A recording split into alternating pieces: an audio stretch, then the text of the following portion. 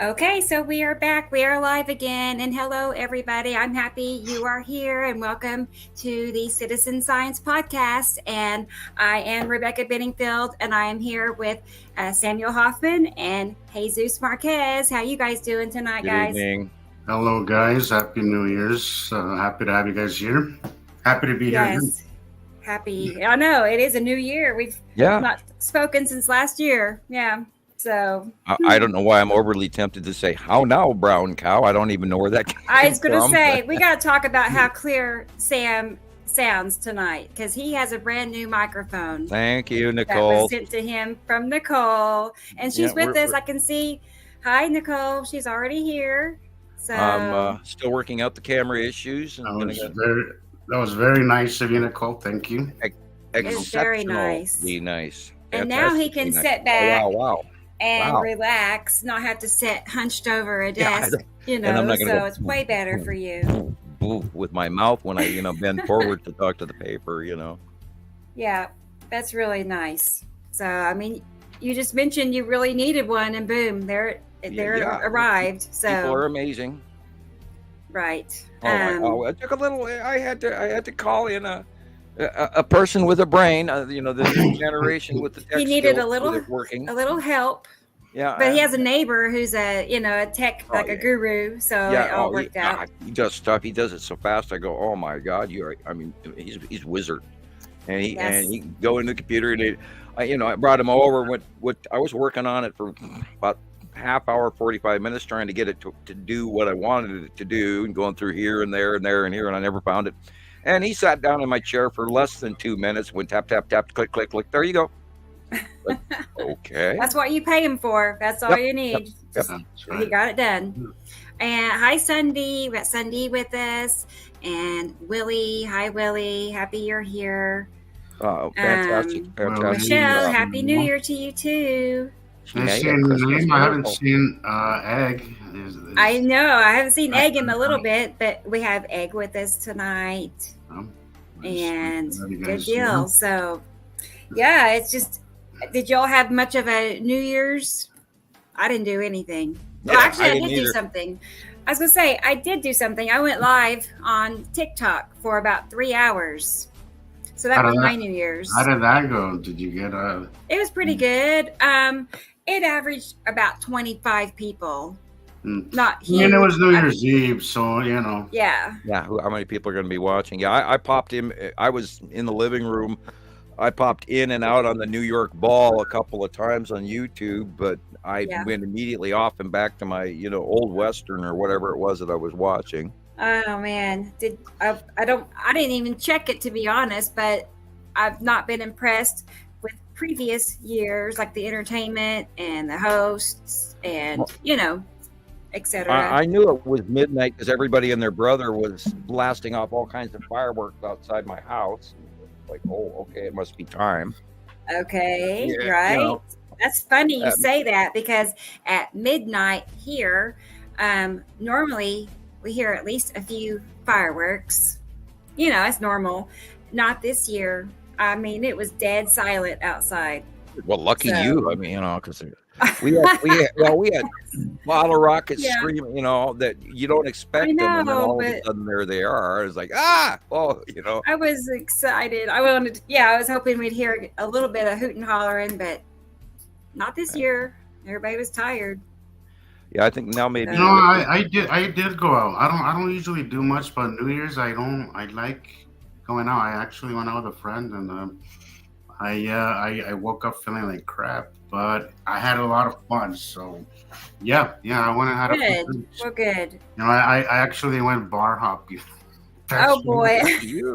Right. It was a lot of fun. It was. I'm it was jealous. a lot I of haven't That been does out to sound a like fun. bar in so many years. I can't even tell fun. you. I do it maybe once or twice a year, but New Year's always is that one time where I do feel like, it's the beginning of a new year.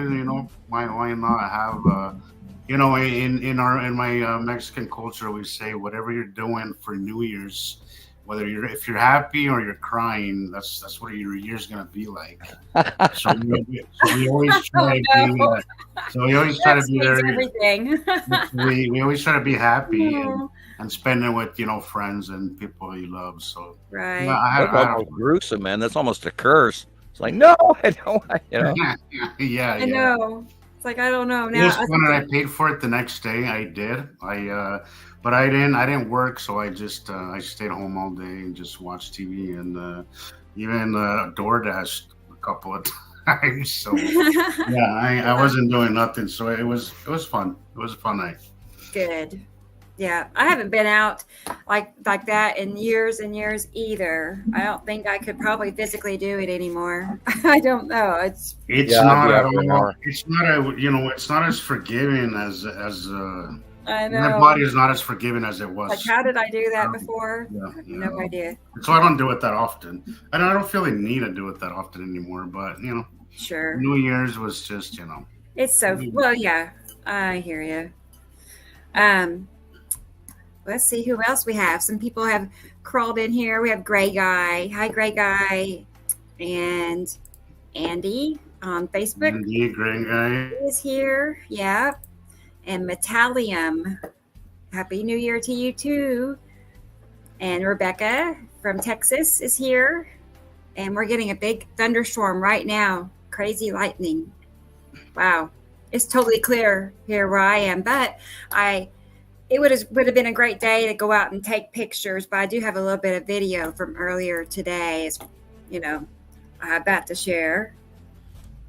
That reminded me, I was on earlier today. I was thinking I wasn't on earlier this morning, and I actually was, because it reminded me that I sent you a couple of videos, and unfortunately, I didn't write the lady's name down, and I should have. Oh, I get it. Yep. Let's see. Oh, hi. We've got Sarah. Hi, Sarah. Happy New Year.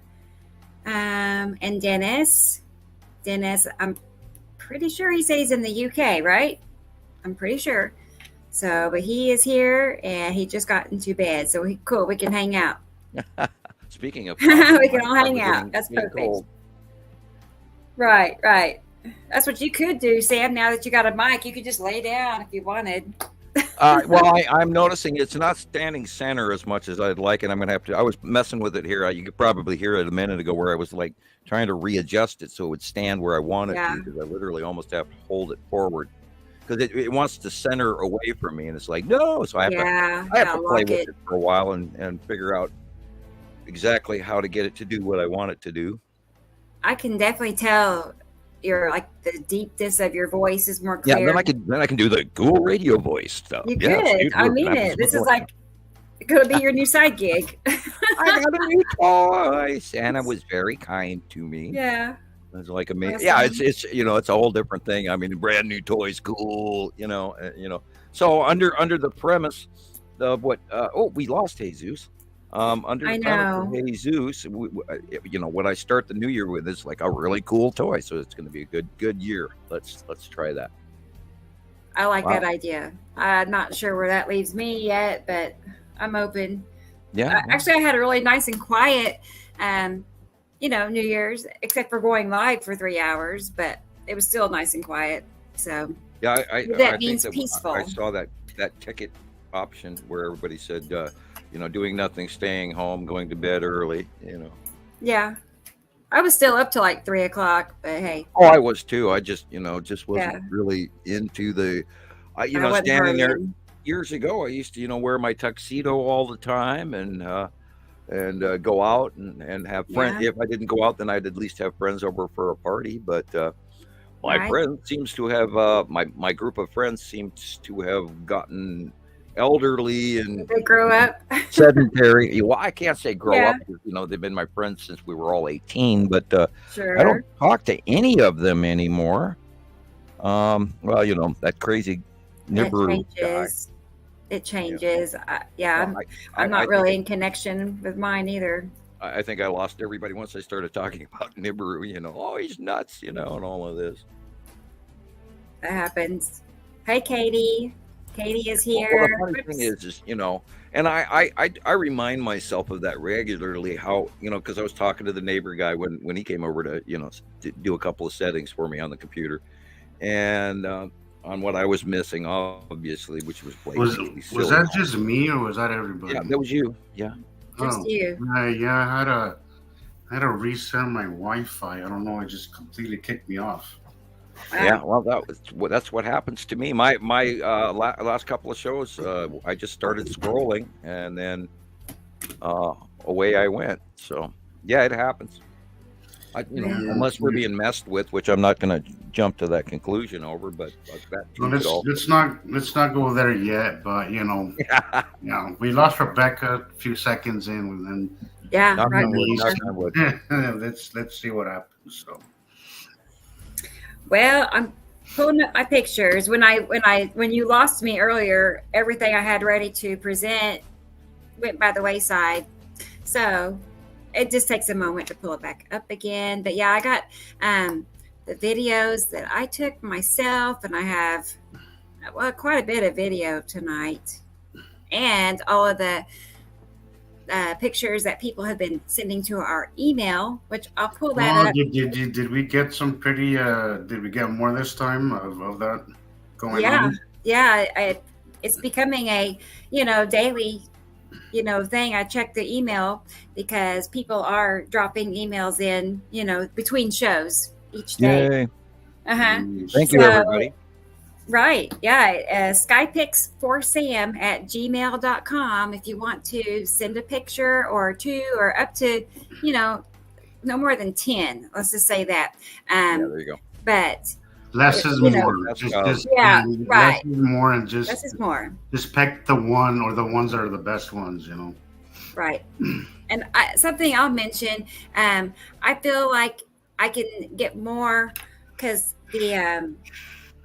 it's horizontal seems to work better. It seems to fill the space. We can see it better. So when taking pictures, if you turn your phone this way versus this way, both is okay, but this is the wider the angle is better because that way we're not looking up to the top and down to the ground. Somebody I had a couple of really nice shots that somebody sent in, and I great that you're sending in a shot, but if you do it the wider, it's much better. And I commented on Skywatcher 2 today. Same thing. Yeah, same thing, same issue. And I noticed some people are putting their names on the pictures, which is great. I have too. I've saw that too. We know more, and we can attribute the picture in the future. And I have to reiterate again: never, ever, ever film through glass, not through your car window. Not, it's great that you get a shot and you're on the 12th floor of a building, but I saw a doubling of the sun routine again, and they're all going, "Oh, look, there! We don't know if this is the sun or what." And what all it was, unfortunately, was a glass double of the sun.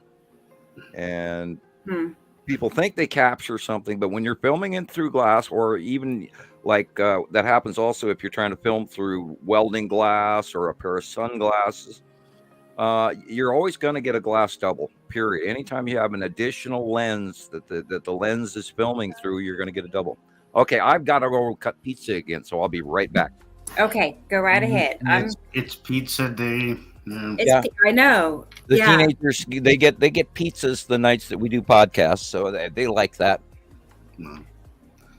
Right, they got it all figured out now, don't they? Pizza, Saturday, pizza night. Their gaming devices. That's sure. I haven't heard about how that's going. I'm sure they're having a hard time breaking away. I'm sure they are. That's how it is. Yeah. And I just want to say hi to the viewers on TikTok. There's a few people over there. We got To the Max, and Kimberly is with us. So hello, you all. I'm streaming it on my channel as well on YouTube. But nice. I don't know what. I haven't checked to see what's going on over there.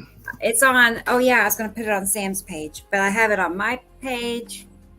Of course, the Nibiru page, and I put it on the Nibiru Watch Africa group because we're connected with them. So it's out there, y'all. It's good.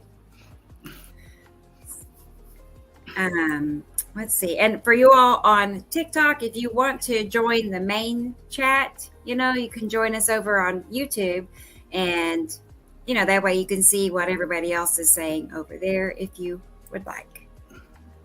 And To the Max is going to an observatory on Saturday. Wow, I've never even been to one. Have you, Jesus? Have you been to an observatory? I have, but it was before any of this. So, but yeah, I got to see Mars actually. Nice. Because I used to live in Flagstaff, Arizona for a little bit, and they have an observatory in that area. So we went to go check it out up there. But it was really nice. It was pretty cool. Yeah. But yeah, I've always been into that kind of stuff, but it was way before any others. So Nicole, my channel is it says right below my name. I don't know. I'm sure it says Nibiru system is already here. That is my YouTube channel for Nicole. Oh, I didn't see that comment. Okay. Got it. Okay, I'm going to share this on the Montana Skywatcher group. You know what I always think though is that now I was seeing this video of this person who was sharing how she had got a $50,000 telescope, right? And she took pictures of the moon, and I'm like, gosh, if I had something that what I wanted to say to her was, you should use it in the day. And is that even? I'm sure that's possible, right? Because I think that's a lot of times why. Okay, so we get the question all the time, like, why do people with telescopes aren't seeing it? It's because most of the action is happening in the day. Again, they're between us and the sky, so most of the sky, anything, is in the day. I mean, I would have wished I would have had the sense, because for a period I did have a telescope, but I wish I would have known then that about all this, because I would have taken it out in the day. And do you think we would have maybe imaged the smaller stuff? Because the planets is just pointless. But I mean, like smaller stuff. Like image maybe an asteroid or even a cube, something, just try to image it a little more in the daytime, because I see like little windows on a cube or something. Yeah. Everybody thinks of a telescope and they associate it with the night sky. That's like automatic to everybody, and it only dawned on me recently. I was like, well, that's funny, because knowing what I know now, I would use it in the day and just kind of forget about the night sky, because nothing happens at night. I know. Where do we have any? I mean, they're getting a little more common now, but they're not as A lot of the asteroids have been sighted at nighttime sightings over the last week and a half. And of course, the higher up planets are harder to see. At nighttime, you mean? Yeah. At night. Mm-hmm. But we've been getting way more nighttime planets at night captures. Yeah, now as they're going over the top of us. I'm seeing it more. We talked about this before. Now that they're going over the top of us, we're going to start seeing more nighttime. That has to do with the light action. Yeah, and that's why we have nighttime, because the backside of the Earth away from the sun. Yeah, this goes back to. There are actually people that believe that, and I've seen it in type, and I couldn't believe it. Like, scientists were going to visit the sun at night, and I actually looked at that, and somebody actually typed that, and it was like, okay, scientists are going to the sun, and they're not going to burn up because they're going there at night. Okay, I was having this discussion while I was a little tipsy the other day at a bar, and it is astounding how little knowledge people really have when it comes to night, to the sky, anything. Yeah. I mentioned the CME, I mentioned something, nobody really was grasping what I was trying to say. Like, a lot of people were completely oblivious to a lot of things about the sky. So I'm not certain. I mean, it's funny, but I'm not that surprised. Well, just ask anybody if they know actually what a CME is. Yeah, that was kind of the topic of conversation, and I mean, one of them did.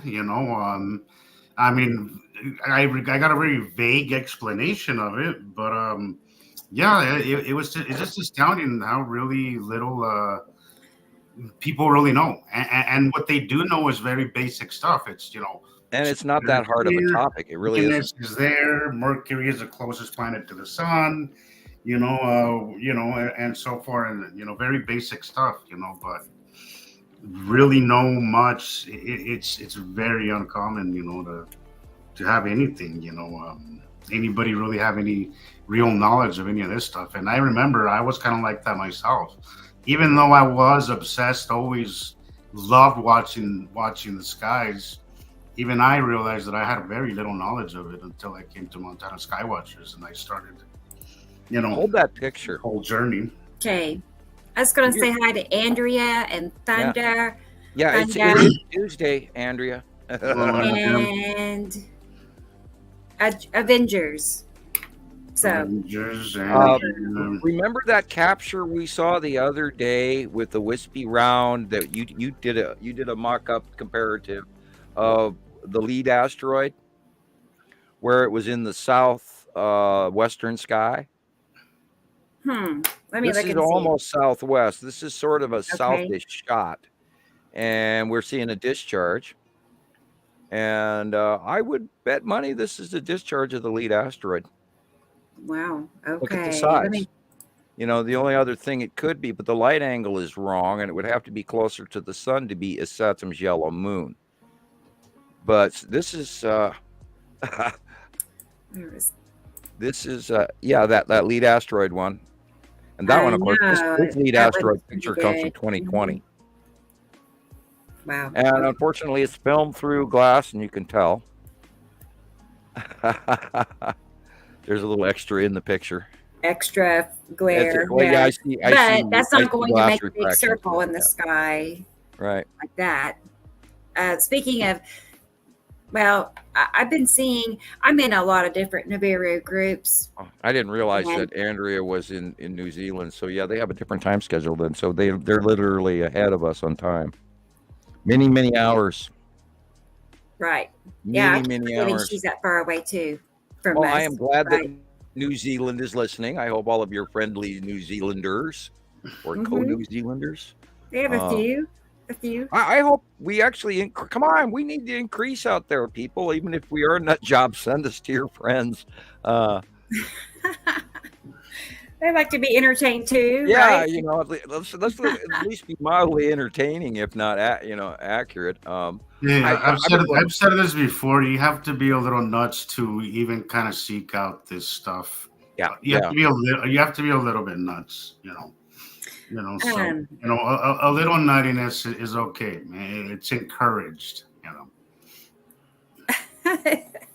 Right. I mean, I think as long as you're thinking outside of the box and outside of mainstream way of thinking and mainstream science, I think you have a chance.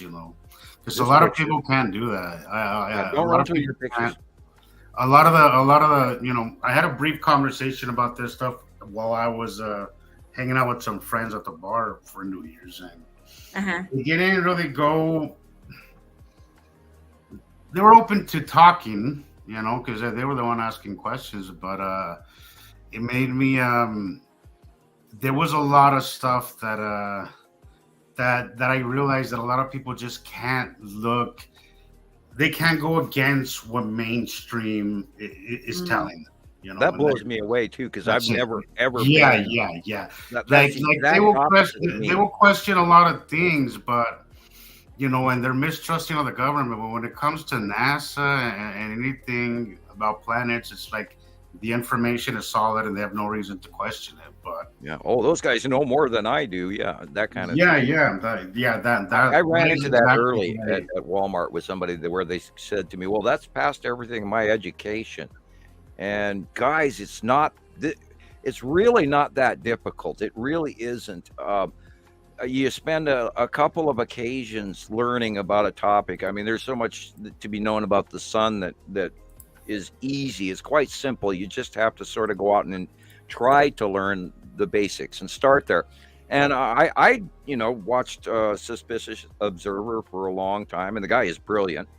Um, and he's well studied, knows his back stuff, and I mean goes above and beyond the call of duty in many cases. Could quit his show within the first 5 minutes, and then he goes on and on and on. So, and then of course I was on board with him for a very long time, and then he actually publicly discounted Nibiru, and I went, Yeah, okay, yeah. I'm done listening. That's kind of where he lost me too, because I used to watch him all the time, and I like his take on things, but he will never publicly admit I think that or sponsorship and anything all when that. it comes to Nibiru, and that's kind of where he lost me. Well, yeah.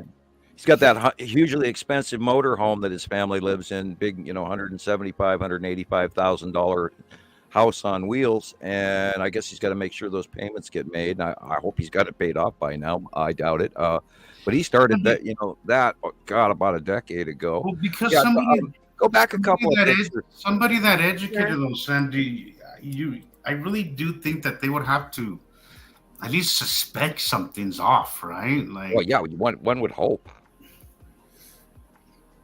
well, You would think, you would hope, right? You would hope, but every time that I hear him mostly speak, no. he seems very comfortable in his education, what he knows, and a lot of it is fascinating and on point.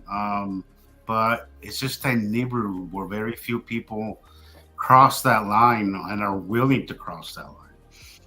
And I was hearing just today a podcast.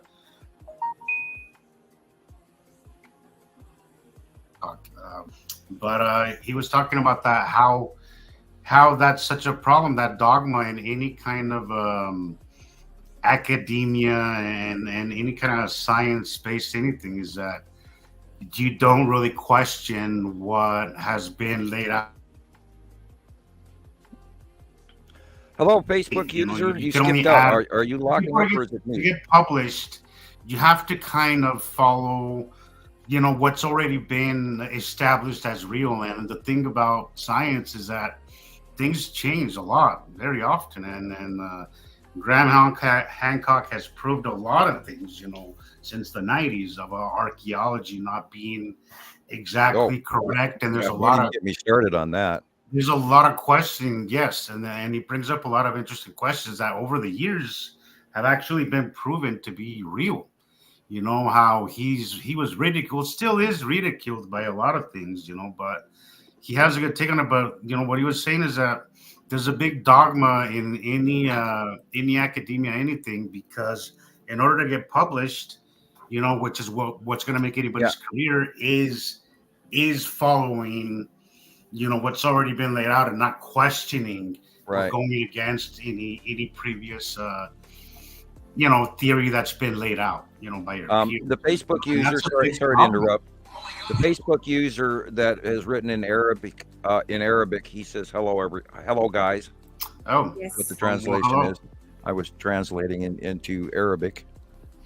That's I think that was a great deal to do with part of why the government told me nobody will ever believe you anyway.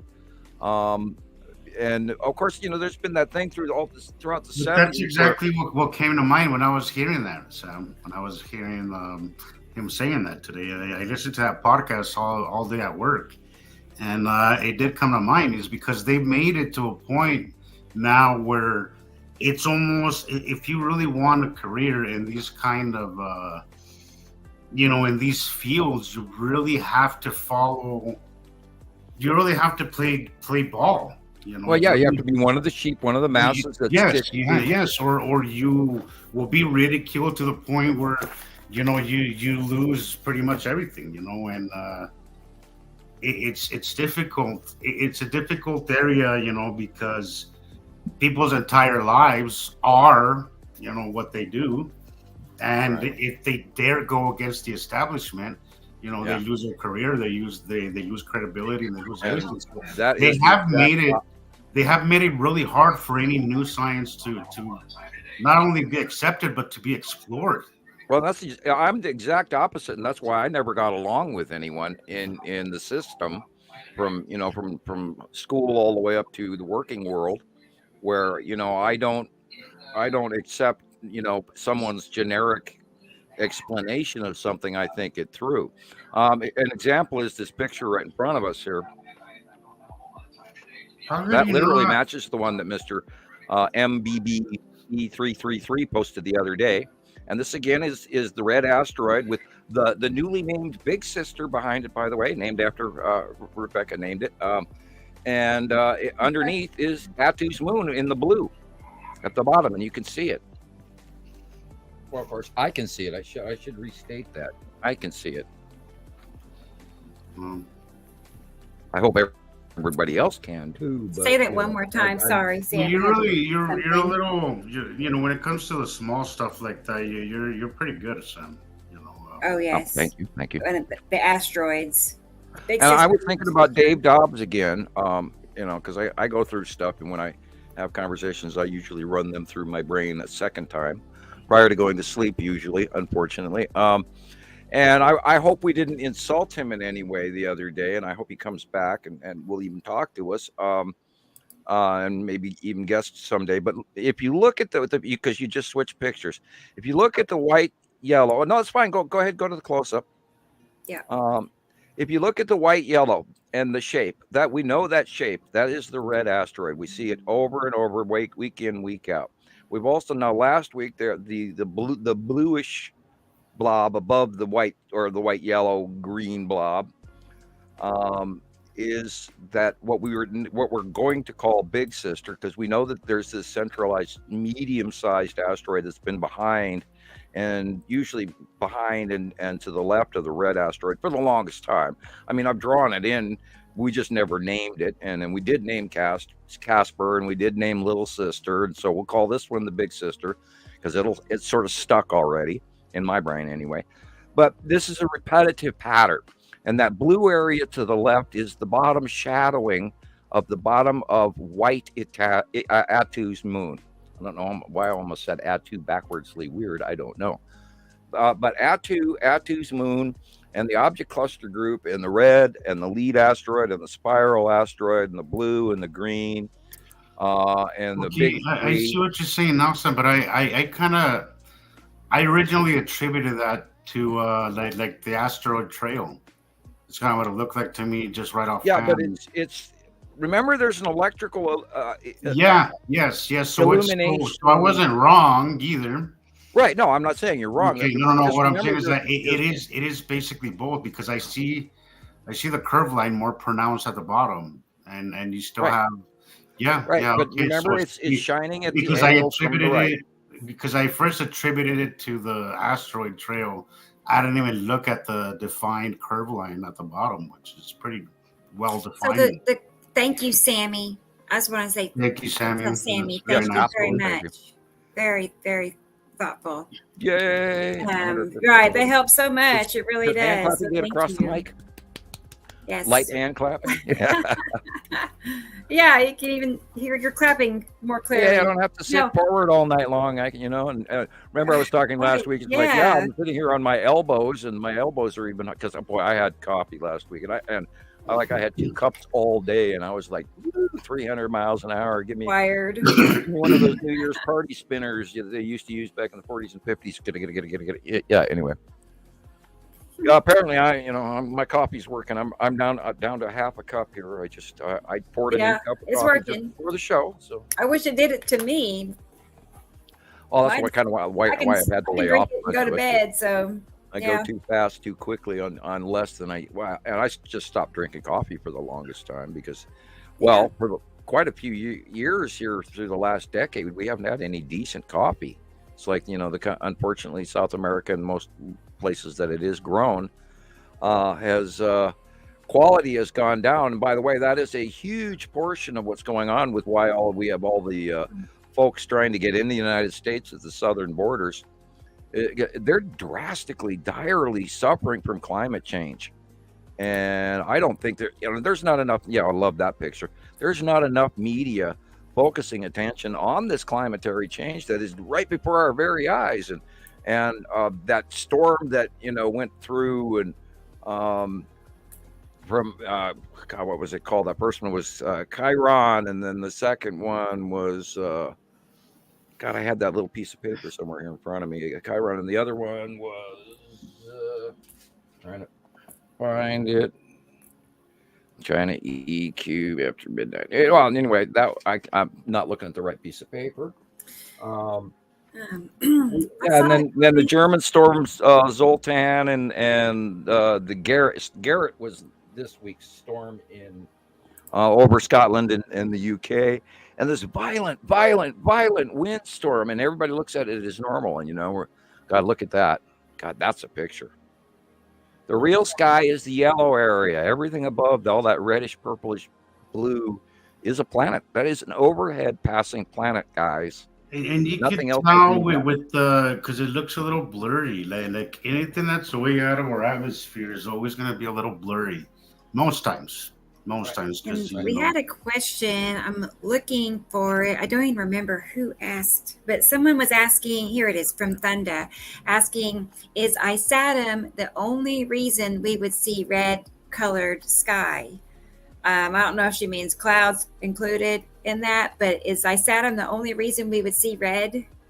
This magnitude of red, yes. Mm-hmm. This is way redder skies than we've ever had in our lives. Usually it was an orange, pink, beautiful, and might approach the actual spectrum of red, but within the last year and a half, because of proximity of its atom at sunset and everything, we're seeing like a month ago I saw the reddest skies I've ever seen in my entire life. And I mean, it was ungodly cool, and I sat there and like, wow. Well, I couldn't say anything other than wow, and it just kept ripping out of my mouth.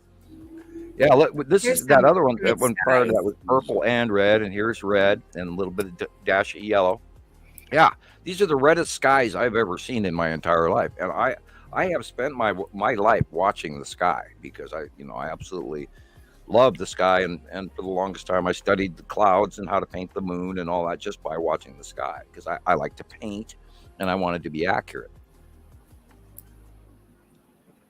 So what would make the sky like this red, not just red clouds, but red, like after sunset, the angle of light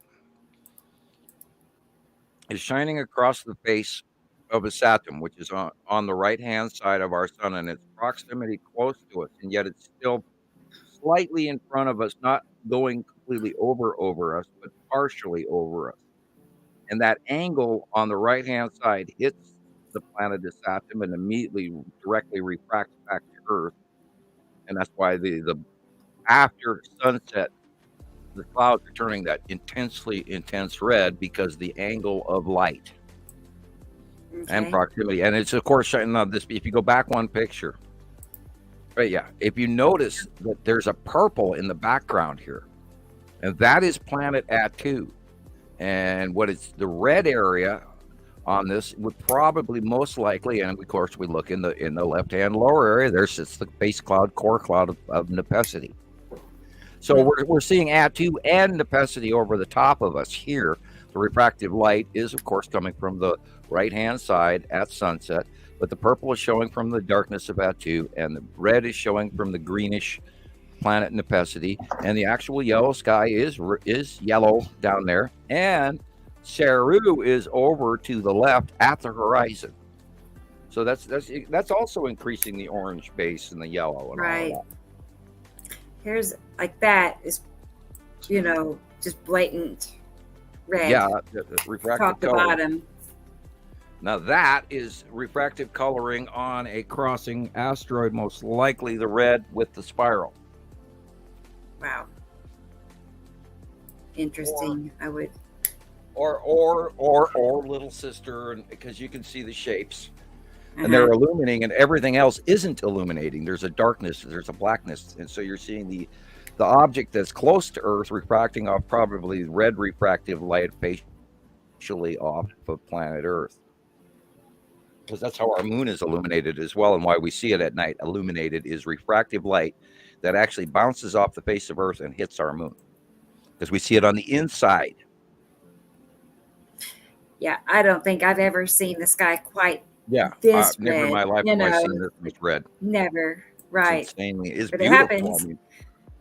I know. And Andrea, Go Aurora ahead, send me borealises. We've never pictures. seen red aurora borealises within Okay. prior to recent Don't know planetary that. passings.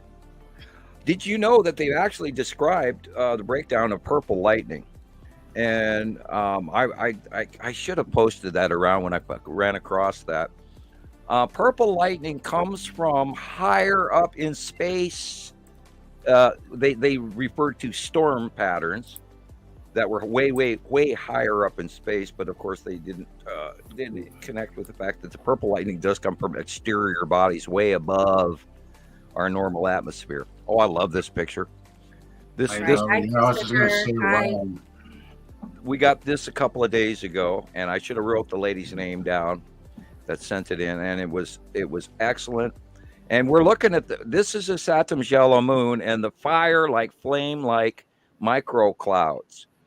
Of course, the camera's tipped at an angle on the shot, and you can see that on the roof edge there on the right hand side.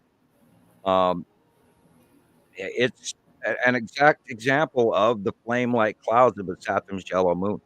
And if you look behind area back there, that's all of Saturn. It's huge. Saturn's yellow moon is huge currently. Jesus, And I saw that and I went, oh my God, I love this. And there's, of course, a drawing that I did probably last year. Right. That That's what I was literally looking matches it. for. And of course, you're hunting for that. So bear with us, folks. Right. Okay. Facebook user, that is a lot of text to translate, but I will probably have to do it in 2 batches here. So while you're looking for that, I will attempt to translate what our Arabic friend is sending And us. I just wanted to make sure Andrea heard me. She asked about sending some pictures. So I want to make sure you heard me too. You can send them to my messenger or to the SkyPics for Sam email, either one. And we'll share them. that looks like a very comfortable, carpet picture there. Like a carpet? Okay. Yeah, like Yeah. that looks. I hate to attribute Skype pictures to stuff like that, but No, faces and I other see it stuff like a like that, shag. this looks like I could just lay down on top of that and take a nap. I love this picture. I really want to see. I have a comparison I made with it, so I want to hear Sam really explain, like, because this is really different. Like, I haven't seen something like this in a long time. Like, it just looks like there's a bunch of threads. uh-huh. You know, I've seen that very similar one day out back this past summer, you know. Really? But oh yeah, this it is directly unique. overhead. I wouldn't say unique, but it's just uncommon. I don't see this very often. Yes. I'm not seeing this very Okay. often, but that is a very. The Star of Wars. I'm reading the translation here because I had to do it in 2 batches, and I'm having some trouble deleting it afterwards, which is weird. It won't let me scroll off the last letter in backspace, and I don't know why. So okay, it says this. There it goes. Well, it's gone now. Yeah, I'm having some issues here. I have to click out of Arabic and go to Persian. And it still won't remove it.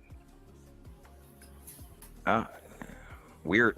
Hi, Okay. Dragon Sage. Happy New Year. Then I'm going back Here's to Sam's Persian. drawing. Or no, excuse me. I need to go to Arabic.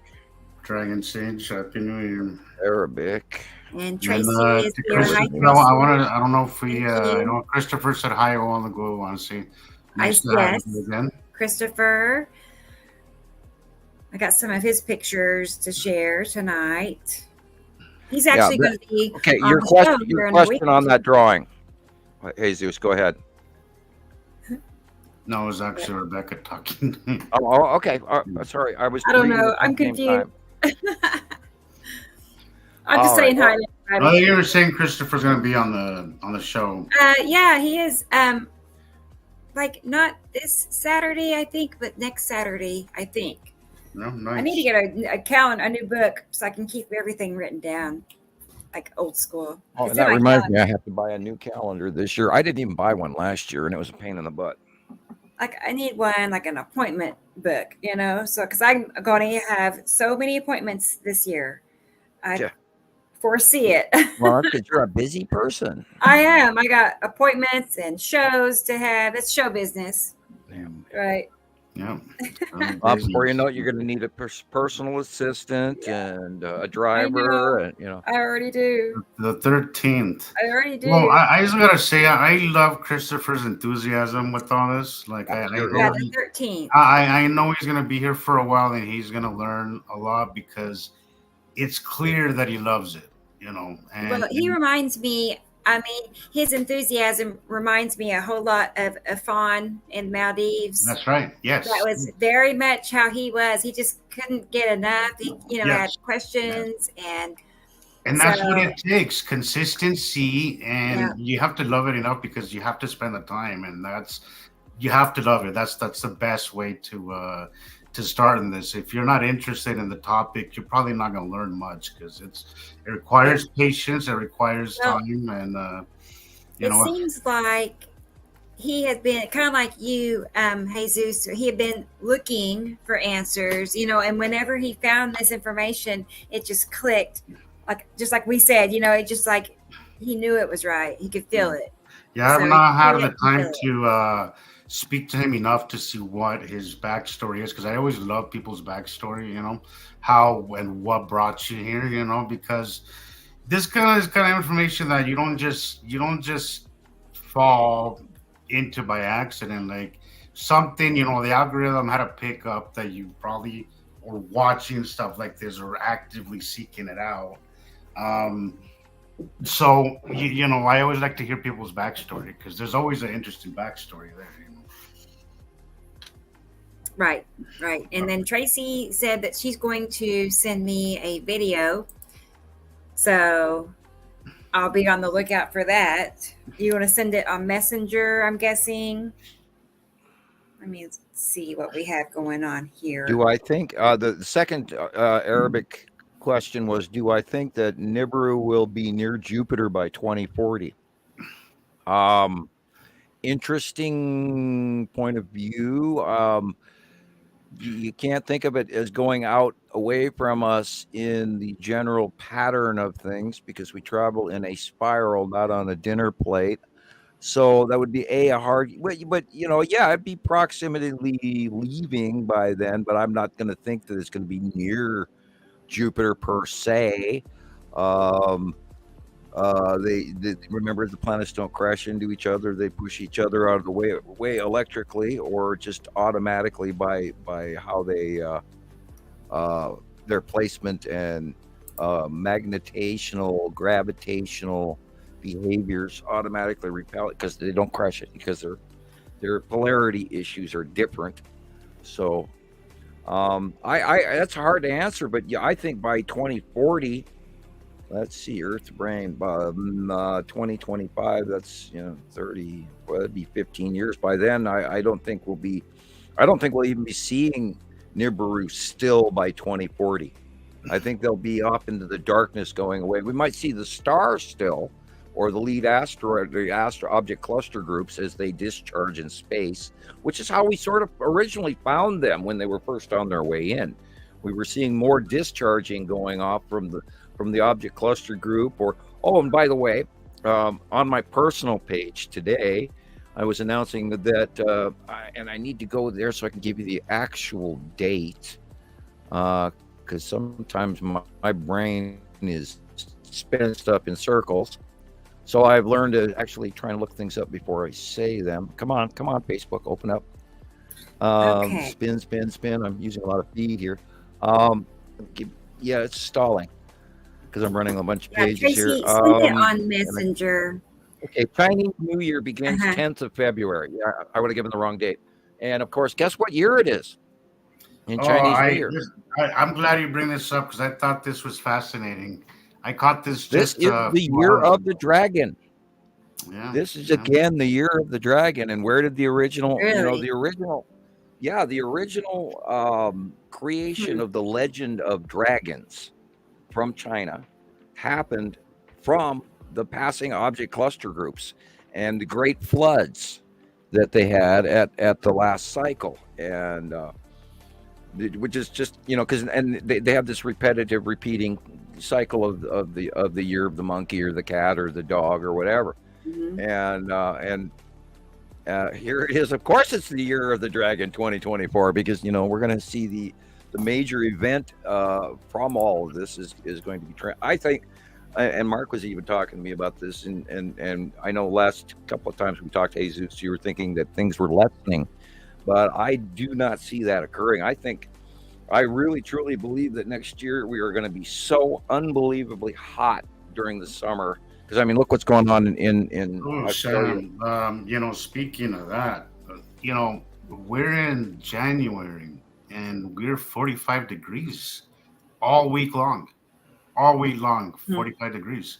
We should be knee deep in snow right now. Right. This was a conversation that started the other night while I was out. Was the weather, and I'm like, like if you're really paying attention, everybody's like, well, we just have crazy weather like that here in Utah. I'm like, if you really believe that, you're not paying attention to what's happening worldwide. Oh my God, yeah. And then I said solar system wide, and that's what got people interested, and that's where we started having a conversation that didn't last very long before I lost people, but I was drinking, and I maybe have gone going on, yeah. What I would have said? Maybe I went a little too quickly for them.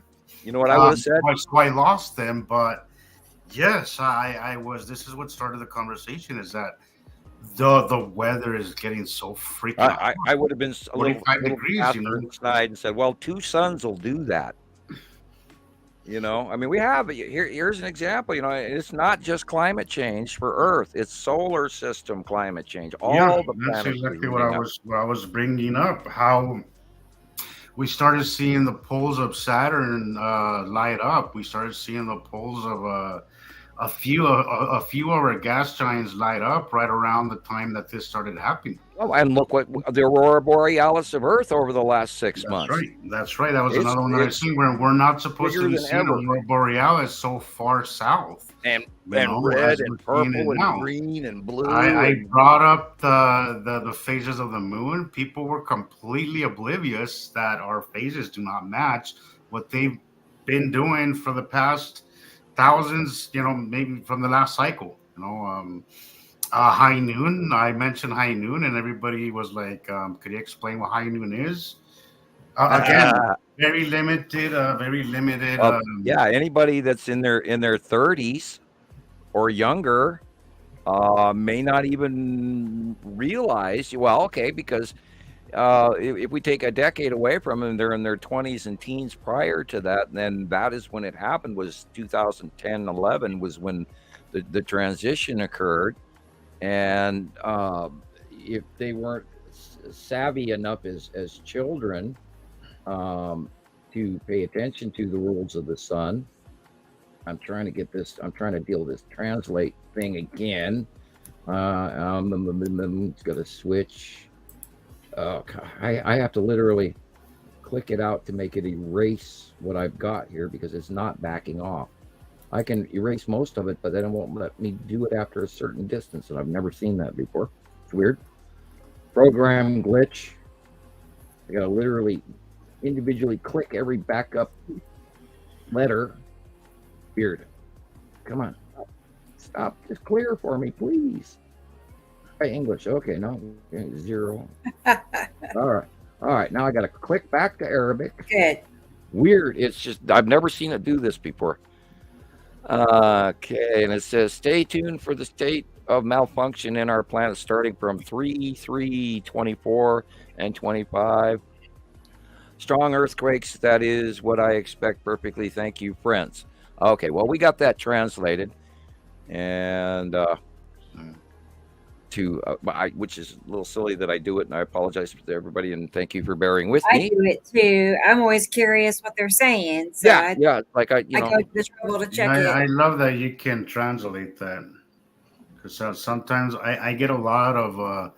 I have a couple of people who always comment on my videos in Arabic, and I have no idea what they're saying, and I want to respond to them. Yeah, it just takes a little time. And sometimes I hope that they don't think I'm being rude, but I just don't I don't even know how to translate. Even if I would. Yeah, just copy and paste it in Google Translate, and it will show you. I'm horrible. I'm horrible. Technologically, limited. Yeah, me too. I have found it. I go to Bing. I found that Google Translate is not as good as Bing Translate. And I've just over the years learned to go, just type in Bing Translate. And then it's also on the top of the page. You click on it, boom, there it is. You just enter the text and it actually picks out the language for you. It automatically identifies the language and then translates it for you instantly. It won't take more than probably 6 or 8 sentences, but which is what it's usually pretty short and to the point. Whatever they're commenting, it's just sometimes I just feel like I really want to. And also I'm curious to see what their point of view or what they think about what they're seeing in my videos, because there's a few of them that are very consistently comment on my videos, and I don't know what to say to them, but I'll try the copy and paste. I can't believe I didn't think about that, but again, I'm technologically challenged, so yeah, it's pathways, it's patterns that we're used to doing. What was this, Sam? I was curious because it looked like asteroids and a cube, but yeah, well, I don't know. Seriously, I believe that I answered the person that sent this photograph, and I do believe it's probably the Texas cube, because it is on the it's on the left side of the sun. The side orb could be the upper round cloud, or that could be a smaller asteroid, or it could even be the Empire orb, which has been sighted near the cubes from time to time. The Empire orb is seemingly, that kind of looks a different size than the side of it. That kind of looks boxy though, and then if you look at the middle, it looks orby. So that would have been my guess. Yeah. I was going there next. And then sometimes there's, triangle star destroyers that are parked right next to it or behind it, and they have a tendency to get into that cloud mix as well and distract from the actual cube. But if you look at this is a tipped box. If you were holding a dice in your hand and you tipped it slightly away from you, the angles change and it becomes more diamond shaped. But yeah, this is pretty much, I believe, this is probably most likely 60%, 70% sure that this is probably the Texas cube. But then I hate to guess, but and this is why people take wider shots, man. Get us more, and then we have the location.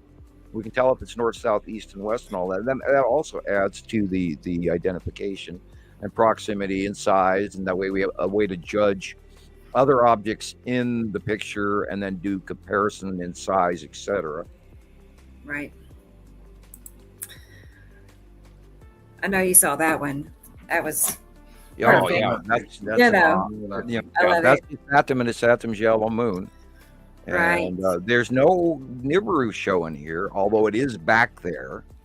But in this shot, which is a smaller shot, it shows you the side of Saturn. And then, of course, the warble middle all the way to the upper right is the ion tail of the Saturn's yellow moon.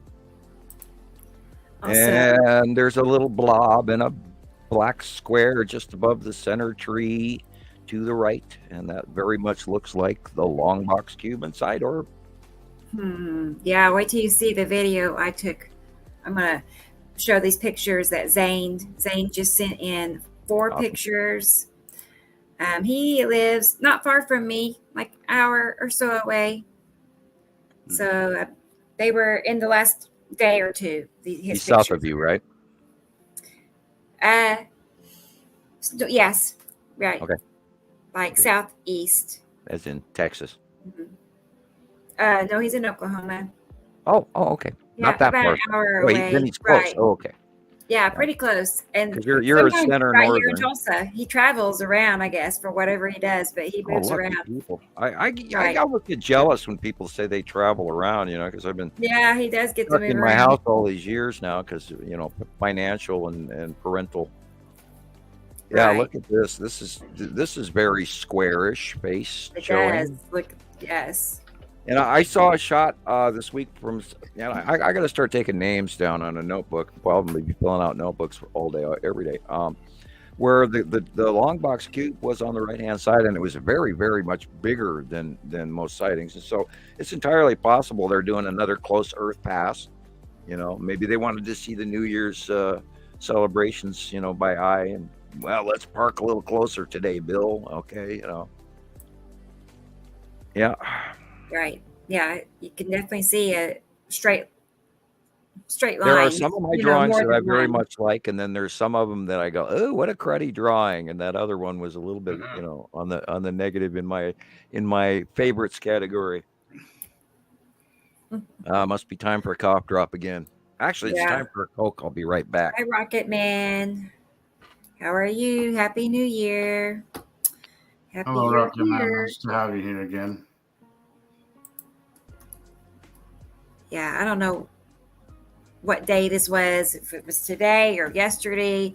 He told me, but That's he a nice he day. sees things I never see, and we're so close, but he has such a better view than what I have. Yeah. Well, I mean, you live like right in the city, so you have a lot of obstruction. Yes. Even Yes. though Oklahoma is pretty flat for the most part, but you live right in the city. So, and I mean, what's the population in Tulsa? How big of a city is it? Let me check because I It's significantly Don't remember. sizable, right? It is a sizable city. it is. It's the second largest city in the state of Oklahoma. Mm. Let's see, population for 20, it was 400, almost Thank you, 409,000. Rocket Man. That's pretty sizable. Pretty good size. Yeah. And I live I don't know, 2 miles outside of downtown. Okay, here comes the microphone test. Is everybody ready? Testing. Oh, psh. I can hear the bubbles. Yeah, I could Yeah, hear listen. it really good. You could do commercials for sure. Yes, that refreshing flavor of Coca-Cola. Right. And Rocket Man is addressing all of us. He's telling us Happy New Year to Happy New Year, Sam Rocket Man. Happy New Year's, Rocky Man. Jesus and myself. I'm glad you like my drawings. So there are some of them that I'm not too thrilled with, but yeah, I mean, there were a lot of days back, in the last decade where I get up, obviously way too early, and I don't do it as often as I used to now, where I'm rushing to the computer the moment I wake up because my brain's going 3,000 miles an hour, and I want to tell everybody what I'm thinking before I forget it. And I used to do that. I'd get up really, really, really early to be the first one to post this or the first one to post that. And I unfortunately didn't even beat Nibiru Followers Anonymous this time on the Japan earthquake, because somebody actually posted it before I got there. And I was up at like 3 o'clock, 4 o'clock in the morning doing it because I got up way, way early the other day. And I was watching the Japan tsunami / 7.6 earthquake news all literally till about 8 o'clock in the morning, and then I finally went back and took a short nap, and because I was up all night long watching it. And I'm glad that they didn't get horrendous. They did have some tsunami damage, and that's not being actually very well talked about. But so far, as of this afternoon / evening, there was 48 people have died. And I believe probably most of that was from building collapse on top of them. Yeah, that's not, I mean. Oh, I'm glad I don't live there. I wish on days I wish I did, but I'm glad I don't. For it to be such a large earthquake, 7.6. Oh yeah, and it went on and on and on, and they've had somewhere close to last count was 152 aftershocks. And so, that would be making the animals, of course, went crazy ahead of time, and they lost a lot of streets. And, can you imagine how many items in your home you would lose regularly? I think it would continue completely. How many car shocks do you have to replace? How many windows and doors and pipes underground break, and streets and sidewalks and everything breaks up everywhere. I mean, the infrastructure is unbelievably costly at this rate. And look at how much this store has lost, its products, and somebody's going to have to pay for that. And hopefully, it's not insurance companies, but I mean, they're rich anyway. But they deserve to pay. Yeah.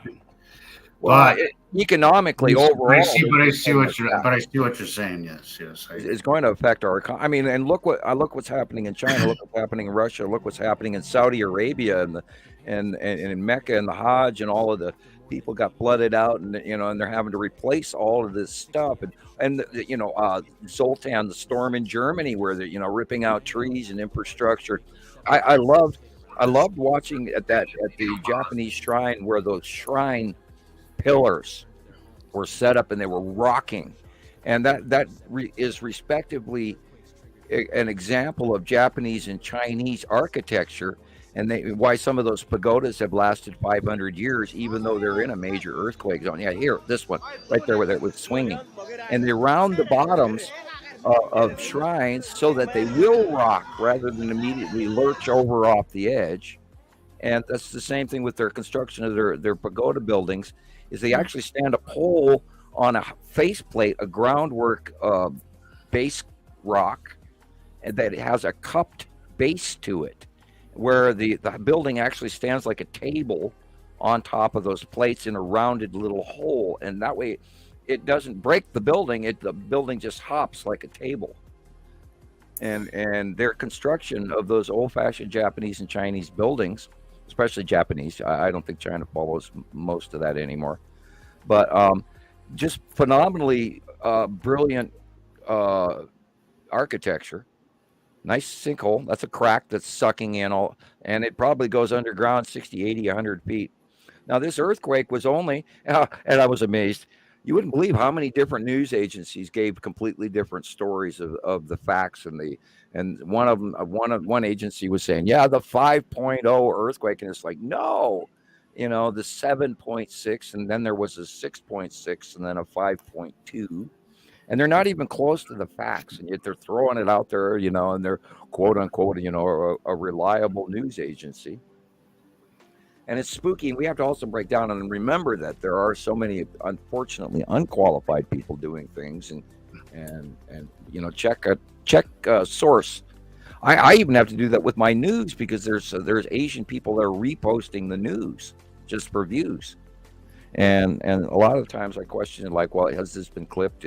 And they do, and then at the end of it, you watch the news, and at the end of it, here's this Korean or Malaysian girl doing crochet and talking at the end of the thing in Malaysian or whatever, and wow, this is weird, and yet they're doing it for views, and yet sometimes are they sinking in a spy message at the end? I mean, the internet could be very spooky. Yeah, look at those birds. That was well, and that's again the problem, Sam, is because money and views are always the incentive with anything nowadays. A lot of good information gets convoluted, because nobody's really ethical anymore. I've often wondered if we charge you $5 out just for views and a payday. Yeah, if we charge you $5 a month to listen, will you listen better? Living, it would be really helpful to us, but at least stick to the real thing and not sell out. Yeah, I've wondered about that. It's even like if you have like a small subscribership fee, the slightest fee at $1. Would people actually listen better if they were actually financially, monetarily involved? Remember, I told you that, Sam, a while back. I said the thing about that is that because money does make the world go round, and especially the social media, any media platform, is the reason why I never would have considered monetizing my Facebook page, and not that I've even made a dime off of it, but I never even considered it because of that. But then I started thinking, and the more I've been around this kind of stuff, I've realized that the only way that these platforms are gonna move your posts and your work is if they have an incentive, a money incentive to do so. Right. Yeah, and Rebecca in the past has actually paid money out to sponsor certain videos, correct? I opted in to monetize my channel, my Facebook page, because I reached 1,000 followers, Uh-huh. and I had 1,000 followers for 3 months in a row, right? Well, I And want everybody out there to I know had that over I a am not thousand, monetized in any way and because I don't. my videos had over 1,000 views consistently for about 3 months, right? And that was the criteria to get you started into Right. monetizing. Well, And I I often figured wonder. I am going to monetize it because it's not like I'm charging fees. It's really based off donations. Um, but I never, and again, I haven't even put in my bank information because I'm still really Right. relatively small. But I did think if there's a money incentive for the algorithm to push this further, why not? Because that's what we're trying to do. Yeah, well, I can't actually Unfortunately, do we do that live at in a all. world that is money based, Well, and the moment that I start doing this financially, then I'm going to have to jump into another tax bracket, and then I step into an avenue where the agencies or factions can actually go after me, which is part of why I never wanted to charge people money, well, and part of that's another reason some why I never considered monetizing either is because I know that that would bring more unwanted attention.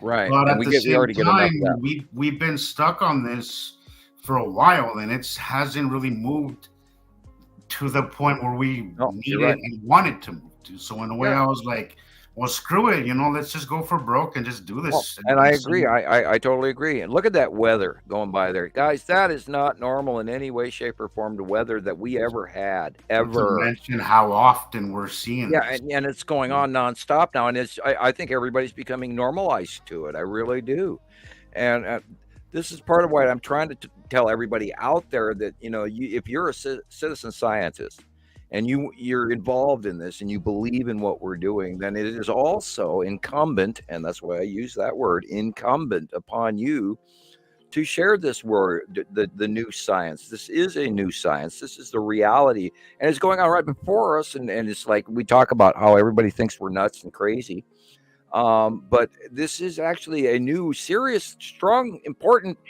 development in reality, including the Texas Cube, the Empire Orb, the Hadron Collider, and all of this crap that's going on, and the Long Box Cube, and the star cruisers, and it all has to do with gold as well. And one of the largest, hugest, most important things within our known history is occurring right now. And it has to do with our world gold supply included. And oh my God, in 2025, when suddenly the rest of the world gets to find out that the United States is not holding a certain amount of gold that each one of the countries has submitted to be standing in the World Trade Center, and that's when the finality, and I got to be careful here, the finality of the inventory of said gold was supposed to take, and then they were supposed to give it back to the rest of the world. I think we're going to be running into a problem with a lot of pissed off governments, or if they're in the know, well, then they'll know, and perhaps maybe over time all the other governments have been included in this information. Look at that. Hello, do you know how much one of those trailers costs? More I than don't know, my a house. couple 100,000. Yeah, more than my house. Right. And you can never live in any one of those again.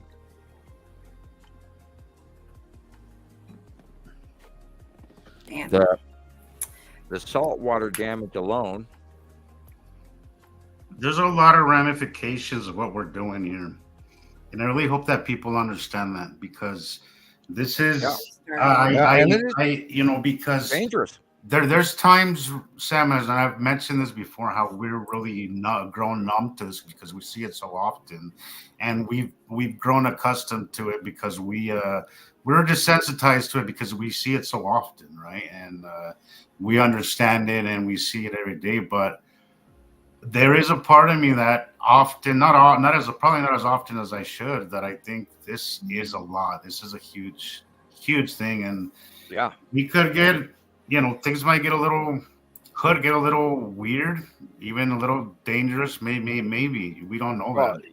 A, on weather, B, personally for all of us, because we're trying to do something. We're bucking the system, and the system is We're rocking the boat for sure. Oh yeah, well, we're getting bumped back, rocking the and we're boat, being pushed back, and in many but ways, my mail. but we've done this so long that I'm sick of just sitting on the sidelines, Sam. Like, Right, right. This is why I agreed to do this podcast, was because I don't want to sit on the sidelines anymore. Well, there's that old saying, and I I'm want trying to this phrase it information correctly. out, and I know that some of the things that may transpire from here on out, we might have to do some things to get this information out, because we're already in this. I don't plan on backing out, at least anytime soon. Well, it's a level of conscious. We have to. We can't, as men of I feel we have a responsibility to do it, Russ. If we stand there and we sit by and we let this go on. Nobody else is doing it. Nobody else is seeing this. Nobody else is. There's very few of us doing this, day in and day out, that it is a responsibility. That we can't stand by and do nothing. We have to participate. We have to change our future. And this is the perfect time of year in which to talk about it. A good man who stands by and does nothing is not a good man. There's a longer statement to that. And, evildoers will do evil, but a good man who's a good, righteous man does not stand by and do nothing. You have to become involved, become that citizen scientist, get out here, spread the word, work on people.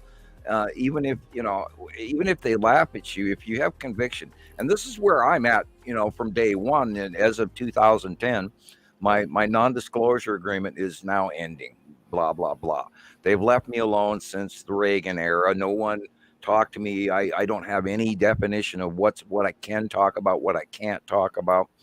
And I've tried to stay within a pragmatic set of personally developed rules over time, where I try to avoid. Now, NEOs, I know this, and NEOs are considered classified, which is near Earth objects, and that's within 3,000 miles to Earth proper. So if I talk about stuff that's beyond 3,000 miles, well, then most likely I'm in the opinion department, and I have to avoid discussing classified information. And I know a lot about what's been going on in the United States since 1947 even, and some of that information was given to me. And I don't talk about a lot of that. And I don't throw out the gloom and the doom and the scare and the fear and my personal negativities if I can help it. Although some of my negativities are going to come across through my normal behavior. I mean, I'm not a wizard when it comes to me choosing what I say and what I don't say, because I'm not duplicitous. I'm generally as honest as I possibly can be, and yet hopefully a little bit guarded. Because, I got kids involved, and Rebecca and Jesus are sticking their personal personas and their life on the line here. And we are coming forward, and there are ramifications because we have experienced it. And like people out there that are listening to us in podcast land tonight, you may not realize that we actually do go through a lot of crazy crap just to continue to do this. The number of people that have reached out to criticize me, also with very nice comments as well. I would say the good people have outweighed it. Yes, I will say the positivity has outweighed the negative, but I gotta say, some of the crazy shit that I've dealt with some of the people that have gone just absolutely bananas on me recently, people that I thought I knew, that just went absolutely nuts. You saw it recently, Rebecca. I had somebody, a group of people that were just kind of making fun of me, and then that had been going on for a whole week until I had a blocker, where I was like, I'm not doing this. Like, I'm just not doing it, and it's been like that. Not on that extreme level, but I've had a lot of criticism. It's just hard to believe. I mean, we're all adults, but it's Are we? Right. I don't quite understand how another adult can just like tear another person down, and that's what they're doing. They just have, no thought. There's no hesitation, but to tear others down. And I'm like, that's so far from what we are about. It's like, I don't even care to acknowledge it or respond. We're just so above that and beyond that. I'm reminded about a story my father used to tell me. And my father was a slave laborer a slave during World War II for the German army. My father was born in Amsterdam. My mother was born in Groningen. And my dad was picked up in front of a movie theater by a German truck. And a bunch of guys jumped out with machine guns and said, you, and you in the truck now. And off he went for 3.5 years. My father, when I would have these questions, it's like, I can't believe there's certain people that would behave like that. My father would look at me with a really scary look in his eye, and he says, you have no idea of how low and how unbelievably morbid mankind can treat mankind. And he knew because he was a slave laborer and in a German slave labor camp for over 3.5 years. So there's a part of me that wants to warn people that, when times are going to become tough and when we're going to run out of food or water or lodging, or we're, in a disastrous weather scenario, all of which above are coming. Remember this part, that sometimes, and God, I hate to say it, I would rather be a generically wonderful, loving, giving, good hippie and treat everybody with respect and kindness, which I also intend to do, because even to my enemies today, of course, I don't even have any enemies, to people I don't necessarily care for, I still treat them with respect. But you have to also be aware, and we've seen evidence of this, that, there are a few Darth Vaders that start growing up out of your friend group, and you have to keep that in mind. And of course, then you go to politics, and then you go to religion, and those people that you think that are good Christians or good politicians turn out to be very scary folks. So in this age, in 2024, please remember that. On the other hand, also, even if they are assholes and jerks and weasels, treat them with respect. And I always say, kill them with kindness and don't lower yourself down to their level. I absolutely agree with you. No point. But sometimes it's challenging, and I don't want to respond sometimes to people, and I usually don't. No. Sometimes it's hard not to. Well, I even took your advice when you were talking about deleting people. But I try not to give into that energy. I don't do it. That's what I'm saying. Don't give time to their negativity. Because a lot of times, and we were talking about this, Rebecca, that's what they're looking for. That's what they want. Right. That's really what they want. They don't care if you're right or they're right or you're wrong. That's really the last thing. That they just want.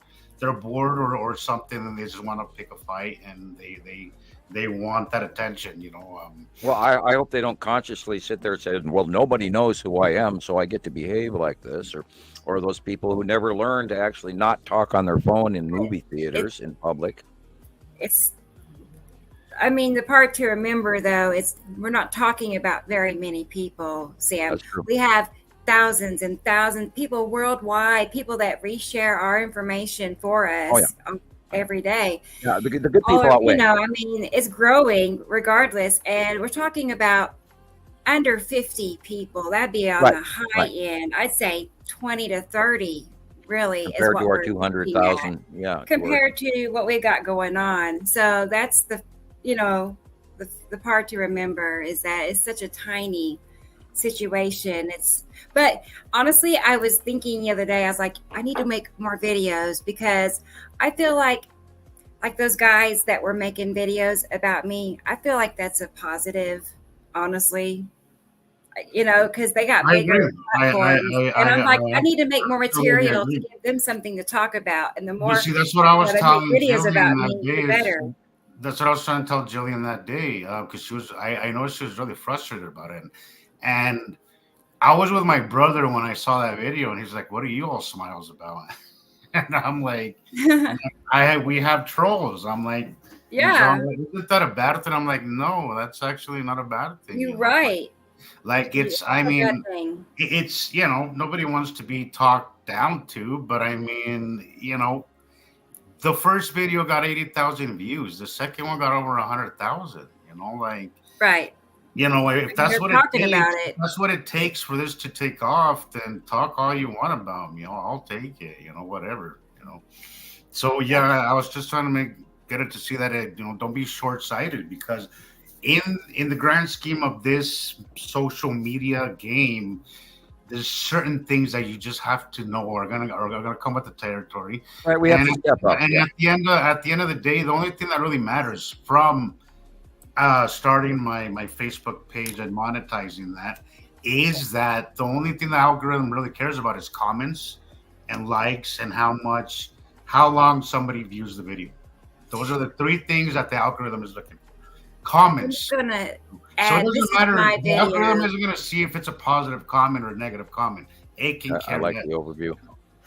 Yeah, I this like is it when my you do this. video. I love this video. This is freaking Sorry, awesome. Jesus. I This just is wanted to. freak- No, I was hoping you Well, No. we did should again. pick the topic It was also. a while ago when you played it. I was like, "Holy crap!" you Yeah, know, I but- took this last night about, I don't know, 5:30 or 6.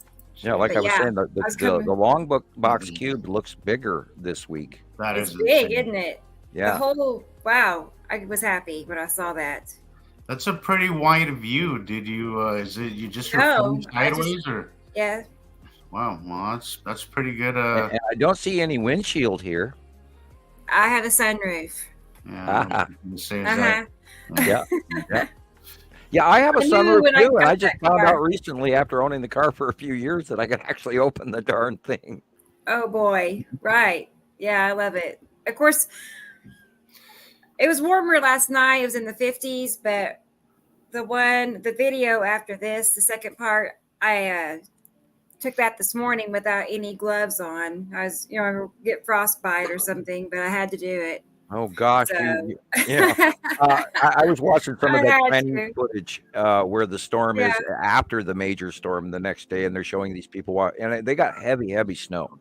And I'm watching that, and I'm Nova's walking by, to go in the kitchen to get a glass of water, and she comes by and I'm going, oh, look at this storm in China, and she goes, oh, looks like a normal Montana winter to me. Yes, Christopher, I've got a wild side. I sure do. So don't follow my example by any means, though. Yeah, I can't before you help know it, you're going to need one of those professional mounts with a swivel I stick would and all love of that. that. I would love that because honestly, I just pop my hand out and I don't even think about what I'm capturing. Honestly, what I get. So I don't really. You've done it long enough that it is now muscle memory. Yeah, I just stick it And it's out a there great and I turn my capture. hand back and forth, and I'm not. And even of course, looking then at we'll it. go through the standard review here. This is on the right-hand side of the sun, and we're looking at his Saturn's yellow moon and the ion tail. And it's only on one side, although I can guarantee you that on the other side, above the house on the right, is probably the other side of the ion tail, which does go around his Saturn proper. And in this drawing, of course, the Saturn's yellow moon is not even in the picture because it was back then in 2020 it was much smaller, so it would have been directly behind the long box cube. But now, most of what you're looking at in this shot is the Saturn's yellow moon. And notice over here on the left, the angling in asteroids, you have the red asteroid and the spiral asteroid, which is doing its bank turn. You can see it in two little stages. And that is the red, and then the lead is behind the red, and then the dark blue and the tails go up over to the dark blue in the upper left-hand corner, and that is Attu and Attu's moon. And you can see the shadow. You can see the shadow line coming from the left. Yep. There, if you actually pay attention, you can actually see the shadow. And here again, Shadow there's line another of example of the angled down asteroid object cluster group coming in from the upper left. And this is how we do this, is a repetitive pattern, and we know and we watch it. Of course, there's other days where it's way more clear, and we've had events where you could absolutely not deny the complete shape and side facing and land masses of the planets. But like over the years, go ahead. I was just gonna say around like noon to 1:30 when it's midday ish day. You can see the curves of Isatum and Attu's moon hugging the sun. Right. Almost morning, midday, sunset are your best times to do midday. If you really want to see them. Middle part, I'm sure there's good and bad. If you see something, film it. But generically, your best time is morning, noon, and sunset. And now apparently some nighttime capture. So pop your head out if you're enthusiastic about this and you want to get great captures, pop your head out, say 9 o'clock after sunset, etc., and then maybe midnight, and depending on if you work the night shift, 3 a.m., 5 a.m., whatever. And there's another right here is another close-up example of that's the Saturn's yellow moon. Wow. Jeez, that's so. See, it's on the right hand side. There it is. That's just the Saturn's yellow moon. And you can see the darkness there, guys. How it's it's a little bit more subtle there, but it's darker than the rest of the sky. And all this. I mean, there's nothing else that would make our sky look this crazy. Batu's moon, and then you can see the angling in that asteroid group on the left, and then back to center again. Yeah. I just want that blue lens flare. Remember that blue lens flare? The blue asteroid is in front of the sun below it. That's why we're getting that blue lens flare. It's popping up and down, but it's there. There's that blue fragmented lens flare that keeps moving. But if you look, there's a dot in front of the rounded lens flare, and that's what is coming from the blue asteroid. I got some shots in from, I believe, Canada this morning, where somebody was asking me because they were showing it to me, and of course it was yellow, it wasn't blue in his photograph, but of course it had the facial anomaly, and I blew it way up and got way on the horizon line and the height off the deck. So my next drawing, the blue asteroid, is going to have to be lower.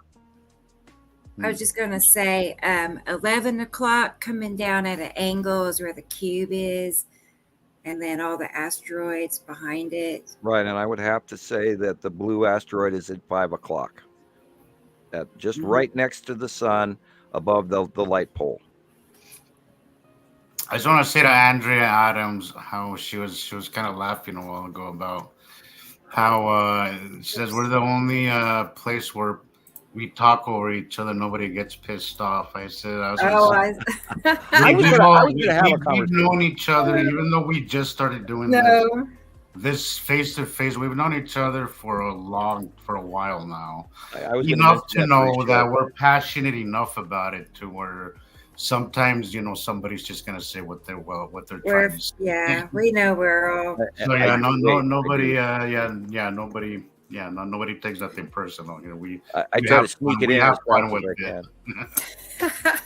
I wait for him to have a pause in his words, and I go, right. And I just jump in whenever I feel like I got a second or two to like. And I will consciously admonish all three of ourselves here, myself included, that we've got to stop talking over the top of each other. Well, we usually do fine with that. Well, tonight we're doing a lot of it. Yeah. But today I think occasionally we get caught up in something and we just kind of like, okay, I'm gonna finish what I'm saying. It has to do with our excitement level. I assure you. Yeah, that's what I was trying to say. Is that we're enthusiastic. We're very enthusiastic about it. So I think that's really what it is. It's not, not anything else. Look at that. You can see it right there. That's what I'm talking about. Right there to the right of the sun, you see it going up and over. You see it, right? Yeah. You see it, Jesus? Absolutely. I sat him, I don't know, an inch over from the ring, like an inch over from the halo. Starts right there, and the ion tail going up to the angle. That's why I was just saying at middays you can see them just curving in. Same thing with what is going on the left. You can see a movement in from the upper left, and then as you plane out, you see the lead asteroid, and you see the red asteroid, and then over to the far end of the middle of the thing is the spiral asteroid. And it's just a repetitive pattern that we've watched year after year after year, which is why we know what's going on. And, I mean, you can even see the asteroids, like those little pits, those little dots, and it's got trails at an angle. The red's got a little flat edge on the right-hand side as usual. That was today. Yep. And, this same pattern happens over and over. And we've been watching this, guys, for 10 years plus, 14 years April, I believe, 9th. Right. Why that date sticks in my head is weird. Oh, it's so cool. I got this microphone right in front of my face, and I'm spinning back and forth in the chair rather than leaning on my elbows. What was April 9th? When I started Montana Skywatcher. April 9th. I Okay. believe that's when I started publicly about April In as of 2010. and yeah.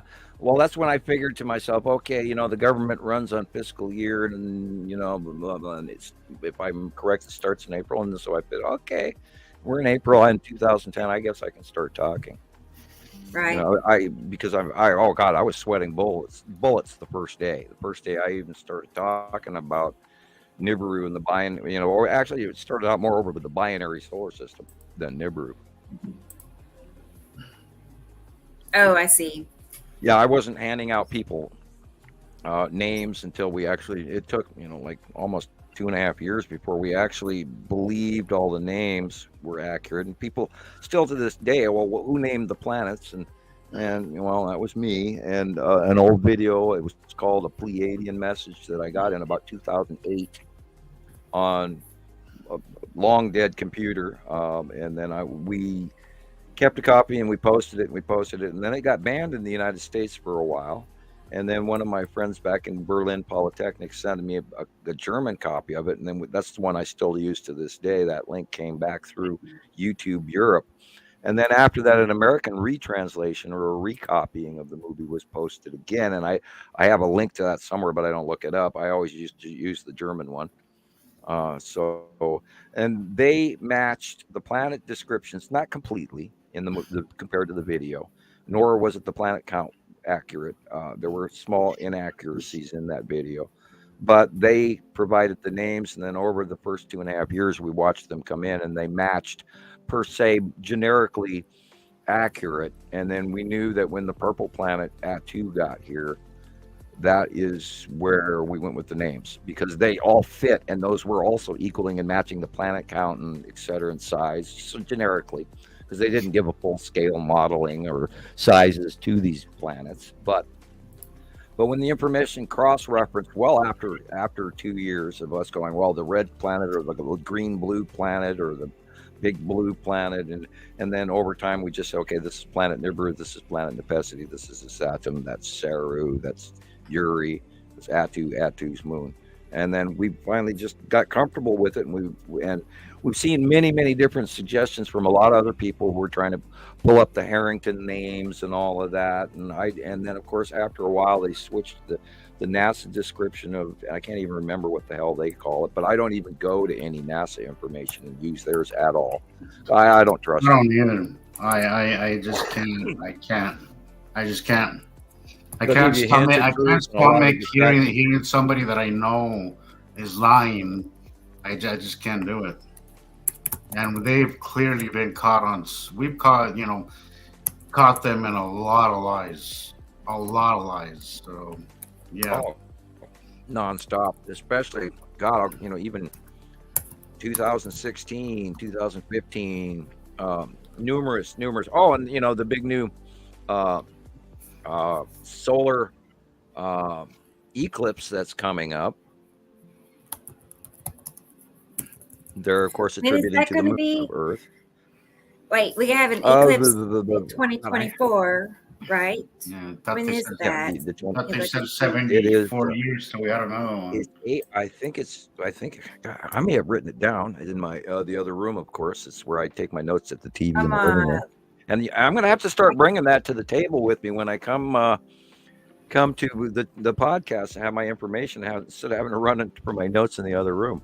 It says April. Yeah, I believe it's April. It is on April 8th. Okay, I was going to say the 9th, but yeah, April 8th. And what do you know? One day before the anniversary of Montana Skywatcher. Right. I'll pull the path up. I'll show you where it's going. Whoops. I wonder. You have background music playing, right? There is a little bit. You should turn it up because I just noticed it. I actually shut up long enough to hear something. Yeah, well, hang on a second. I will. I'll change the song too. It's been playing that one for a while. And I'm doing the ghost check for you there, Jesus. That's an interesting question Rocketman asked, and I get that question all the time. I'm gonna have to go with no. Could you highlight that, Rebecca? Say that again. What It's was that? Rockin' Man. He's saying, could our regular planets, like Mars and Saturn, could that be what we're seeing? Oh, this, No, I'm gonna have to go with no, no, because no. clearly there's still, that I obviously gonna go with no, but I get that question a lot, Well, and our maybe I planets, entertained they're it not going to early change on. placement. They're not Yes, going exactly, to exactly. break out of the compound. We're not free floating gravitational bodies. That's not how it works. We are a it's like the old models in if anybody that did take chemistry. It's like little balls on sticks that are connected to each other in a structure. We are not even elements. We are a compounded structure. That's why there's two stars, two atoms with protons, neutrons, electrons, and we're And stable. nothing's We don't, random. Nothing is yeah, random. our planets aren't going to move closer to us. No, and even They're these going to planets always that we're stay where they seeing are. now, even the planets that we're seeing, it is very cyclic. If you pay attention to them, you will Yeah, see the same cycle over and over. I can't tell you the amount and the of same placement. videos that I have of basically the exact same thing, of the exact same one, just weeks or sometimes days apart. And this is just such a pattern that just repeats itself Yeah, over and over. The more you see this, the more you'll see that it is absolutely cyclic and things don't change. They might right. change a little bit, their exact location isn't always going to be the same, but it's always in the general area, in that same general area. I've The way, caught it right outside of my bedroom window many times. the way I That describe it to same people planet is passing right by. our solar system is greatly spread out. We have smaller planets in comparison to the second solar system. Their planets are massive. The water type planets, especially, they're titans. They're Titan-sized planets, and they are real close. Which always blows me away about this. This is visually. They're not close to each other, but visually, as we're watching them all the way through the progression from 2010, 11, 12, 13, 14, 15, and them coming up from lower below us and Antarctica and everything from our lower left foot as we stare at the sun, and to now in front of us and going over the top of us to our right shoulder as they leave. They are in a tight spiral compared to us, where we are spread out. And no, our planets aren't going to move. And I have a cat hair sneeze, so I'm going to reach mute. Go ahead. Your tight spiral, just I can't. That's the one thing that I just struggle with, and I have struggled with from the very beginning, because it always looked to me like it was one big huge planet.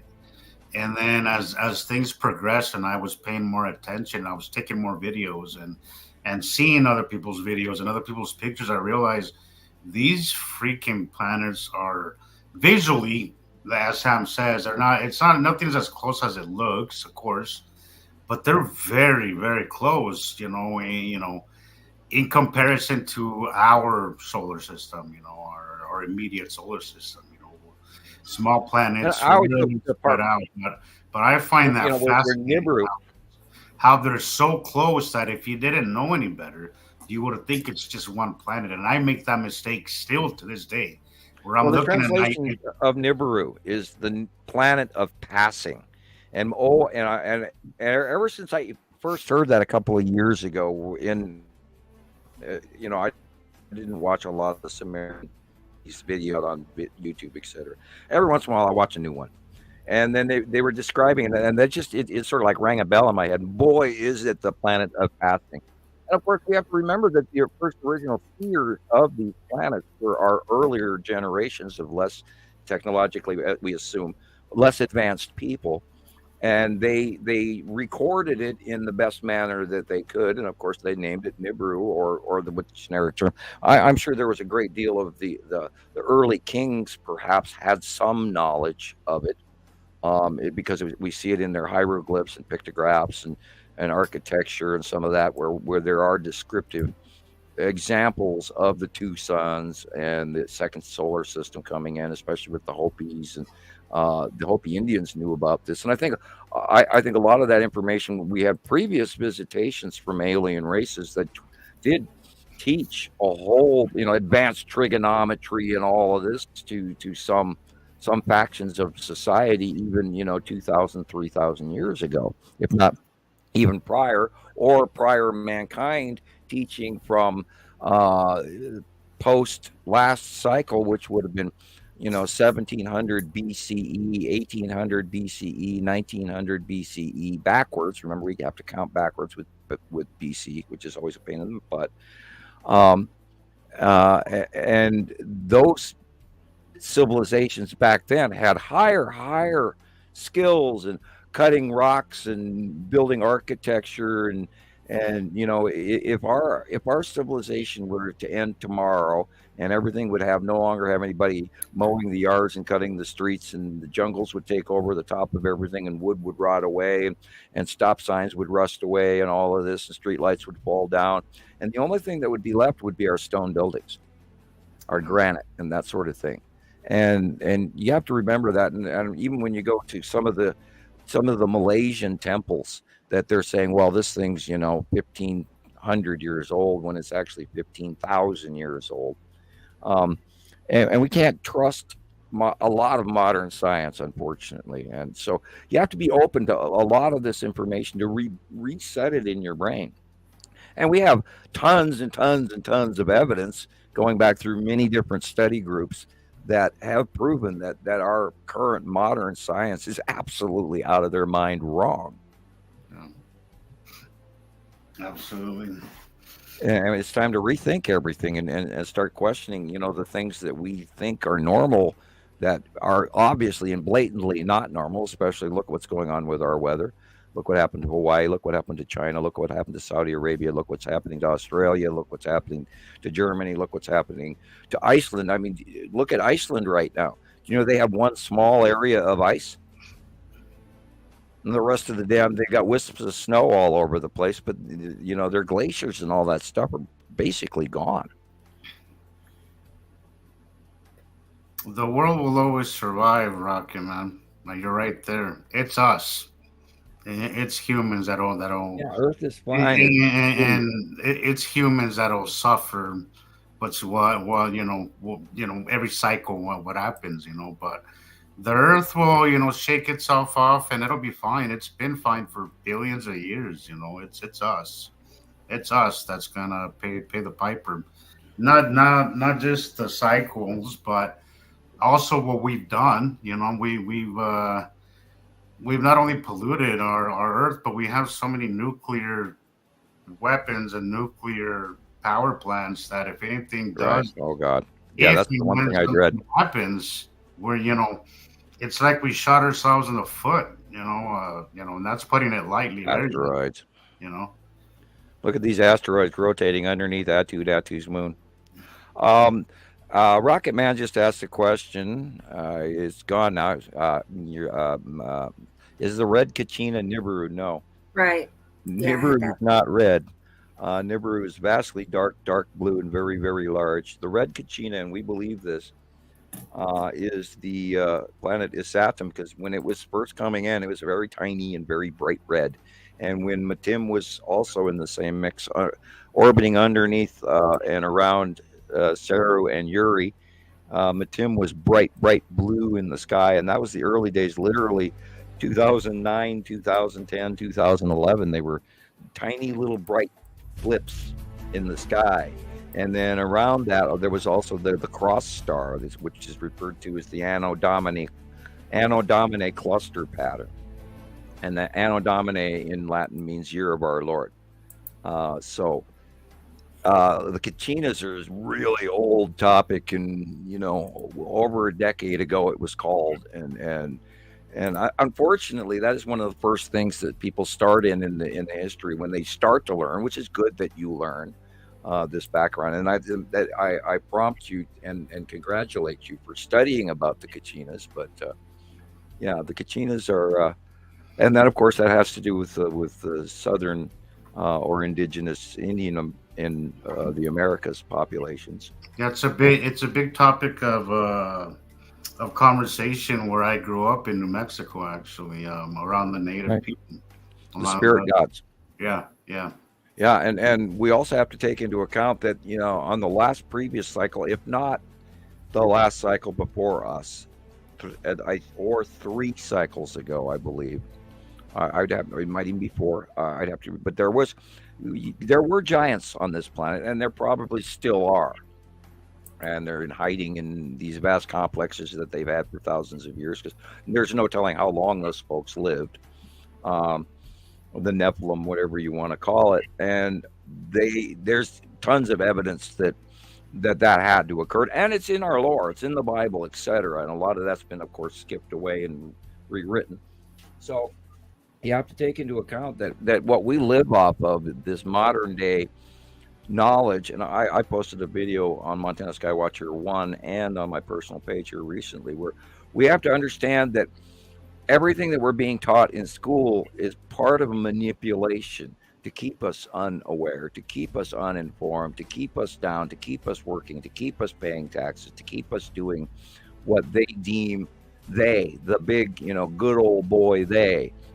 And people really need to completely turn the key off on that. I mean, turn that engine off and separate yourself from what they tell you and start to think for yourself.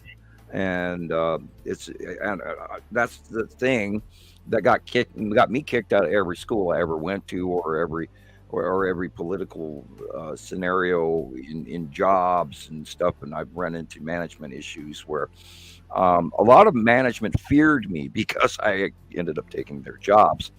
But you have to remember that we're being kept and manipulated to continue their game and paying their taxes, and so they're in power, and that's why this subject is continuing to be suppressed.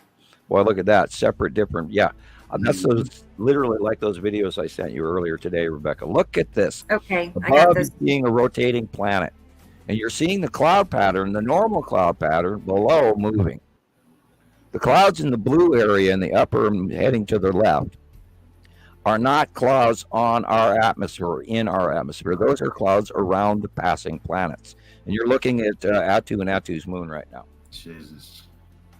Very close, very big. Early on, that was one of the things that really got my attention. What was how I would see what I thought looked like 2 separate hemispheres. Like I saw one cloud layer, which was very much a lot lower. See it. A lot lower than I remember it being, just abnormally low.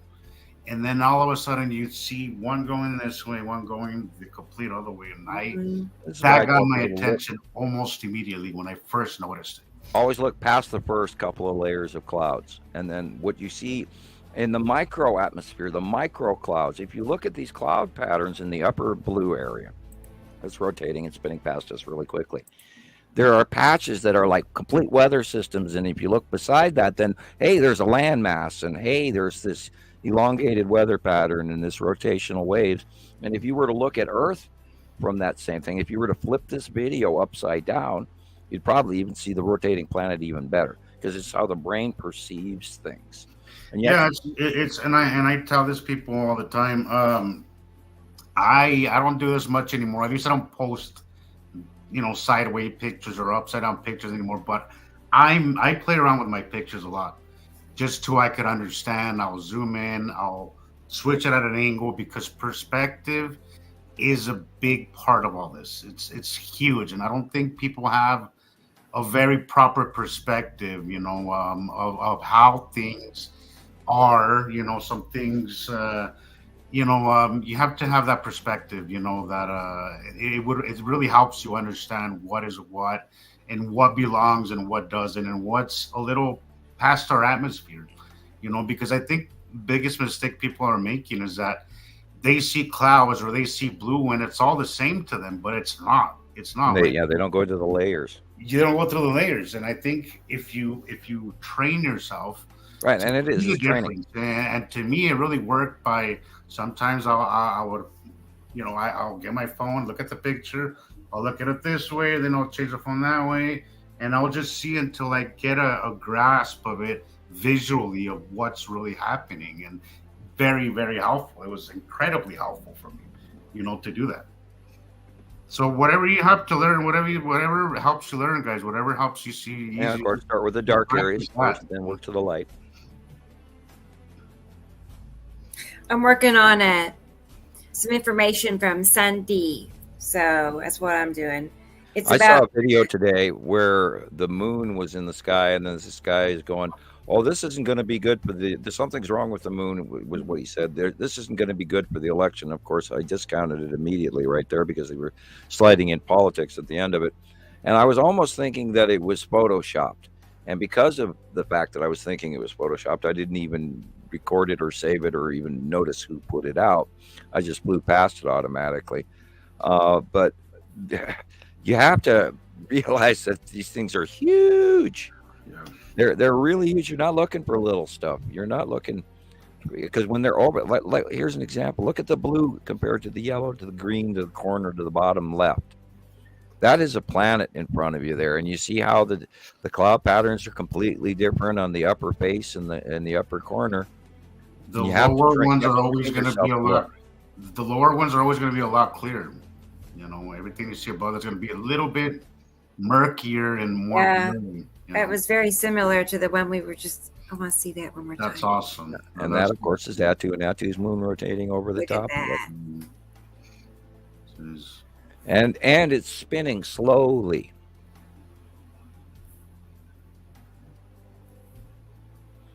These aren't the ones that I sent you, are they? No, those are next. Okay. Yeah.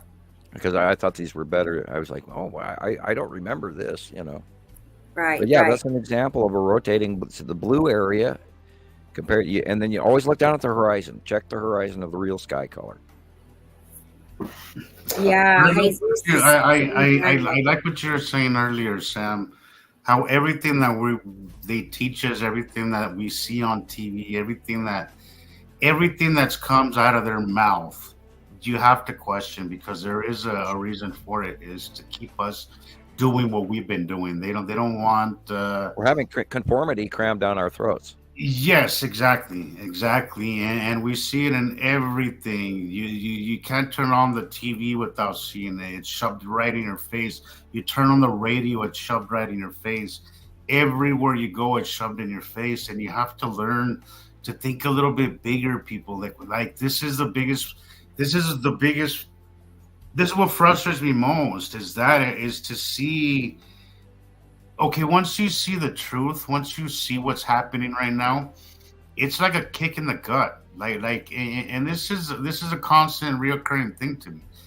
It's always a kick in the gut. I'll see the news. Like I come home and my brother is always watching the news. He's always either watching The View or watching the news, which is complete garbage. That's excellent. And I have to tell you, I have to go upstairs, because the longer I sit there, I get really annoyed. Because I know how much lies, are being. Well, it depends on which news he's watching.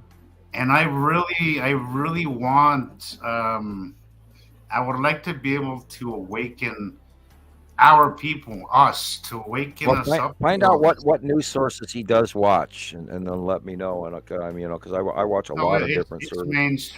It's mainstream stuff. It's garbage. It's garbage, but some news is important. That's what knowing the truth did to me. Like you said, Al Jazeera news was more trustworthy than in some cases, like CNN.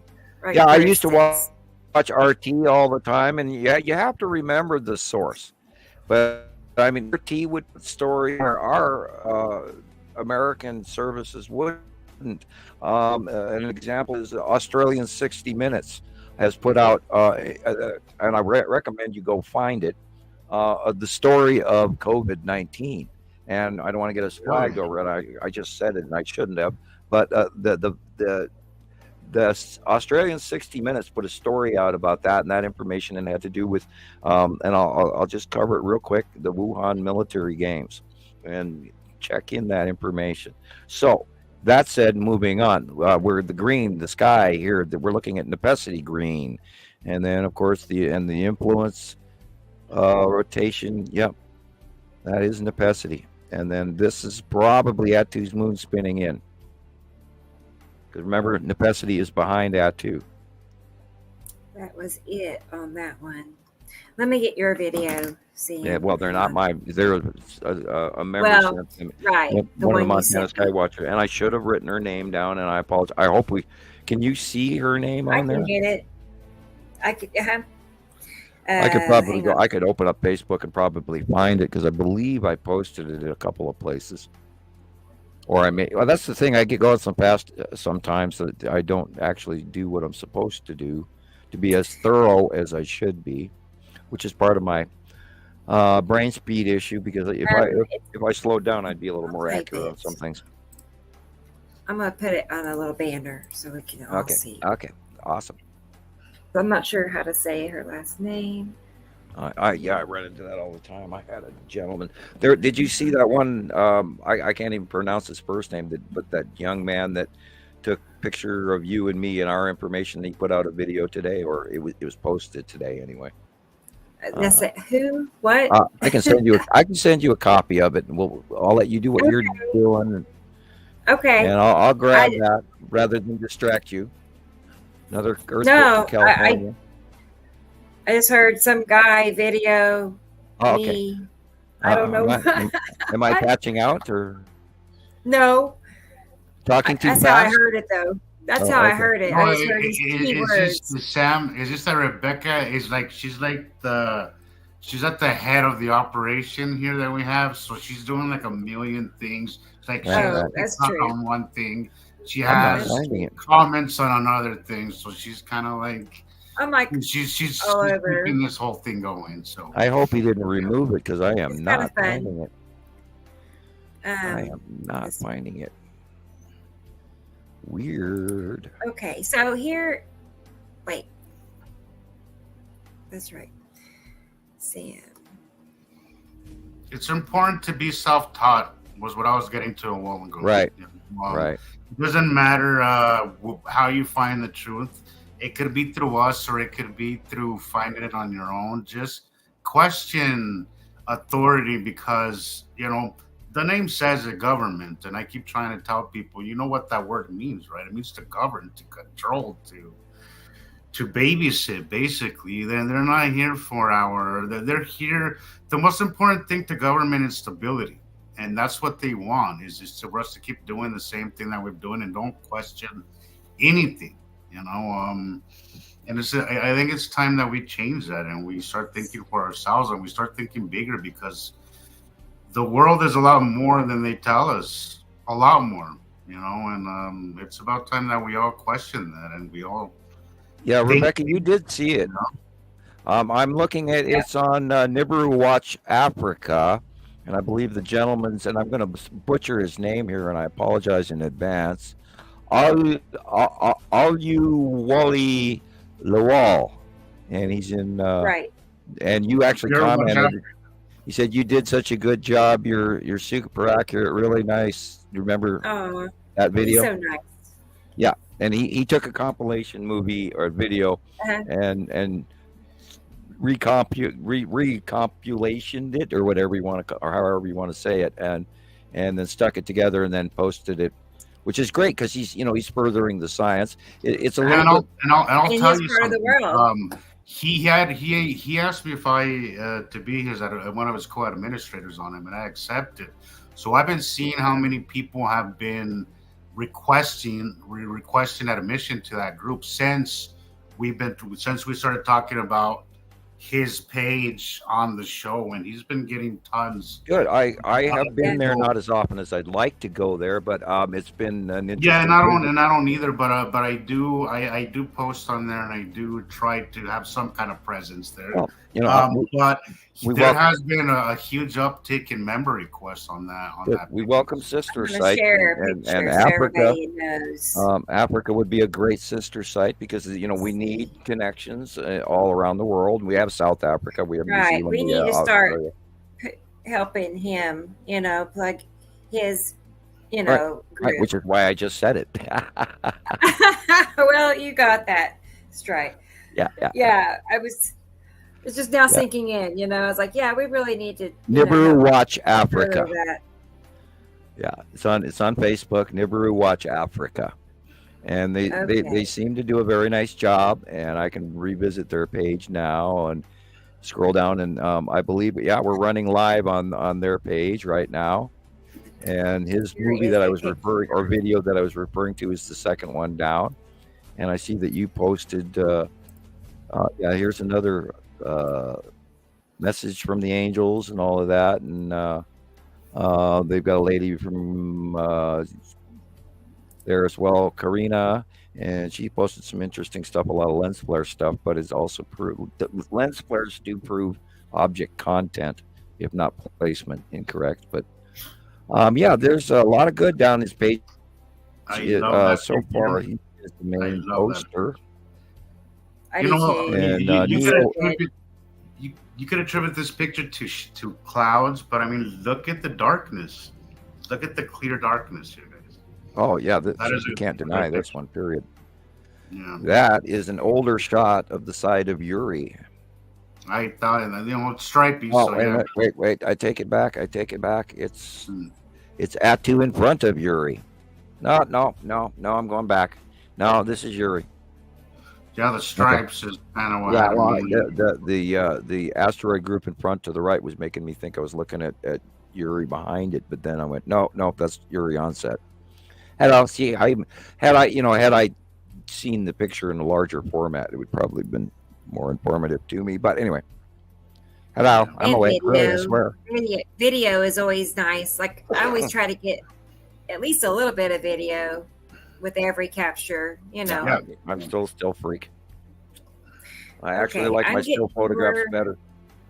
And I'm working on Sunday. I have one more thing to take care of on that. And she has a question and a statement. So Well, yeah, unfortunately, I see he's Bear only with got me. 305 members. Hey, you need more members. right.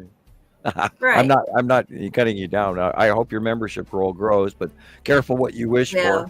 Well, You're going to be you quite busy. you gotta be careful who you let in. And Yes, Yes. it's just the real deal. a lot of You gotta vetting really going on. Yeah, yeah, Montana Skywatcher has like 2,800 and some odd membership requests, and Skywatcher Yeah. 2 is down to 0 again because I went through them this morning. I accept friend requests or anything. There's two things that I go by. One, I go to the profile. If there's no personal anything, I don't accept. If it's just vague, no personal, family, no Right. No normal history, things. no friends. Also, and no I have group. nothing against religion or religious people in general, but sometimes if it's a little too much, I'm like, it's just a red flag to me, because so if it's within reason, whatever. But sometimes some people get a little carried away with that, and I'm a little iffy about the opening that can of worms. We're also being bombed. We're being bombed by a lot of people any from political India. talk, like people who are overly political. I just can't do it. I can't. Like, it's just, Right. I hate politics. I don't really care for. I mean, I don't really care for man's religion. And I just can't. I can't. So I try to avoid it. Well, I haven't added Your new friends video, in a very Sam. long time. Your video is loading, so I'm going to jump to Jesus's video, and then Sunday is probably in Watch its proximity, guys. Here, it's coming towards the viewer. If you're looking at this planet is, but watch till the end of the video, and then you'll see it clearly. But it's moving in. It's coming in. This is about 20 minutes of footage. Atu's moon and Atu and the asteroids in front of it. 15, maybe 20 minutes coming, and here you start seeing it clear because it's getting closer, or we're getting closer to it, or both. But you could just We're moving. They're moving. Here you go, and there it is. There it is, nice and clear. This was the same thing. Just this was in real time, on a different camera. There's the cube. There's lead asteroid. There's red asteroid orbiting underneath Atu and Atu's moon, which is on the left-hand side of the sun. And here I like to mess around There's with spatial illumination. See, that's the reason why I like to mess around with perspective, because sometimes it helps you see how curvy it is, and and that kind of stuff. So And dead center is the spiral asteroid going underneath it in the previous picture. but see right there, clearly round planet, clear. You Right. see, even the clouds kind of conform to the roundness of it as well. And Atu's moon in front of Atu, because there's two right there. Yeah. And then, of course, there's like 5 asteroids going around underneath it. Yes, you will always see that angle coming in from the left, angled right at the bottom of it. This is constant. Every time you see it, every time you see Atu's moon, you will see the asteroids underneath it at an angle. And the resounding, never-ending pattern match, month, year after year. And we had the grand luxury, and I've said this 100 times, if not 1,000. We had the grand luxury of watching when they were small, and then they got bigger and bigger, and so we got to study their entire base cloud pattern in a single glance. You got to see them really small. I think when I started, they were small, but not as small as you got to see them. Yeah. And Rebecca, do you want an early? I've got immediately to my mind here. I'm automatically thinking of Here's a very, very close pass. I just the early Atu picture with that. Once we realized that Atu was Atu, and that was like 2014-ish. So first of all, I've got, and I haven't done that on this. I have to find the link that you sent. Where would you like to look for the link? Okay, I'll go to the screen there. Look at the bottom, guys. You see how it's basically still Look at that. Pretty much in day. But you're seeing the dark can side of barely it. see it. So But close. But look at at the very sorry. No, go ahead. Look at that. I know at the very bottom of the video, you see that blue sky, right? That's what I'm seeing. I mean, you can barely see the sky. Lit up, yes. The whole thing was just darkness. This was insanely close pass as well. Look at that. This was 2018, 2000, I believe 2018, because 2018 was a crazy year. I can barely see it.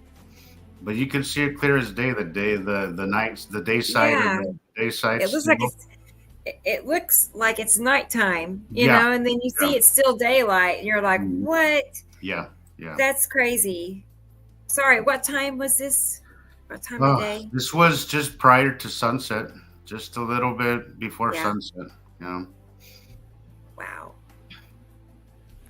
Yeah, I just sent you the picture on the PM on the same Facebook PM that you sent me the StreamYard. So it's the one with Rebecca and Jesus, and I don't know what the whole title of that. But anyway, that is. I'll click on the picture so I can.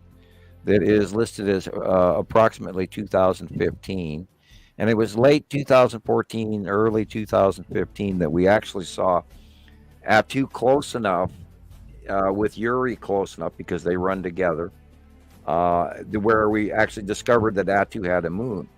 And then when we realized that it was as purple as it was and it fit the information, this is when we finally started naming the planets according to that early 2008 YouTube video called The Pleiadian Message. And I forget what the rest of the title was because it's in German. I could translate it, but anyway. This is a picture, and I figured since we were talking about how we got to see it in the early days, that maybe our listeners would be interested. But I sent a picture with that video too, Rebecca. That I was able to brighten up just a little bit, so you could actually see that Sam's right. It's Atu and Atu's moon right in front of it.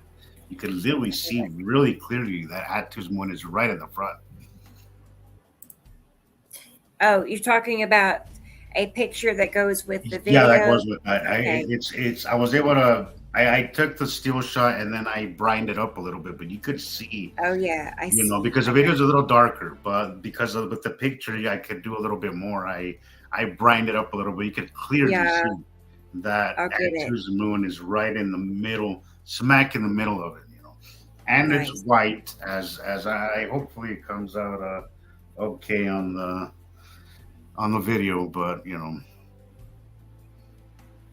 Yeah, I got it. It's a good one to add to your collection. Yeah. Right.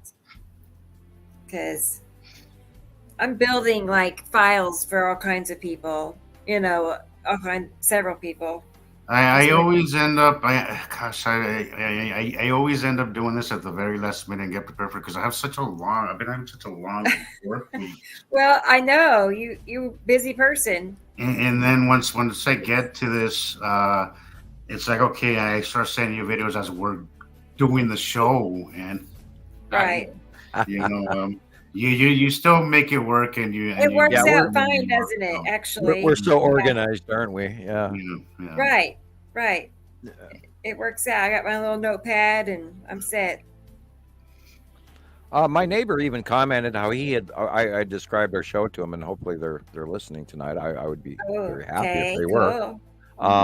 And he said, "Well, I like that kind of podcast where you guys sit and talk about stuff." And so, I hadn't always been a fan of it, where they have 12 people on, and 8 of them are standing there staring at each other for hours on end, and then 3 of them are the ones that are piping in, and one of them you don't want to hear talk. I'm joking, of course. And I've never been a major fan of that, but we, of course, have the 3 of us are doing this because we want to talk about it because we are obsessed, and B, we all feel it's excruciatingly important that this message does get out, and C, what else you got to do on Tuesdays and Saturdays, right? I mean, anyway, I could go on and on. That's right. I know. But I do agree. Our little clubhouse. But I do agree with Sam, and oh wow, that does look pretty. There it is. You see Atu and White Moon right in front. Crazy. Right in the front. Jesus, the illumination. I mean, it's just completely shadowed. Close. That is freaking close. Jesus. And this is in daytime. Yeah. Jesus, that is insane. Andy, did you get that picture? I haven't looked yet. Oh, well, you better upload it so that we can stay on topic while we can. Right. And the picture, the picture I sent you is an older picture of that too. Yeah, I love that picture. I was just seeing it now, Sam. I love that picture. And pretty much this is right about the time, 14 to 15. Yeah. Where we really, attributed the names of the planets, and we found that we were accurate, and then we just stuck with it. And then, of course, there were a lot of people that were going, "Oh no, that's planet this or planet that," and then they'd show us these models that were, computer generated drawings from supposedly some knowledgeable person, and the orbit models were laying it out like on the dinner plate, like Einstein, and standard science that were going around on a dinner plate in our solar system, when that's not how it is. And they portrayed a single pass event, and we knew better than that. We knew it was multiple rotation year after year after year, where the orbit model would be unbelievable if you tried to draw it. And that's why I always just described that it spiraled when we first saw it. It came up from our lower left. We're staring at the sun. It came from the lower left at our lower left foot. It has risen up before us, and that one. And when we watched them come in from really small. Now at this stage, this picture that you're looking at is actually middle sized compared to what we originally saw Atu, and Atu started out being the size of a golf ball next to Uri when we first started seeing the definition and the light illumination of Uri, because even then Uri in 2012 was very small compared to Saru and Nibiru, which to me still doesn't make sense, because gas giants are supposed to be massive, which means that these water type planets are definitely titans. I mean, massive, huge planets, because if they're even bigger than a gas giant, my God, they're huge. So, and of course, Uri is behind Atu, and you can see Uri's base cloud and all those little micro clouds in the round and the shadowing. That is Atu and Atu's moon. And when we saw how purple it was, and the little tiny little base cloud, which does reach into a snail foot in it, right, when it gets close. But here, I mean, this is one of the better. Yeah. You can't argue with that round object standing there. And the little asteroids beside it and all of that on the left hand and the lower. I mean, and if you do, like, you're in complete denial if you just look at it and insist that it's nothing. you're just in denial. And then Yuri is There's directly nothing you behind can it. do. There's that angle of asteroids always Hey, there. I just Mhm. wanted to tell Greg Thank you. or E, Yes, thank you Greg. for your donation. Thank you. It Thank helps you. us all, really Yes. does. I was just thinking about the monthly fees Well, yeah, that even or a we sponsorship. have for all of this. I Yeah. mean, the Paid sponsors. StreamYard and all the Yeah. apps I Right. use. Right. It adds up. Each month it hits my bank account, and so this will definitely go towards all of Oh that. yeah, so, Aaliyah, thank you. I just noticed that you were here. I did get it the other day. Thank you very much. I did not have a return address. I Okay, don't believe. here was And what. if I did, I probably I'll recheck. I will recheck. Thank you for Yeah, being people, here. if you You do know. mail me something, please, on top of the envelope is great if you can write it clearly, but then it goes through the mail and gets messed up. If you would include your carefully written, plainly written return address, that would be very helpful, please. And I'm not used to apparently like the one we went through with Jerry. And I apologize. I'm here. I'm trying to send it to Canada, and he's in the UK because I didn't understand the address. And then for those of you who are listening to us outside the United States, if you were to add to the PO box listing that Rebecca posts from time to time, if you want to get it to the United States, take my regular mailing address, and at the bottom write USA on the bottom of it, and it will for sure get here. I'll pull your address up. Not that we require any donations, but we always need donations. Well, no, and also earlier I saw Rocket Man make a comment about waiting till he's able, until I'm able to accept donations, I think is what he meant on YouTube. Yeah, I was But saying. I am able to accept I was hoping you would address donations. that. Right. Yeah. I don't know where his comment went. It's so far back now. But you can donate. That's what these people are doing. These people, I mean, these our listeners have done this evening. Very helpful. There's options that you can. Well, we're all working like on a shoestring budget I think here. you can buy a sticker or something along those lines. So that's a way of donating. And then I was just checking with Google today, and I get like whatever is donated once a month. It's given to me. So that's how that works. I'm also thinking Well, about I see. Okay, look. designing a T-shirt, but What's not that I want to Sam? get I into thought there that. was a gift button on the live chat on YouTube. I thought there was a And we gift have Cash App and Venmo. I guess also. Yeah, and even That's where even if someone- you're not sending in a donation, and here's my address. This is my post office box. It's partially white still. Is send a letter and carry conversation, and you're out of the United States, put USA at the end of after it says Lola, Montana 59847, then just put USA at the end of that, and it'll get here. And you can write me a letter, talk to me, send me an Easter card, whatever. Not that I celebrate Easter, but I used to when I was a child, and my parents were very religious, and we went to a lot of different churches and different religions over a period of time. My father ended up being a closet scholar anyway, in his house of books. That's another complete story anyway. There's my email So, address, not- Rocket Man. That's my email address. So, Yeah. Okay, let me check on your video, Sam, and then also, okay, I have a question for you from Sun D. So let me get that pulled up. Okay. It's about those time zone, like this missing time, okay? And you'll see, it took me a minute to the Alaska understand thing? what I was seeing. Was that what we were talking about the other day about the Alaska thing and the time zone? I think it was over Russia. Bear with me. Well, we know there's been a lot of quakes at the Mariana Trench. We know there's been a lot, Earth is expanding, getting bigger all the time. Look what Africa's doing.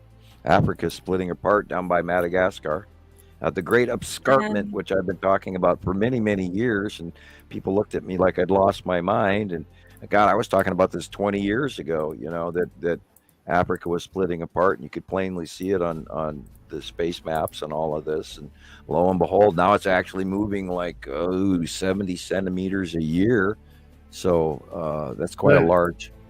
you mentioned that had nothing to do with this cycle that's going on with the planets. Well, yeah, it Do you, increased. do you feel that it's increased Yeah, since there's though? increased activity. There's increased tectonic plate movement, and I've always believed that there might even be excruciatingly quick tectonic plate movement on the exit when these guys go away. Well, yeah, Uh, and I was seeing one of the videos that you shared of there was this guy, I don't remember what his name was, but you shared it, I think, last night or today, and I was the, probably the, the, I think it's called geomagnetic something, the channel. right, it's on my. I know. I would And scroll past it just a minute ago. I started following him because it's very interesting page. Yeah, How he geomagnetic was Earth seeing, watch. how he was saying about anomalies, heat anomalies Right, on certain, right, certain parts of the world where right, it doesn't belong, and he was talking about how we were going to see it on the thinnest parts of our crust first. right, and we're watching the evidence of that right now. The Yes, uh, yes, and copycat I just Opal in Mexico immediately and was hooked when you Iceland saw and that all of video. that. Yeah, I loved how he was putting things, and I liked how he was using Google Maps, how to, and all these. He knew what he was doing, right, yeah, right, and that's why, of course, why I and posted it. yeah, Yeah, how there's a he brand was, new. yes, and he was mapping his area, and he was actually at the end of the video. He says, "Get familiar with the area, get familiar with your demographic, and get familiar with what is going on right now, because they're not gonna tell us. You have to learn this stuff and kind of get on board with it." But it was just It's fascinating subtitled to see. Japan earthquake, heat, and fires, geomagnetic Earth watch, and I watched his information and I found it quite credible. That's why I posted it. Yeah, yeah. And of Have course, you been I following him for a follow. while, Sam, or is he just somebody who just came back? This is new. This is I believe I've talked to him in the past briefly, maybe. And when I saw his material, the name looked familiar to me, which is why I clicked on it and actually listened. I watched about 15 minutes of 10, 15 minutes of excuse me, I take that back. It's only like maybe 6 or 7 or 8 minutes long. Um, I watched a few minutes of it, most of it, and then I posted it because I'm always in a hurry. But yeah, it's good information, and yeah, I truly believe that they're talking about the core of the Earth, the liquid center of the Earth, volcanic, which is so many thousand degrees temperature and everything. I need to relook that up again. Um, it had moved, and that explains that Earth has tipped as well. Our axis has tipped. Our weather has changed. Our geographic location on the planet where we used to be is no longer the same, which is also what all the other planets did when the second star got here. Our Earth tipped. Our axis tipped because there's this extra large magnet, and we're all going, "Hello, how are you?" Electrically, electromagnetically. And this is, of course, why we're having extreme, weird, odd super waves. And another bunch of people were asking this week on Montana Skywatcher 1 and 2 and a few of the other sites I went to about the super waves that were extra high tides that were hitting California and causing such devastation. Most of that is fueled by this enormous, unbelievably wide, spread out, very strong jet stream on the Pacific Ocean right now. And I've never, ever, ever, ever seen anything like it, like what we're seeing right now. And so, and I'll tell you guys, we are in a weather pattern that is unbelievably right now. And even Mr. MBB333 posted a video on it, and we were talking the other day on Saturday about the flattened out weird northern polar jet. how it's no longer fully oval and it looks more like a D now than a full O. Yeah. And he is showing a video, and I've of course got that posted, I believe, someplace, where he's showing there's a duel of those going on right now, where now all of a sudden we have two rings above Earth as well. So I didn't have time to watch it by the time I got a copy of it because it was right I before feel like the show. Mr. MBB 333 is just dying to just really tell people what he really thinks. Well, and Rebecca That's just had my. mentioned That's just that- my. I don't know. Maybe I'm just wishful thinking. Well, That's just how I feel. Like he's Okay, he was, he does like his own podcast type Yes, show now. I've been seeing him live. I've been seeing Right. him Well, live. I was watching that, and he does not believe in Nibiru. He called it a fictitious Okay. planet. Well, And he you doesn't can believe believe in that it. if you want, you know. I think though. I don't know why. I just feel that I don't completely buy that he believes it. I feel he's getting there. I feel that he knows something is wrong. He seemed kind of annoyed about it, really. I Yeah. was a little bit turned off by his, like he was just like not going to go there like that. And that's Yeah. very typical. That's really typical of what we see. Nobody's really willing to cross And, that line. And that's You why know, we're only getting as many views as likes and stuff, and why all of a sudden, membership is down and or communication is way down, even though membership isn't going down. But yeah, a lot of people are not talking to us because we are talking about a subject that is on the fringe edge of crazy, period. And it's because we've been taught everything that we've been taught tells us this is impossible, and unfortunately, it is very possible. And I'll say this, for the 1,000th time, they don't slap you with a 30-year non-disclosure agreement and not let you talk for 30 years if you're wrong. They don't bother with you at all. No one would ever bother me when I was 17 years old if I hadn't written this silly science paper for my, advanced chemistry class in my junior year of high school, and then get slapped with a 30-year non-disclosure agreement of talking about the binary solar system, 2 stars, 2 sets of planets, and then them telling me, that there's people that live on those planets, and if why bother if I was wrong? I just don't. I don't believe. Okay, this is probably what it is with a lot of people. I don't believe everybody who denies Nibiru actually doesn't believe it.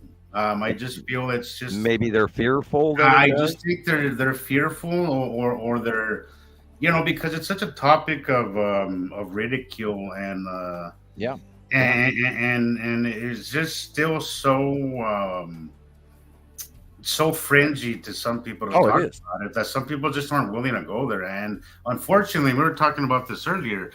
We have the world has created a science space where accepting or even looking at alternative information and you're done. Like you are absolutely done.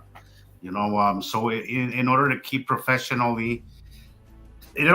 your professional life going, you have to follow these certain things, and this is the reason why we don't see much new science come out. We don't see nothing that's out of the mainstream topic, line. You really rarely see anybody, anybody big come out with something alternative. It's always what mainstream dictates, and that's a big problem. What the funny thing about all of this is? It's the absolute simplicity of it. It is so basically simple, and it's always standing right in front of our faces that we bypass it. And I'm looking at this graph in front of us that Rebecca's had posted here for a couple of minutes, and I'm looking at it, and it dawns on me, and it's like, duh, of course. They're showing us an area of time zone separation, right? There's this space that's empty. So what they're not wanting to tell us is that we don't have 24 hours in the day. There's a longer time period. In the early, prior to the Cretaceous period, our days, the length of our cycle of days was 19 hours. So this tells me, on looking at this graph, and it's simple, basic, and right before our eyes, that there's a time zone that they're not wanting to tell us about that exists. So there's an empty space of time, meaning that we're running longer than 24 hours in one single rotation. It's that simple. I've thought about that a lot. About Here's the headline. Those zigzag lines, 3 hours go missing between Russia and U.S. Not really goes missing, but it gets weird. So there is a longer span of time if you were to fly from California to Japan, that missing time zone. And this is, they're having to readjust all of their satellite tracking and location and all of that, and they have had to do it several times. And so what is the possibility that perhaps we no longer have a 24-hour day? And you notice how we've talked about where the weather was, we were always wondering, like, gee, it doesn't feel like January, or gee, it doesn't feel like September. Well, maybe it's the actual clock of reality has been passing us by, and our system of accounting, all the way, which goes back all the way to the Greeks and the Romans for the calendar year and all of that, is no longer even been told to us properly. We could be a month and a half off in actuality because of that time zone.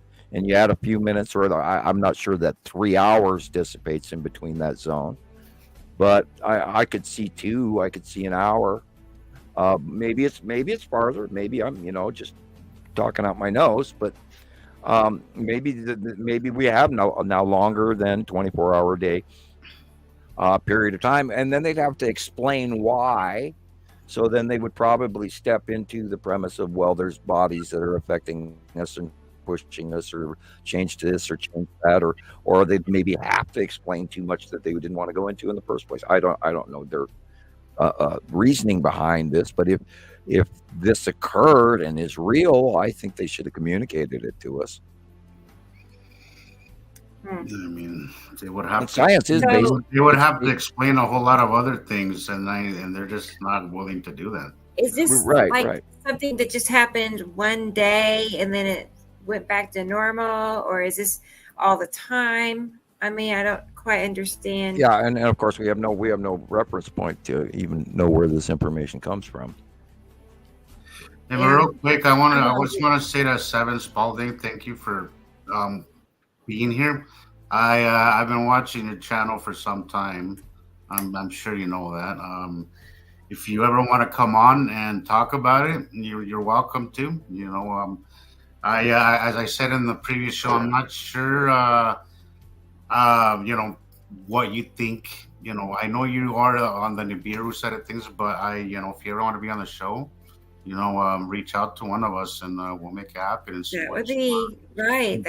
He has some nice. Last show I was mentioning how he has some really cool videos, and he has a great view in Cincinnati. I believe he's in Cincinnati.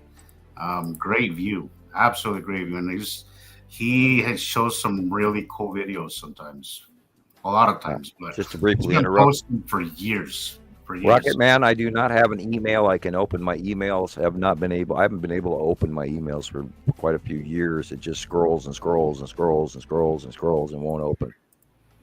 This is cool. I did not know. I had no idea that he had a channel. So I just learned something new. So I have just subscribed. Yeah. There's all kinds of great videos. Yes, he has some really cool stuff. Wow, cool. Neat.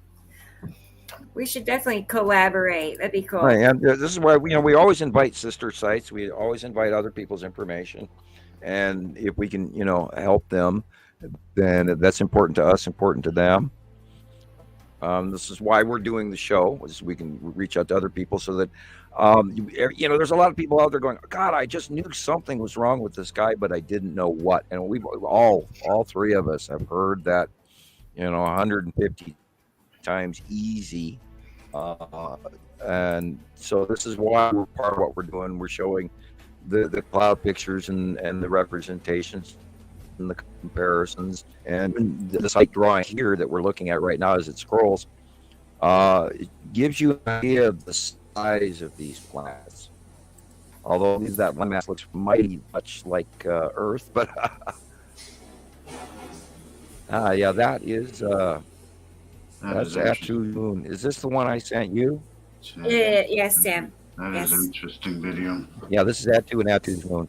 And Wow. notice the direction of the lower clouds. And you're looking at land masses on the bottom of the moon here. Those little pock marks are craters. And Atu's moon has a funny lump to one side, and it's usually the left-hand side. And that falls into what we're looking at here as well. And boy, this is pretty patchy. Or are you running it slow? I slowed it down a little bit. Yes. Oh, okay.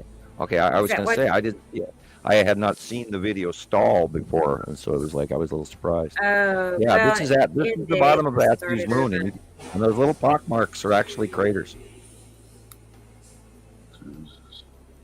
it's and not you're seeing land as masses. clear because I wasn't able to download it, so I did a screen record, Oh, so that's it's fine. a little blurrier. Okay, no worries though. I mean, it shows you the main representation of what why I posted it to you this afternoon was so that because we're the direction of two different directions of clouds, and you can actually see Atu's moon rotate and slightly slowly turn. And on the second one that I had sent you was she had captured Right. the base There's cloud of another one. necessity doing the same thing. I thought I had both of them on the same. No Yeah. worries. They're pretty much the same Yeah. shot, with the exception of you could tell one was Atu's moon, and you could tell the other one was base core of necessity. It's the same thing, but slightly different, but not mandatory that you bring it up. Yeah, I'm still gonna load it. It'll just take a second. And But I'll point out that look at the size of the clouds. Look at when around the facial of Atu's moon, you can see that the clouds are so much smaller than our clouds, which is a huge important differentiation that your brain can grab onto, especially when you're watching the weather go two different directions, and then the rotation. And Jesus has gotten quite a few shots of his live videos where he's actually capturing the rotation very well. I was going to also. Sorry. Back on that time zone zigzag for just a second. Sunday, just wanted to also mention that it could also be that there's more land. Well, yeah, I was talking about the Mariana Trench and the possibility that Earth is actually expanding. Now, it's entirely possible that that's exactly what's going on because there's these larger objects that would be pulling on us. And if there is, this increased geological melt-off going on in the inside of our planet due to expanded ion addition and pulling away from us and back and forth transition of the static charges and the electrical discharges between the planets and everything, all of that would become like we would become a capacitor as well and store more electricity. And we talked about the purple clouds earlier in the show and everything, how all the not purple clouds but purple lightning. The purple lightning is high space lightning, and that is actually proven by science. And that's why I was chuckling so bad about it, because I'd finally found a video, and I should have actually written it down, because I do keep notes in the living room, and it just proves our point that this is all happening and it's all quite real, and it's entirely possible that our land masses are being stretched apart. How else can you account for the tectonic plate changes over the last 180 million years, Precambrian period and all of that included, and the covering of the planet full of now with water, and we talk about in the last couple of shows about space water and the interaction between the bodies and the larger huge electrical discharges from the larger body versus our tiny little Earth compared to all these huge massive Titan planets that are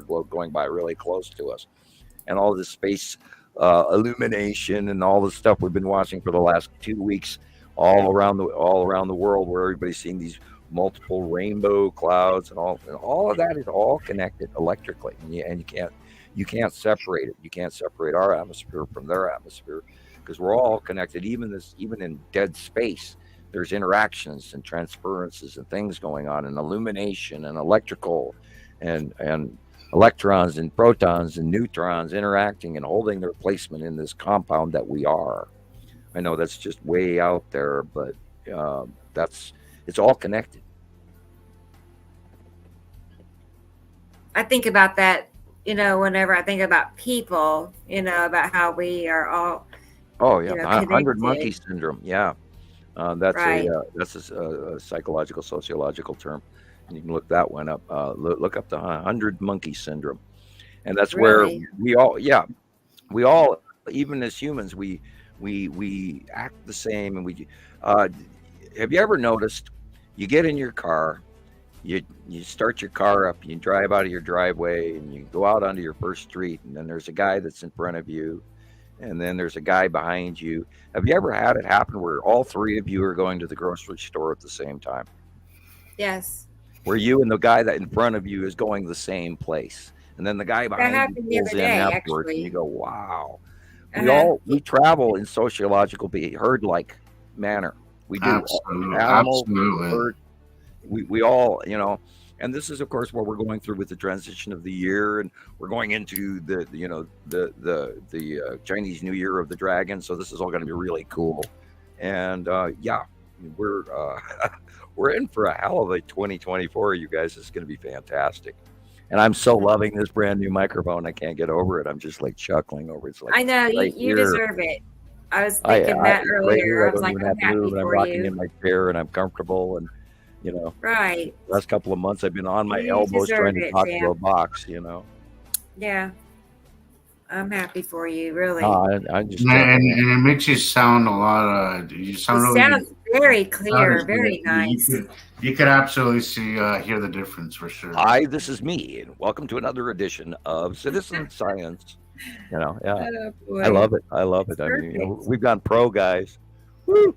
I know. We're getting professional equipment. Yo. I mean, it's Mm, and my daughter-in-law gave me that extra computer. So yeah, I feel like there's a purpose for that somewhere along the way, yeah. Now we got to tease Leandra and get her butt on here so she can start spending some time. I mean, she's got great backgrounds and everything. She's up to. I know Yeah. she. Yeah. Maybe now that the holidays are over, I'll get in touch with her. Yeah, yeah. Well, Tell we her it's need her time. side of. It's time. I think she's in California. Yeah. We need Northern California to be on track here because we've got New York, we've got Florida, and we need to represent, man.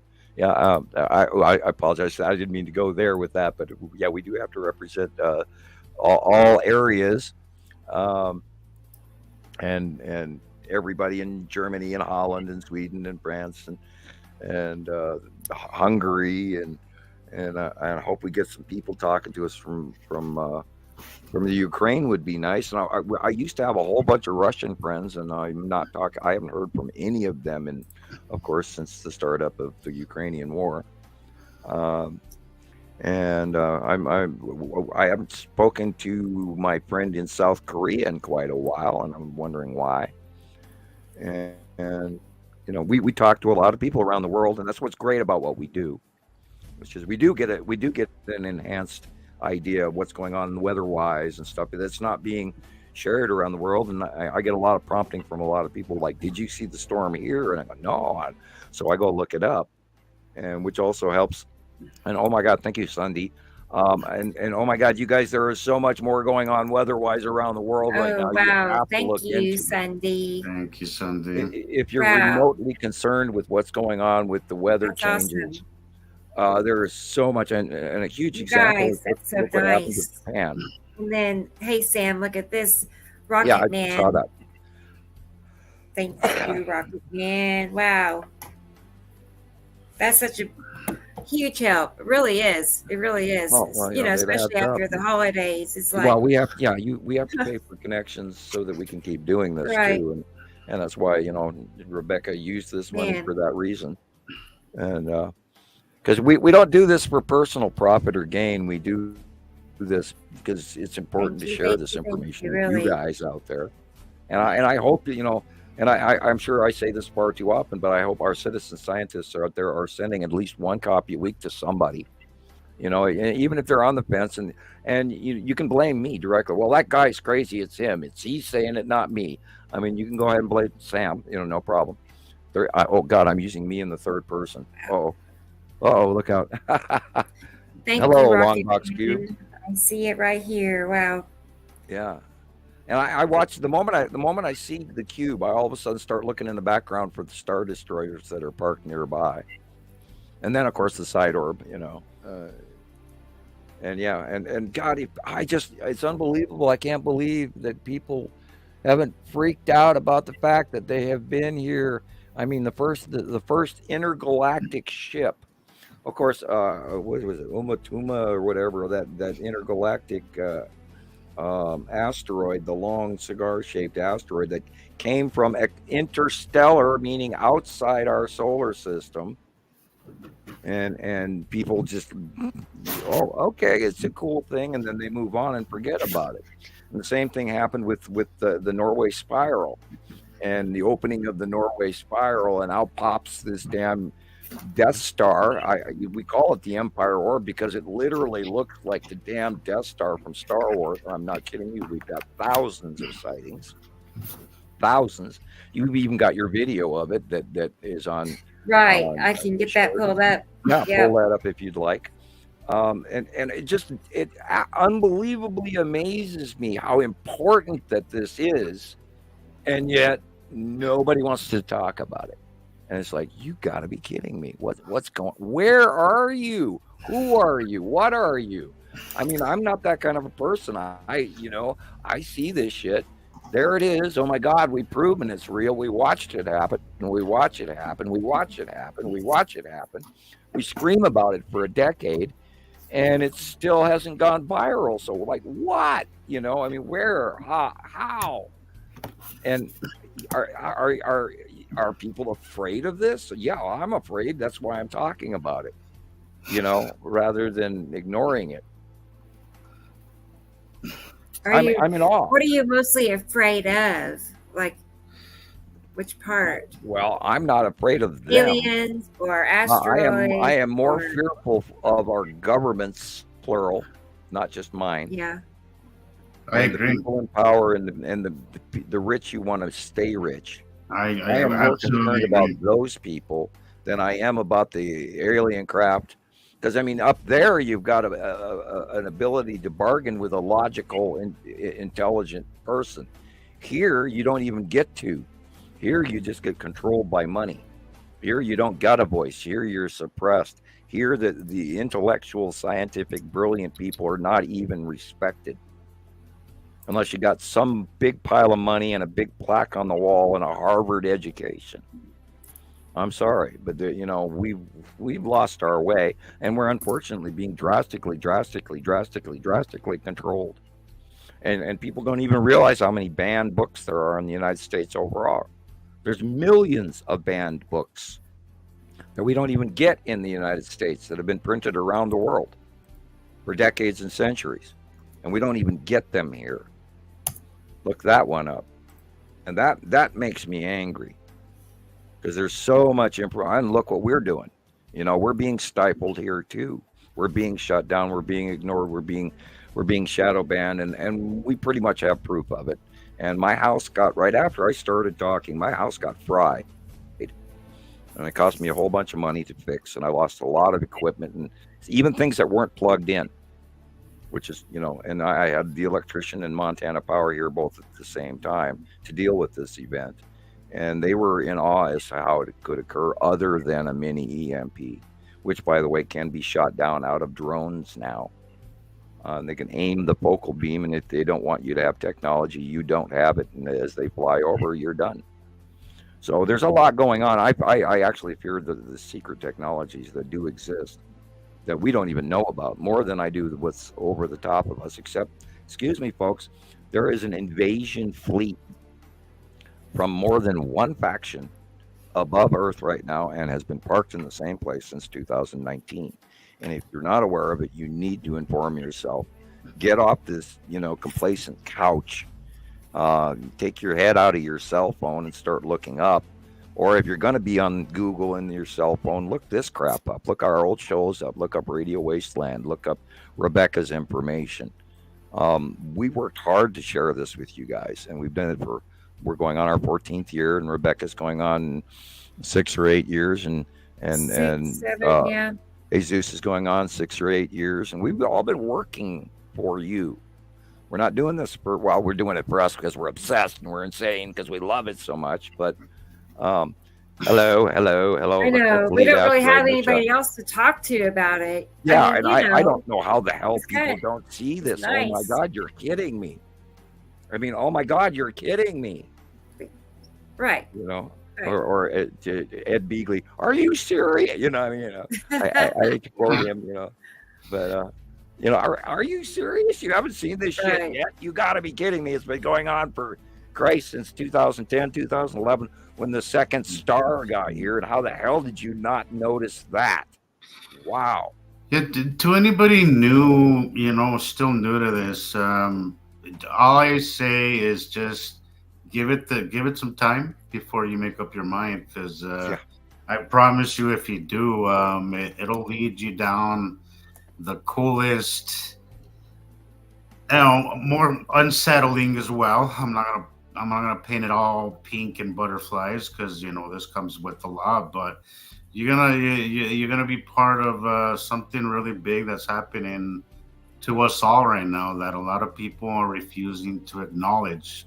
And you don't be left behind.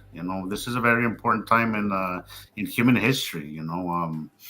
You could either just ignore it or you can be part of it. We're all here on the same rock, guys. Let's come together and get this information out there, because it affects us all. And we've already seen that we can't expect the government to do the right thing. We have to do it ourselves. That's the whole point of doing this whole podcast, guys, is to kind of get this out there. So, welcome in, you guys. Just try it. There's a song out there, and I might be getting the title wrong, but there's a song out there, and there's like a 12-hour version of it. It's Pink Fluffy Rainbows, or Pink Fluffy Unicorns Dancing on Rainbows. And I posted that probably 100 times when somebody would throw out one of those questions or comments, moreover comments than question, that was so, it's like red planet Nibiru. I would always grab, pink fluffy unicorns dancing on rainbows, because there's it's so far out there into the silly pink and butterfly thing, which is what you were talking about, that and I think when people step out of that comfort zone, that's where they start to shut down, and then they either say, well, I don't know about this, and I can't know about this, or this is beyond my education. Sometimes I think that's a really easy excuse not to. Well, there's that element of fear, and I think that's what you're saying, Sam, is that sometimes that element of fear really stops you from moving forward to learning more about it.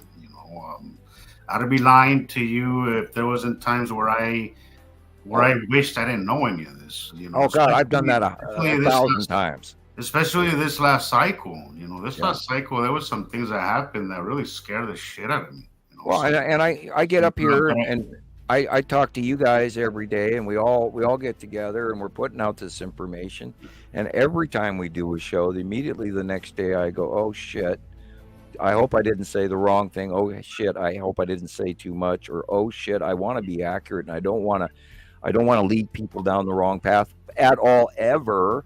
No. And then I get the trolling on top of dudes stand there and they tell me that my life is meaningless and I'm nothing. And then I chalk back up and I remember that here we're seeing it again. Oh my God, look at this. This is so god dang exciting. And oh my God, there it is again. And oh my God, there it is again.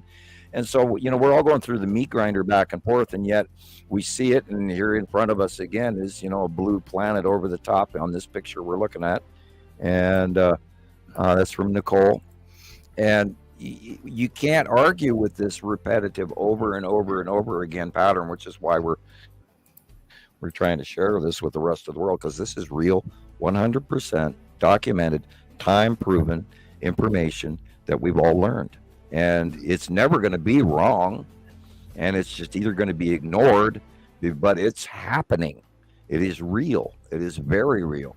2 stars, 2 sets of planets. There are alien presences here directly above Earth, and alien presences living on those Titan-sized water planets. And they're in our history. It goes back to the Sumerians. It goes back to Egypt. Go ahead, Rebecca. You wanted to say something? No, no. I was just listening. My mind's eyes thought you were ready to talk. No, actually, I don't have anything. I was just enjoying what you were saying. So. Oh, okay, as long as I'm not rambling, you know. But you're absolutely right, Sam. It's all over our history. Like, all it takes is, because this rabbit hole, after knowing about the planets, for me, my interest didn't peak there. Like, I want to learn more, and I went down the archaeological aspect of it and realized that there is proof and evidence, and they left us signs, and everywhere. They left us petroglyphs, and they left Sumerian text, and none of that, according to mainstream science, all that is just folklore and fantasy. Yeah, and you don't grab a hammer and chisel and a big rock. These people, do you know what it takes to do what they did, to leave us signs, to leave us, information, and that everybody is just ignoring. There's Da Vinci Code, the Templar Knights. There are signs everywhere. Once you know the truth, you can look back at our history, and it'll all make much more sense. Once you know this, you can look back at our history, and everything will fall into place, and you will get a great overview of what the world is and what it's become and where we're going. And it's, if it scares you, being ignorant to this, that shit's scary. Okay? Yeah, because when things happen and you don't know what is going on, there's going to be mass confusion, and that's scary. That's scary. I can't even imagine what it would feel like to wake up 10 years from now or whatever, or, depending on your age and how much time you have on this planet, and all of a sudden realize that all of this did happen and you'd missed it. That's a huge empty spot in the middle of my chest that screams at me. It's like, what if I did miss this? Oh my God! And how could I be remiss and not see this happening? And how could I, and that I'm prompted by that. That's part of why I could never quit, because I want to know what's going on. I want to know what's out there, and the only way I can get this information is by talking to people around the world. Yeah. And the biggest motivation for us is to share this information, because I don't want to keep this to myself. I can't keep this to myself. This is the coolest thing ever. I would walk around and tell the entire world if they were willing to listen to me. Unfortunately, there's very few people willing to, make that leap between, batshit crazy science, and then make that jump toward, it's just, not everybody can do that, but we need to be able to start thinking outside of the box, guys, because the box that they created for us is exactly that, just a box where we're not moving forward. We're just stuck doing the same shit, and I, for one, don't want to move forward, It blew me away. And in the early days, we had people that were, taking daily North Pole readings and documenting all of this, because we noticed there was something wrong. We noticed that the change in even the Big Dipper, and we noticed a change in the Milky Way, and we noticed a change in the moon, and we were all drastically documenting all of this information, trying to figure out what the hell was going on. And I kind of knew, and then I was sitting there from 2012 on watching Planet Nibiru and Nana and Amel Saru from my yard, and it's this massive, freaking huge ass planet, and I'm trying to point this out to people, and everybody looked at me like I was absolutely batshit crazy, and I, to this day, can't believe how they didn't see it. When there's the round, it goes right there. Follow my finger. Look, there it is. It's huge, and they couldn't fathom it because they were expecting a small little planet like we see Jupiter, where you have to actually get binoculars, and the telescope and everything. And they were so stuck on that it had to be way out there. And especially since that bell that went off in the Nibiru, the planet of passing, well, it was documented and recorded by earlier cultures because it was that damn close. And all you have to do is go back through all of that information. You don't sit and carve a stone carving out of granite that out of an 18-ton rock or whatever for 2 years if it's not an important message. It's not like you're tagging Bill on the side of a building with a can of spray paint. These people left us messages for a reason. And I was seeing also in some going back to part of this Graham Hancock character that I only I watch it up all the time. But he was talking about how there's a lot of underground, and there's one, I think it's in Turkey, an entire underground city that Cappadocia, right?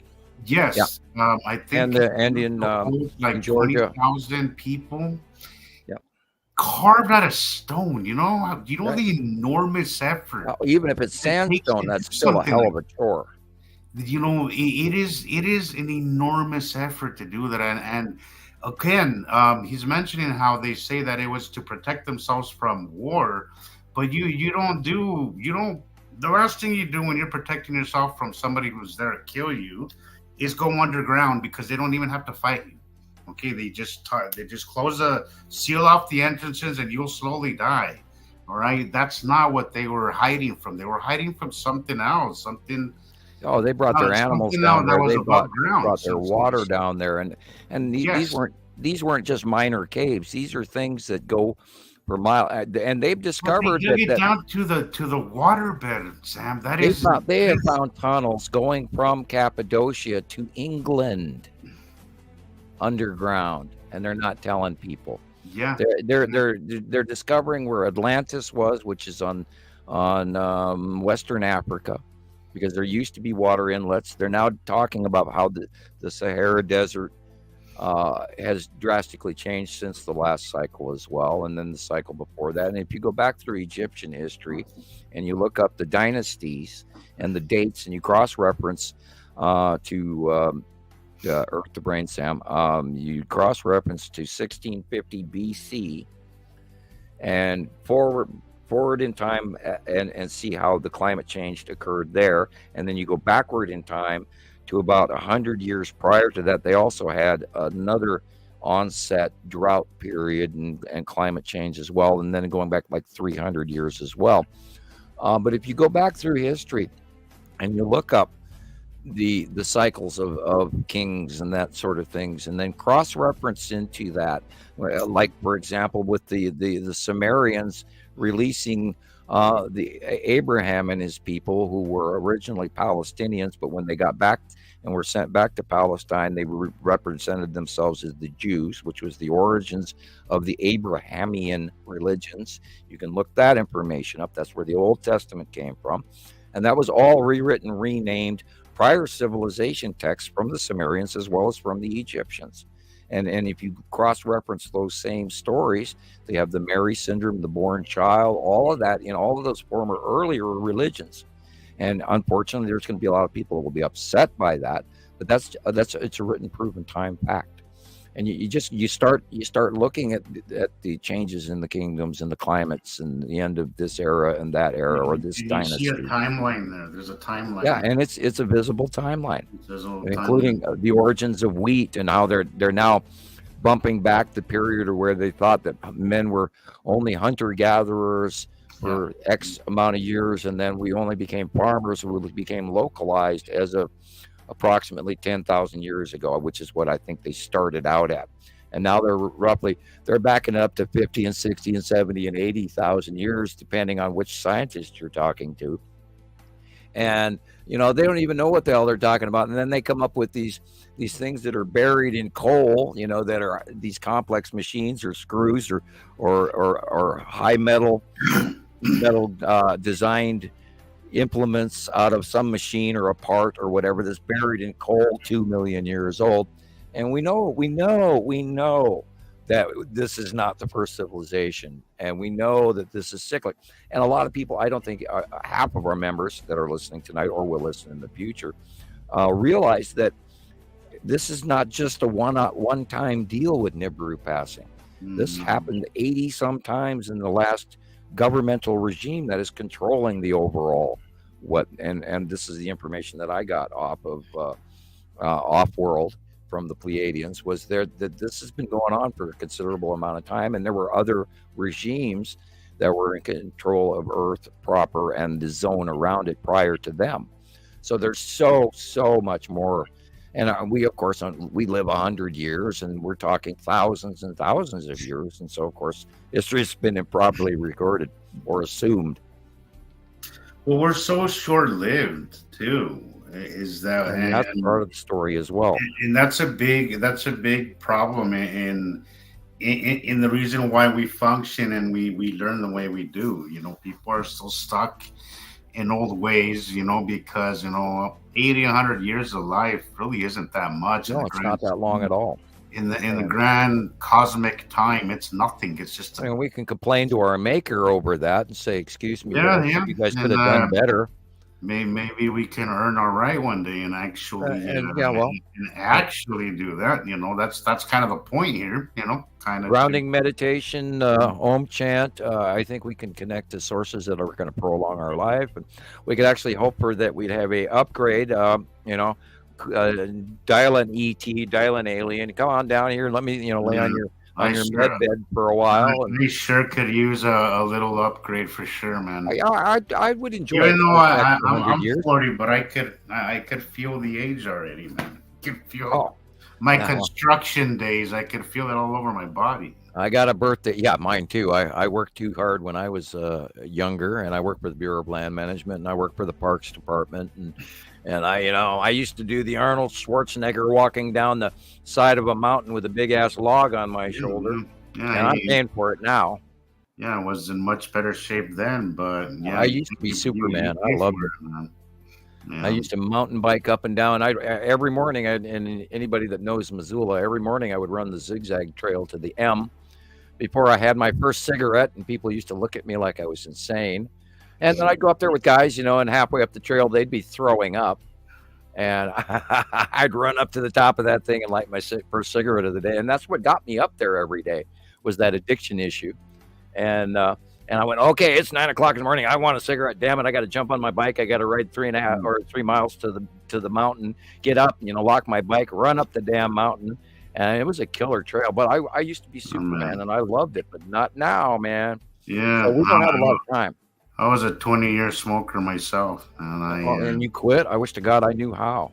Yeah, I quit. It's my only form of reward, unfortunately, and it also deals with my nervous attitude, and I unfortunately still smoke way too much, especially doing shows. And I've got 1, 2, 3. I can't even picture that, honestly. I've got. I light them up. I take a few drags and I put them out. I was counting 1, 2, 3. I never knew that about you, Sam. I've got 9 3/4 length cigarettes sitting here in the ashtray that I put out. I only take a couple of drags off it and put it out. Yeah, no. I quit like smoker. I quit like 5 years ago, and it really helped me. Even and then moving here. Because take a bus up here and chain me to a radiator for 3 days, please, and don't give me any cigarettes. And that's you got to get through the days. Again, like moving up to Salt Lake, the air quality here, especially recently, has been so bad. Can't even. It's so bad we can't even see the mountain ranges right now. Wow. It's that bad. It's all that salt in the air, and I'd almost be tempted to be wearing a filter mask, like. No, and a lot of people are. A lot of people are, and I hear a lot of times people say, like, why are they still using the mask? I'm like, it has nothing to do with COVID. Yeah, well, the salt are toxic. It's just our air quality here is comparable sometimes to that of China. Yeah. At certain times of the year, but thankfully I quit smoking before I moved up here because I need to do that. That was on my list for this year for 2024. It's definitely got to do that. I'll tell you, it's really easy on your pocket too, and you're Yeah, on well, me. that's the thing. I like these darn things. I take 2 or 3 drags off them, and I can't stand them so much that I put them out right away. That's what was happening to me the last year or two that I smoked, Sam. I was doing that, and I just like, why am I still doing this? Yeah, and It's I'm time there. to move on. And that's what I did. My recommendation is try using the patch. That really helped me. I know I never would be the one to believe the patch would help, but it does. I did the Absolutely. patch at the airport, and I smoked anyway. Jeez. But it does take the edge off. It really does. Yeah, I have the gum, and that stuff is really bitter in your mouth, and it kind of burns your lip, and that'll. Now the last time, because I did quit before when I worked up in the mountains, we were up at Spike Camp in Lincoln, Montana, planting trees, and I didn't know that we weren't going to be anywhere near any food supplies where we would come down off the mountain, and we were up there for 3.5 months. And after my first carton of cigarettes, they said, "Well, no, we're not driving you down the mountain." And so that was till like a month in, and then so we could resupply with like shampoo and soap and that kind of thing normal people would go through. And they said, "No, we're not driving you down the mountain so you can buy any cigarettes." So I ended up getting like long leaf Applejack chewing tobacco, and I was never into chewing, and I ended up quitting that way because I did it for like 2 days, and I went and I couldn't do that. And so I weaned myself off, and then I never even gave it a second thought. Then years later, I went out with some people for a birthday celebration after work. How it happens. Yeah. And I had a beer in front of me, and the guy next to me was smoking Old Golds. And my older brother used to smoke them. And I thought, hey, that would be cool to have one. And then boom, I was right back at it again, and I still regret that to this day. But see, that's exactly what happened to me. Because I had tried to quit a few times till it stuck. The last time that it stuck, I was like, okay, if I'm really gonna quit this, I need to quit drinking too. Yeah. Oh, well, I did that. That's how it stuck. Because I quit drinking too. Because Yeah. every time that I would go back, that I would relapse back to smoking cigarettes was when I was drinking.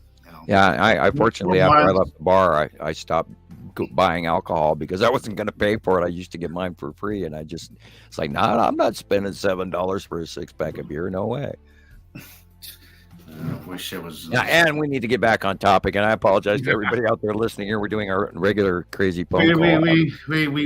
We dive off you're topic off every regularly. now and again, but The sacred plant, yes, tobacco is a sacred plant to the American Indian and even the South American Indian, and it also is figured prominently in Wiccan spell components.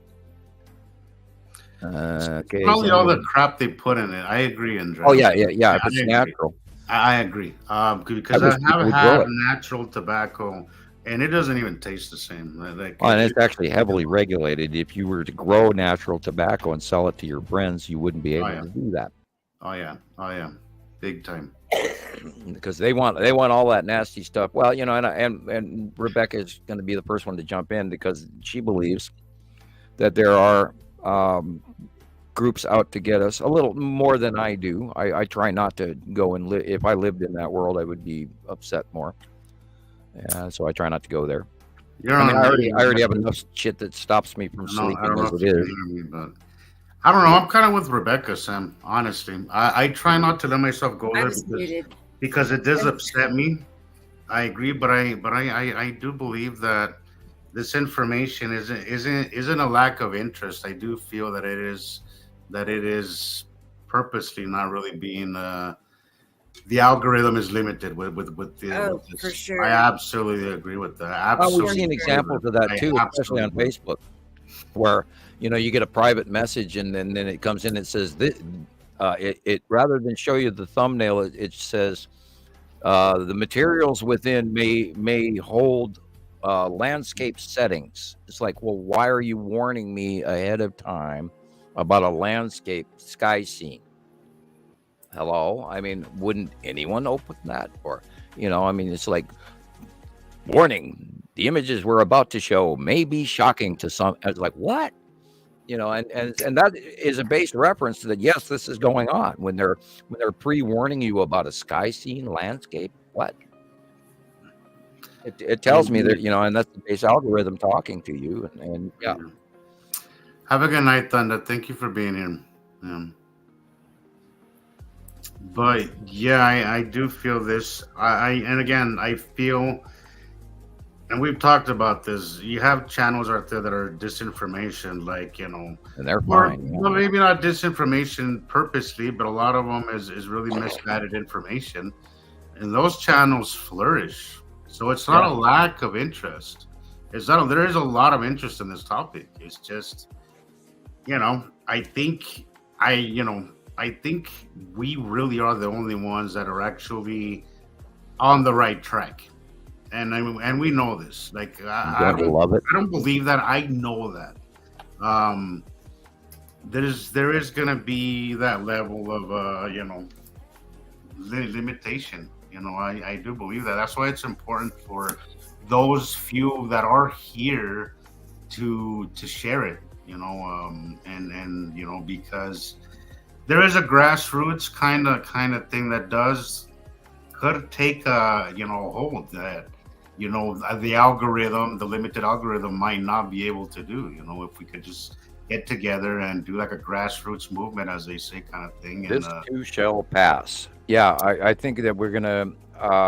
Well, we know that this actually gets out in the future because this is part of what the Pleiadian message was, and yeah, I'm rolling in circles on that statement alone, and it sounds a little either arrogant or insane. But we know that we are successful because we know that we change the way things are and what's going to become of this, and we know that it's going to come out. It will come out, and we will, we are the ambassadors of this, and it's not like we have any reason to mislead anyone, because we're not trying to rake in that religious dollar or try to sell survival supplies or this kind of knife or this kind of solar panel generator or ham radios or any of that. We're not trying to sell anything, and we're doing this strictly for the science of the fact that we A, we love the hell out of it, and B, I can't believe anybody doesn't see this yet.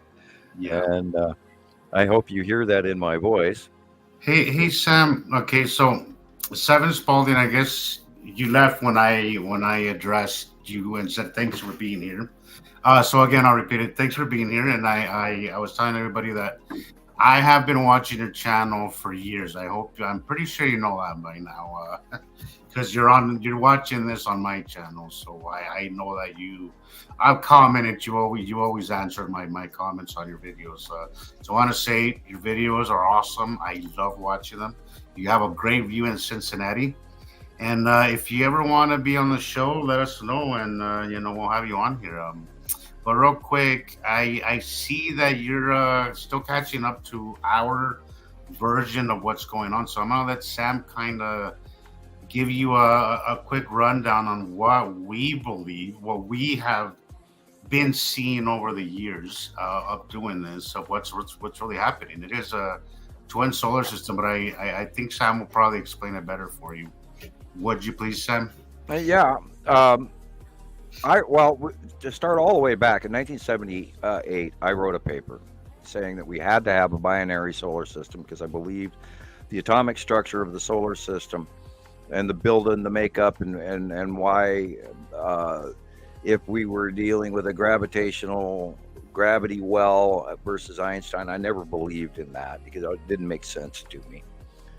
To have this dip in the time-space well and where everything gravitationally pulls in, then why was the larger atomic mass body planets like Jupiter and Saturn and Neptune, these majorly heavy, huge gas giants, why weren't they closer to the star?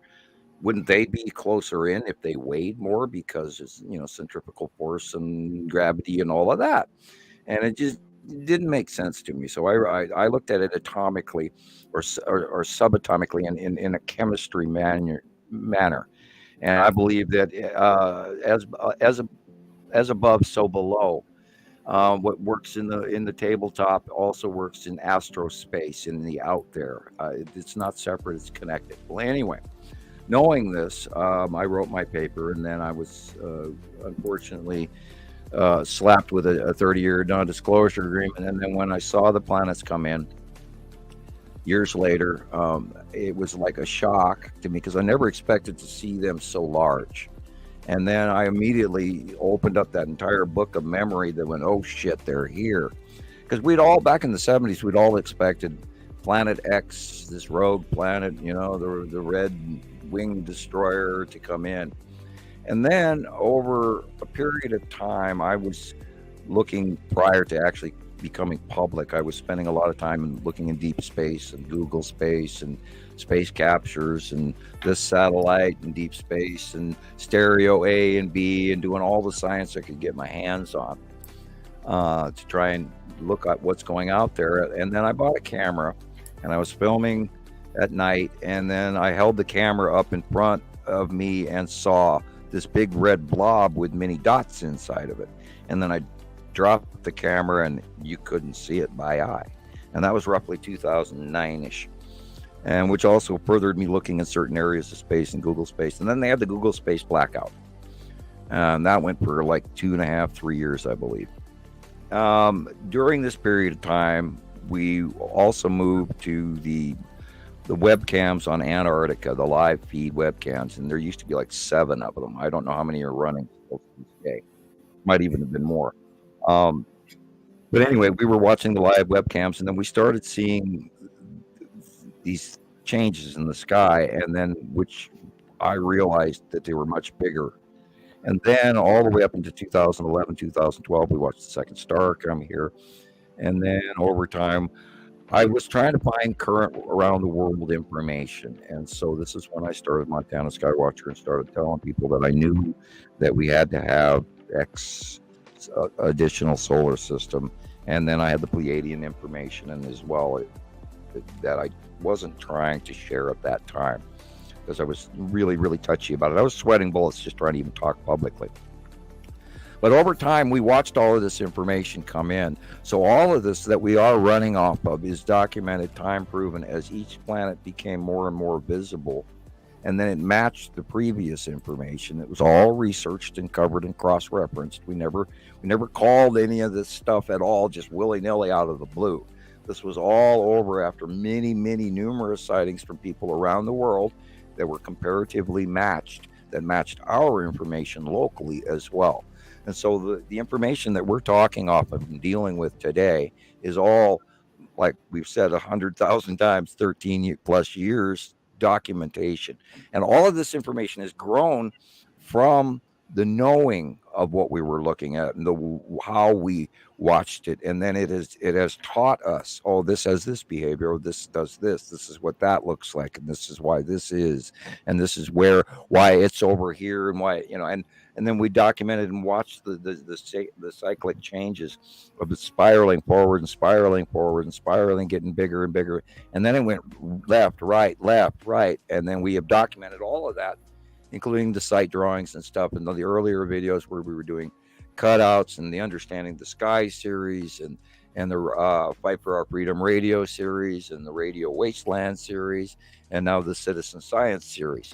So what we do is proven, and there is no other representations available because it's all been documented and cross-referenced using existing legend, existing facts from previous civilizations, etc., all blended in, and research, because we all went through the documentation of the Sumerians and the cuneiform tablets and Immanuel Velikovsky and then Carl Sagan and you name it. We've been cross-referencing, and Dr. Harrington and Dr. Deagle and all this other stuff. So we've been cross-referencing all of this information, including a whole bunch of people and YouTube people and stuff that have been posting their information, including a few bad ones.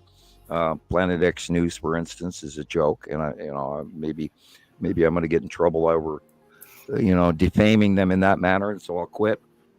It has to be said. It has to be I know. said. Yeah. That's why I don't just call them the money boys. But there's a whole But bunch of I people. will say, this though: anybody who has any decent judgment and character will see through that bullshit right away. Not right away, but you will eventually see it. I saw it. Yeah, you know. Who is it that you're talking about? Who is it? Who? Oh, the money boys. Oh. Scott and Jeff But Planet X News is probably the worst one. I don't Yeah. remember what his name is. That dude that runs that channel. But God, it was just Jeff P. Or Scott Sion. I think yeah, Scott runs Planet X News, and then there was Jeff P. And then there was Steve Olson, and then they came up with their secret. I don't want to remember what they called her, but they astrophysicist or whatever, which turned out, I believe, to be Claudia. But anyway, and yeah. I went back and I watched the show the other day where we were talking about her, and I was going to try to start out being polite and kind about her for the first 15 minutes we were talking about her. After that, I laughed at myself, and I just kept going on and going, she does no science like I ever heard of. And yeah, there's been a whole bunch of really spooky folks out there, and we've gone through them all, and we do try to listen to everybody. And where we are today is time proven, drastically grown information that has all been documented and proven.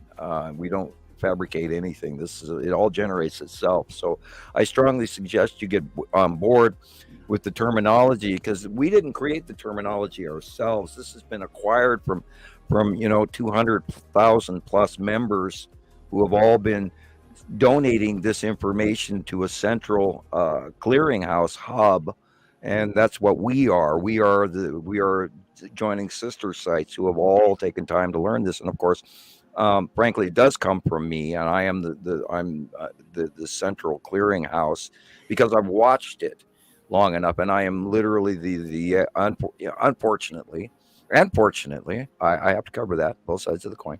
I am fortunately the person that remembers all of this stuff, although there are thousands of us,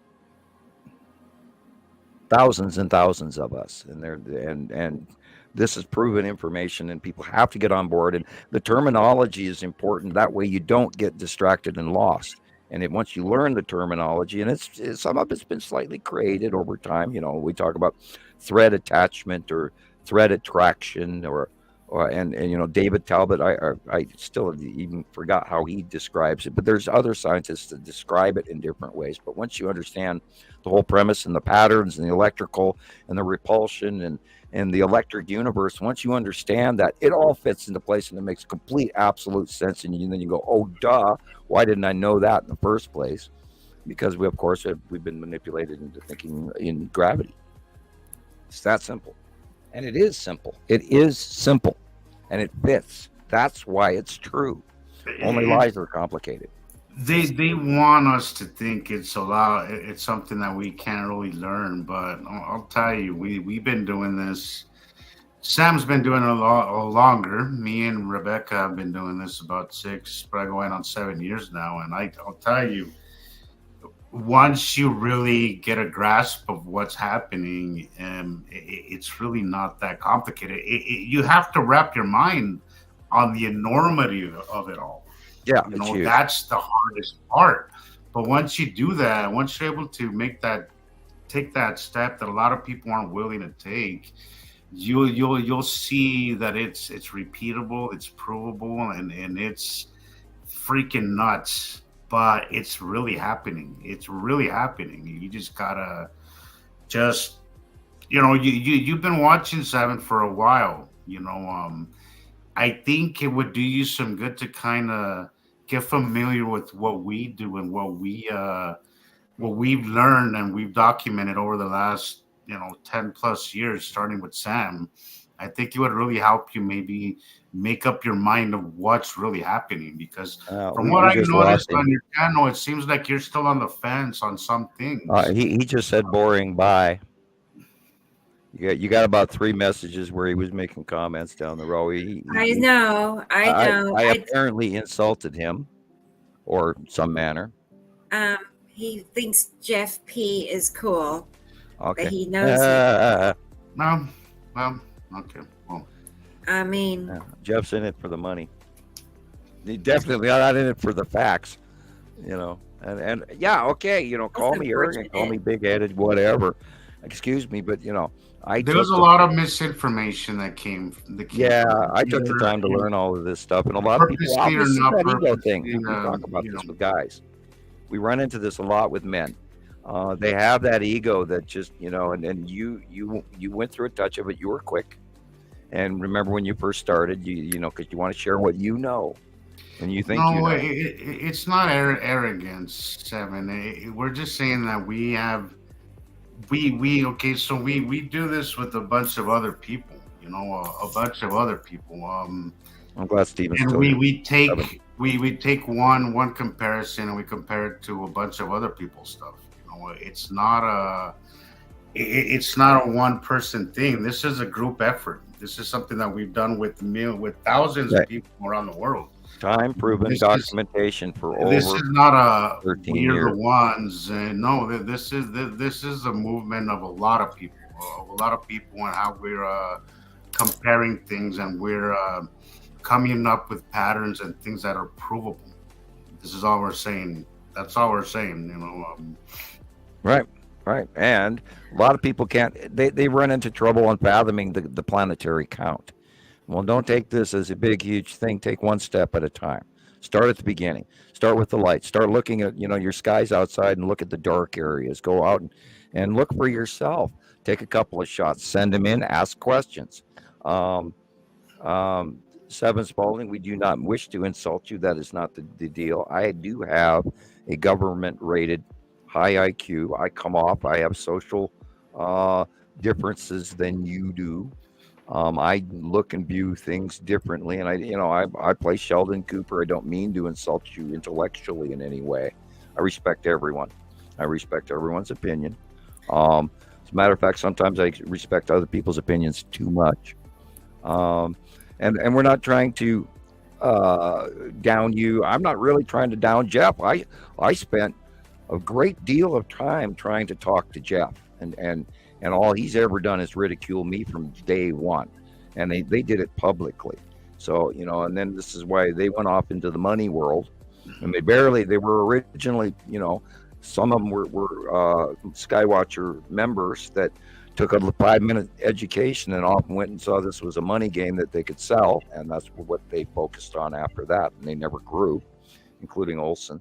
Olson was a nightmare for what he did, and he was blatantly duplicitous and almost evil, and claiming to be a religious person when the opposite is what evidently proved to be true. Unfortunately, and the jury's still out. I haven't personally convicted him, although he owes me a great deal of money, which I'll never see, nor would I even bother to expect anyway. And so we hope that you fall into our information and at least give it the opportunity to maybe go back on some of our information and spend time learning it.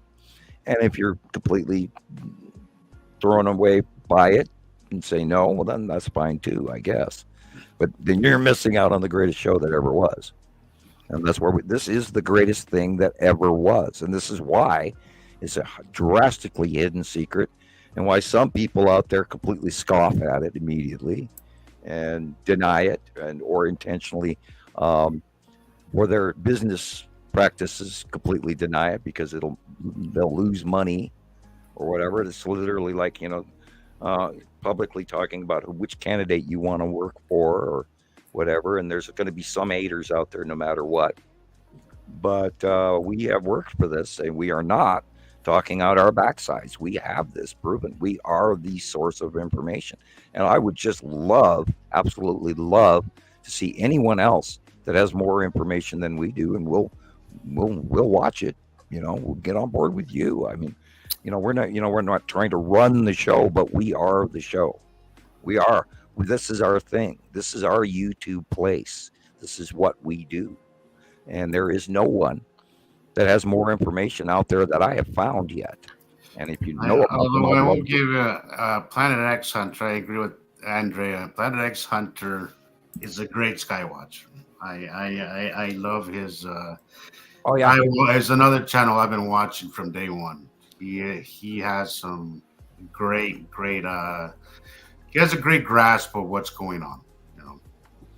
Same goes for Rocket Man. Yeah, we love Planet X Hunter, and we would like him as a co-host or a guest or whatever you want to call it.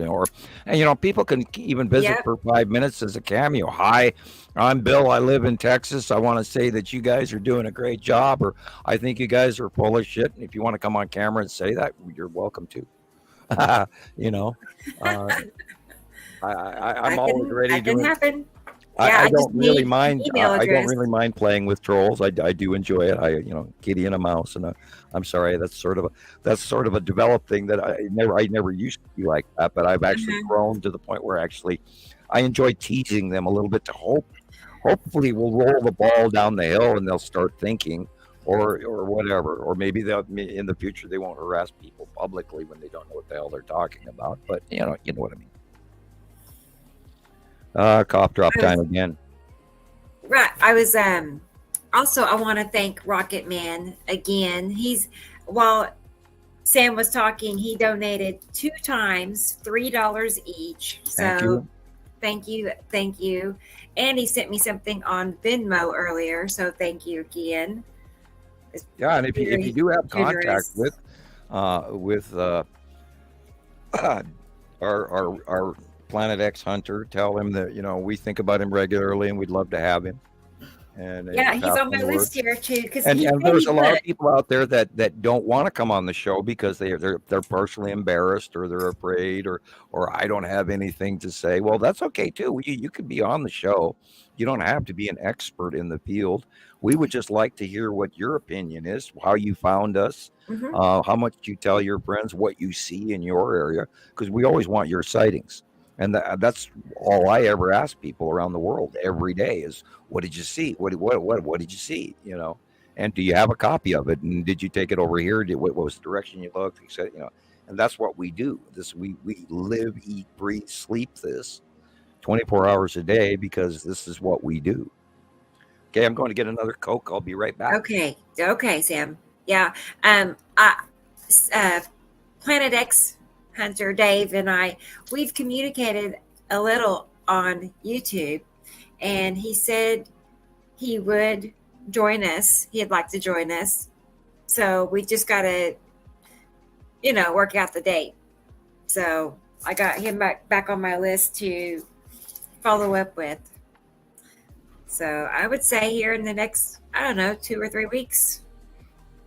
It's really up to him because my schedule is mostly open. I think he said the date earlier, but I can't remember what that was. But yeah. Right. Cool. Yeah, I would look forward to talking to him because, gosh, wasn't it about Jesus? When did you start watching Planet X Hunter? Like what year? Because that's about the same for me. Whenever that was. He had he had less than 100 subscribers when I started watching him. Yeah. He was very, and I think I don't think that he really knew as much as he was still new to it too. There's a lot that he didn't know. There was a lot that he learned along the way. I literally feel that we learned together. We learned right around the same definitely. time. Because there was so much that I learned on his channel, and then referencing that back to Montana Skywatchers and going back and forth.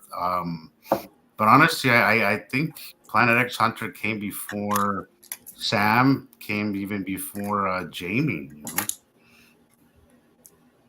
Oh, okay. It's been a while. The early days of Montana Skywatcher 1. We were running a couple of thousand members, and I think a lot of people were drastically on the fence still. And of course, I think that once we got to the attainment where we actually knew the names of the planets and we were using them regularly, and our material went out there, and we were even part of when James was affiliated, and when the planet Understanding the Sky series finally came out. I think we brought in a lot of people at that point, and we did grow. We all had to learn how to do this too ahead of time, and then there was a lot of issues with submissions and the kind of information that people were, and we spent years trying to fight the red planet thing and the destroyer thing and the mixing of all the information that everybody thought that they knew. And so I think a great first couple of years was us trying to push the rotten berries out of the good berries and separate what was usable. And I think there was a great movement literally about 215, 216, 217, where we started finally reaching people in a learned, understood manner. And that's, like you go back all the time, Jesus, and you say you like the way that I did things and how unfortunately strict I had to be. And you can describe to those people what we went through. Because it was like trying to run a kindergarten. It really was. It was. It is. And you could tell just by you have to have some kind of order, and this is why I often say this to people who tell me that, because I hear it all the time, and I know you hear it too, but some people get a little sensitive about you maybe getting on them. And we've all had that run-in with you. Anybody who's been on Montana Skywatchers long enough has had that. But and I run in different moods too. I have different elevations of patience. Yeah, but there has to be some sense of order to something for it to stay right. For it to stay what it is, or else it's going to be right. And we have chaos, and this is why our documented information became time proven, is because we stuck to the rules, because we weren't letting people send in the Harrington names and the orbit models that were generated by so and so or Talbot, or not Talbot, but other non well-known scientists. And there was so much, and we still get it from India right now. We're getting a whole new influx of people. I unfortunately, folks, from India, if you are trying to become a member of Montana Skywatcher 2, you need to write me a private message somehow through someone else, because we are getting nothing but spammers galore from India. So I've had to be 3 times as looking into who you are before admitting you into our site, because we've gone through so much spam bombing here, unfortunately, in the last couple of months. And so it's very difficult currently to get in. But the documentation, the creation, the time proven, has all because of that set of rules and how we had to run things. We had to keep people on track. We had to ask for certain types of submissions, not, I found this on somebody else's site, which still keeps happening, by the way. Neo Indigo Star needs to be, I hope you're listening to our show, and you need to tone down your finding and YouTube retrieving information. Yes, you're an older member. I do let older members, including JD and other people, get away with a little more leeway, but you need to include that information when you do a type up on your heading. If you're going to use other people's material, I need more information. Otherwise, I'm going to remove yours. Anyway, I wanted to say that publicly, just in case. I did type it to him earlier, but I don't know if he sees it. I see him rarely and occasionally. So anyway, there's a whole bunch of background scene information that we're all doing. Rebecca's sites and Jesus' sites and JD and Gillian and Andy Pohl and Matthew and we're all working. And so all this information comes into a central hub, and this is where we share this on our bi-weekly show. And because there's a lot going on. And Audrey, where are you? I need to set that in my brain. South Africa. Oh, that's right. We talked about that before. Bang, the bell went off. Oh, yeah, we already discussed this. Duh. I look at your post, and it's like it's not sinking in your case. So I keep wanting to think you're in Germany. Maybe that's why. Face blue smiling, face blue smiling, face blue smiling. Yeah, it's a bunch of little emojis. Oh, okay. That didn't. Yeah. Oh, president. Yeah. Oh, boy. And I'm emailing you back right now, Rocket Man. So I don't know if I want to be president. I would be I would be very fine at running my own ashram, thank you. But president, I don't think so.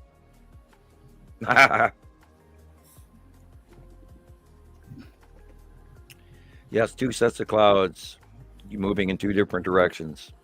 That's exactly what you start to look for. You got to learn and discern. When you start out with the dark areas, you watch the cloud, you ignore, and this is where we went into the sea trails in the early years, where everybody was talking about them and getting us flagged, and we got in a whole bunch of trouble over that. And we kept getting booted off of Facebook and Facebook jail. I've been in Facebook jail so many times I've lost track. We got to the point where we completely ignore the base clouds, the normal Earth clouds, where you don't even see them anymore. The same thing with the sea trails. You don't even see they're there anymore. You've learned over time to ignore them. And then you start looking at the dark areas. Then you focus in on where the sun is, what the size of the planet is. Then you cross-reference it with the monthly sight drawing.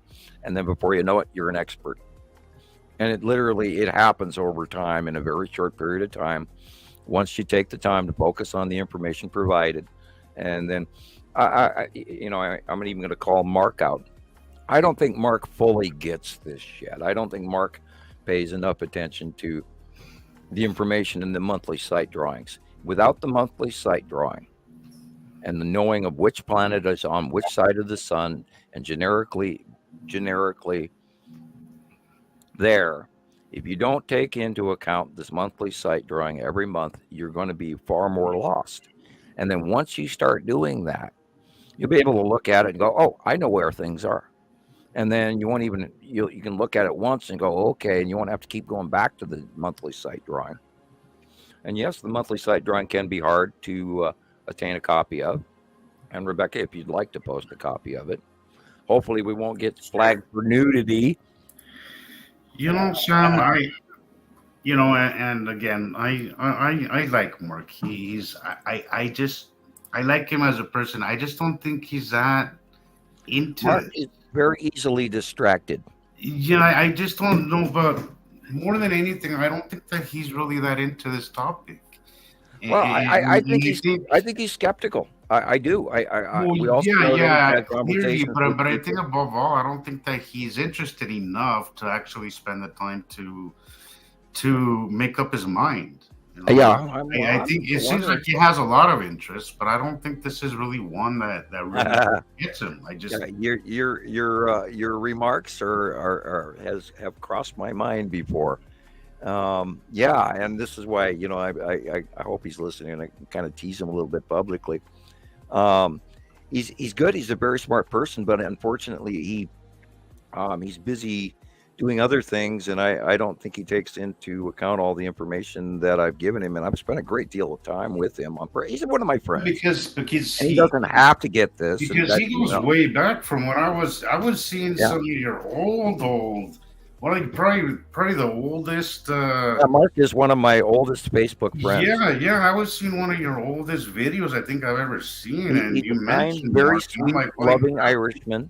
He's a really fine, well respected Irishman, and I respect him as a person. He's younger. He's about half my age.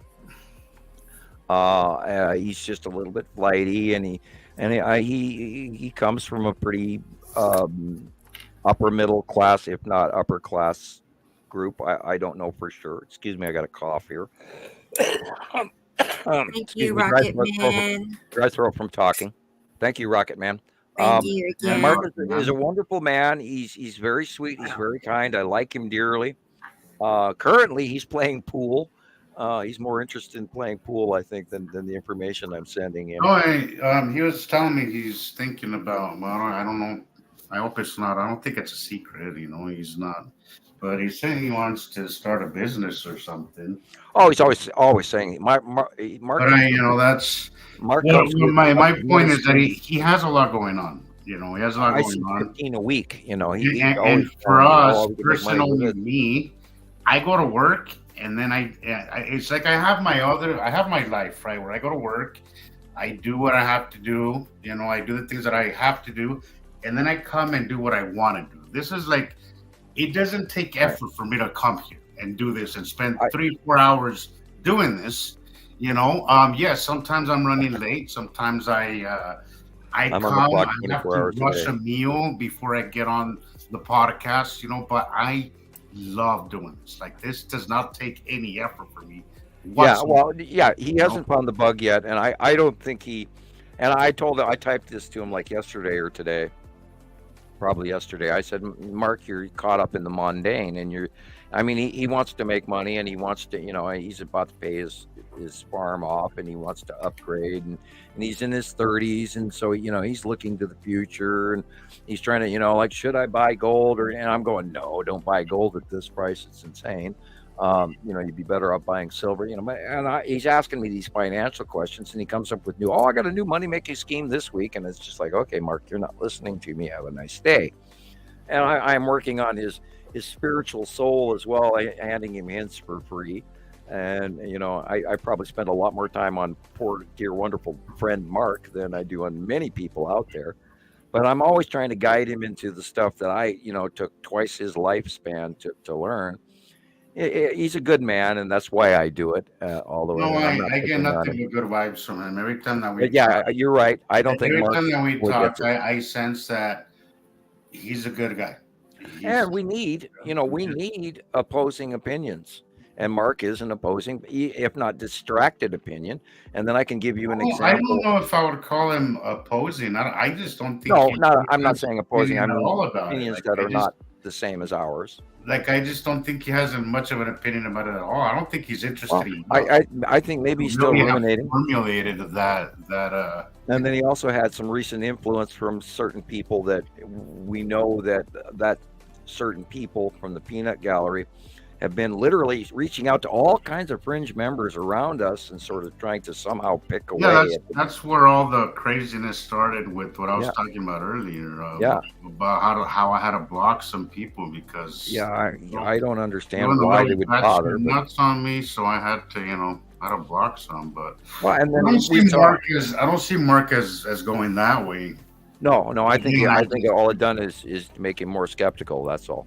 yeah, I just feel like Mark has a busy Yeah, world he's busy. life and Yeah, something he's that busy. most of us here lack. Right. Well, he goes I to go work. to work and I do what I have to do because I have to make a living, but He's had the same job for many years. I don't really enjoy worldly things very much. I enjoy Right. this. I enjoy taking pictures. I enjoy taking videos. That's when I light up like a Christmas tree. Like Yeah, this has become the, my greatest the obsession as skies, well. if the skies are showing me planets. That's what gets me going. That's what gets me going. That's what makes my day. It'll make my week. And Yeah, coming I'm home dreaming this when I wake working up. on my footage and putting together a video, that to me, that is genuinely what I love doing. So of course, when you have somebody that loves it on that level, you are going to learn on a way deeper level than somebody who's not really that interested. It's just the way it is. Rebecca, you know that you're like me. You're obsessed with this stuff. You eat, breathe, Oh yeah. and sleep this stuff. Yeah, I wake up Right. thinking this. I mean, I'm clicking my pillow at night, talking to people 24 hours a day. It's That's like that all too. I do. I don't even hear the music, by the way, Karen. I don't either. You I don't was hear gonna it? say I thought it was already off. Yeah, I don't have headset on, so I don't hear it at all. I Yeah, I can hear just barely a hint of it, yeah. and my speakers are 3 feet away from me. I just want to say hi to Audrey. I know she's been seeing most of our shows, if not all of them. Okay. She was saying it's Uh, 6 a.m. in I'm gonna her. back out. I'm gonna back out and come back in. Okay. And I'd like to thank everybody that did send a Christmas card and a small donation. Thank you. It's finally, it did help pad. We didn't completely make our goal, but I managed the rest. It was a little smaller than it has been in last year's, but I understand economically we're all in trouble. But thank you everyone that did send in Christmas cards. They were far less than normal. I'm not even talking about donations. I'm talking about just Christmas cards in general. But thank you. And now that we're at the new year, we're going to hopefully do a little bit better and earn your subscription, as Dan Hurd says from YouTube. And there's a lot of YouTubers out there I would love to promote all the time, including just not only us, but other people. We've had such a horrible heat wave in South Africa. Yeah. Yeah. And we're way too warm here too. We have just a wisping of snow on the ground. And right now or actually next week and the week after, we're going to hit a cold snap here in the United States. We're finally going to catch up to where we're supposed to be normally. Um, yeah, we were talking on many shows previously about, is the effects of Nibiru lessening? And I think we're about to enter a new stage that's going to be kind of spooky. I hate to say that. I want to be wrong. I really do want to be wrong.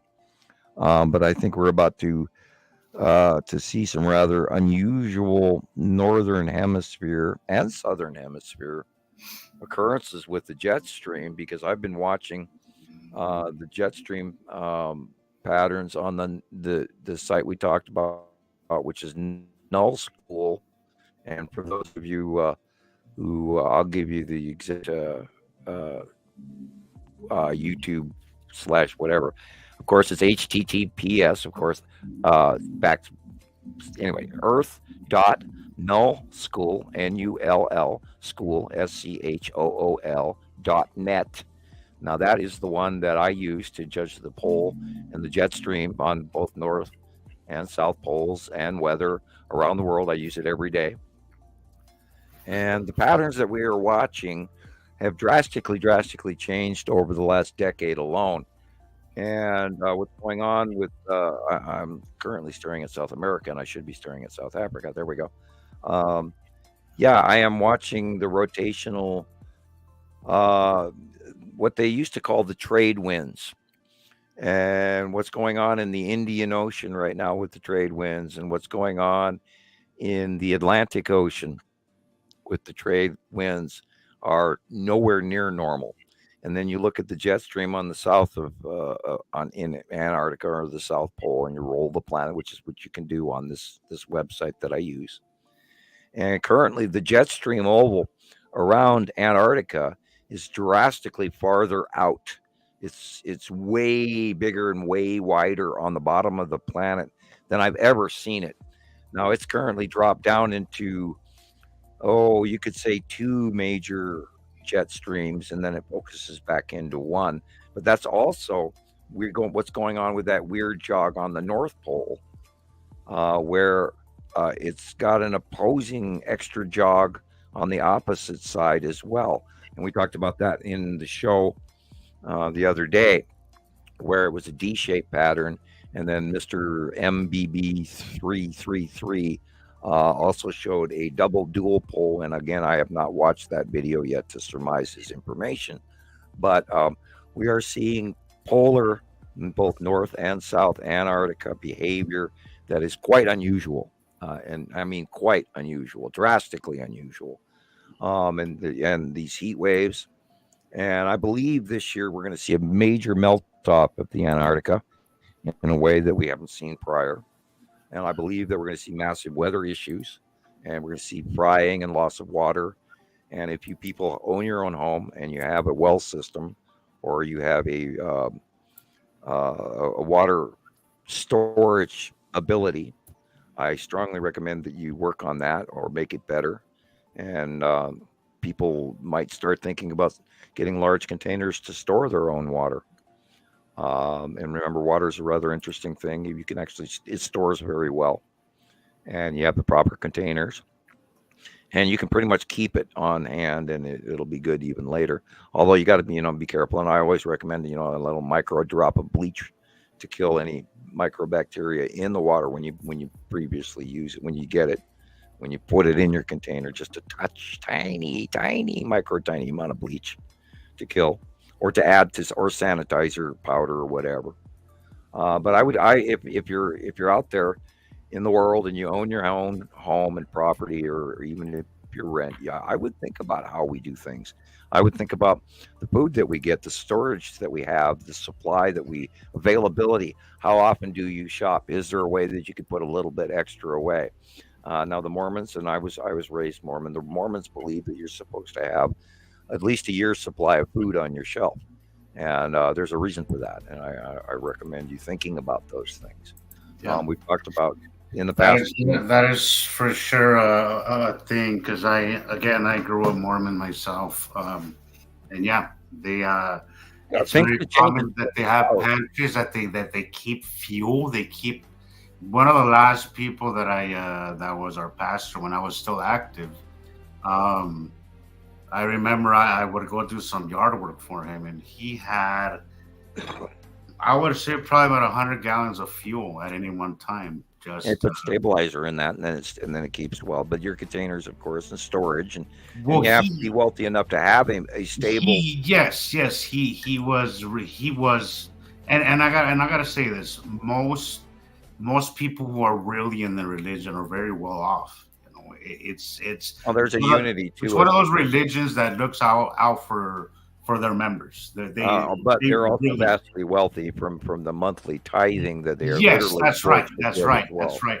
But it's entire communities, Sam, and here Yeah, in yeah, Salt Lake, I will see yeah. entire communities with the church in the dead middle of Right. it, and you'll have these literally almost $1 million homes just surrounding Yeah, it. my mother was a member of the Mormon Church Just till an the day she entire died.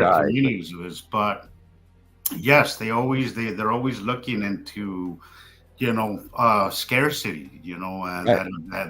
and they're And that like also stems from people that went through the 40s and the that's right. 30s and the famine in the 30s, and we are right at that very similar weather occurrences, just like in the 30s, but actually worse, and including the derechos and including the Southwest weather patterns, and they don't talk about it in this. And I still watch the farm report in the morning all the time, and I'm watching, crop prices and who's buying the corn and who's buying the soybeans. And this year alone in South America, the soybean crop is going to literally fail. And if you look at the number of influxing people that are heading our direction, a good portion of their crop workers may be heading our direction because they can't find the work.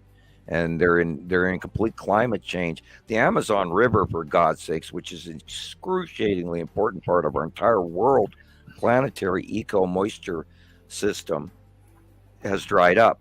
And if you don't believe that this summer we are going to really, really just fry our asses off, well, then you're not paying attention and you're burying your head in the sand. We're in trouble. And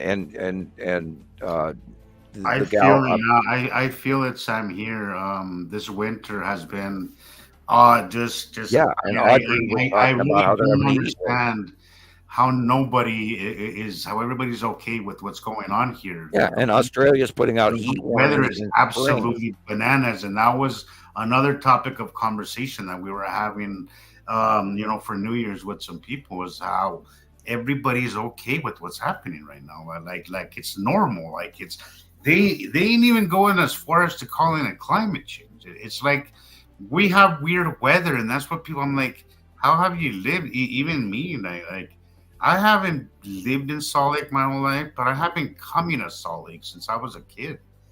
Oh We've yeah, been living in this Salt Lake. isn't normal. The And skies yeah, aren't I can normal. tell you that this is The not weather normal, isn't normal.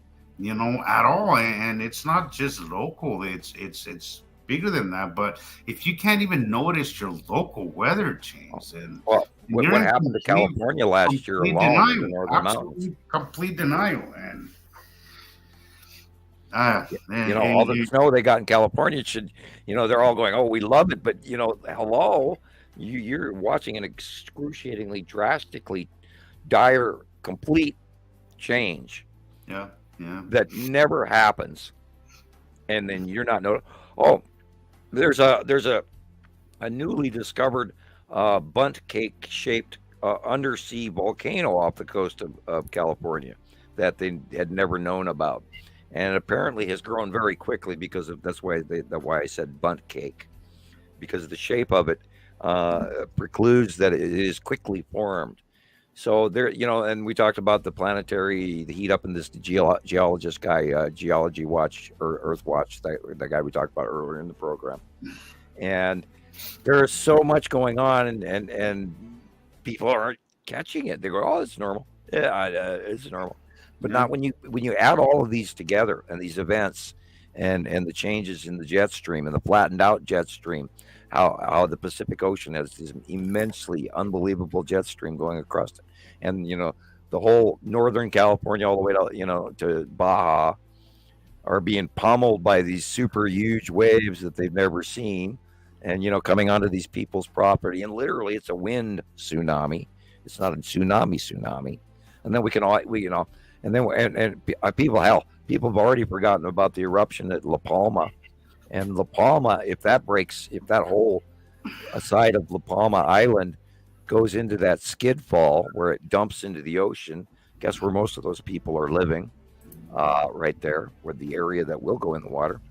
And if that were to occur, we would see the entire from northeastern southern Canada all the way down to Cuba completely inundated with a massive tsunami the size Earth has not seen in 10,000 years. And about 10,000 years, like with the loss of Doggerland. And all of these occurrences, they can occur, and we're watching all of this shit ramp up, including the geological, volcanic, and the tectonic plate movement, and the weather changes, and the jet stream changes, and everything all going off right in our face, and yet people go, it's okay. So we got a little bit of snow this year, no biggie, that's normal. We're in trouble, Warning, Will Robinson, Yeah. It's gonna be a weird. I don't know what this next cycle is gonna be, Sam, because it's like it's almost like the 180-day cycle never ended, and now we're back almost in March again. Right. And I'm just like, what's gonna go on, because this cycle is going to be intense. I want to be wrong. I really do. But I do too, because again, this last cycle was a little scary. In the beginning, it was some scary shit. Yeah, what's going to happen when they go past us? When they're actually in our absolute proximity, and they're going beyond us, and they're pulling at us and coursing and circling and rotating and passing. And are we going to see, major geological effects, or even increased electromagnetic increase, which will heat up our core? And I've been expecting a major volcano to burp up anytime now in the North Pacific Northwest, anytime now, including California. Arizona, while we're at it, or Texas. There's been geological cluster volcanoes cluster earthquakes in volcanic laden, previously displayed quiet seismic volcanic areas. And anytime now we could see a brand new birthing of anything from Mount St. Helens to to any of the number of the quiet sleeping giants in the Mammoth Mountain Range in Northern California or Arizona, or any of them. And there's been evidence of activity going on in Yellowstone again, and it was shut down for some reason, and they're not saying why. So then I've been watching the earthquakes in our area, and we're having quite a few, but they're all small. But then the pattern is showing that there's some sort of volcanic mounding going on in the entire Northwest, or the entire western half of the U.S. Because I have to include Arizona. In that video I shared, how Mecca was like getting all plush and green, because they're getting so much water now that the deserts are getting all covered in grass. When the rivers dry up, or when it rains, and when it does this, and they just went through a locust plague, and they had massive flooding going on in that area, and that's in the Quran, that's part of the end days. Well, I was gonna say, I hate quoting the Bible, but I do believe that there is some historical truth there, historical accuracy. Right. But it does mention that there will be places that were dry will be lush, and vice versa. It does mention that. My dad talks about it all the time. And the Earth tip is going to automatically manifest that, regardless. And then you add the decades worth of weather changes.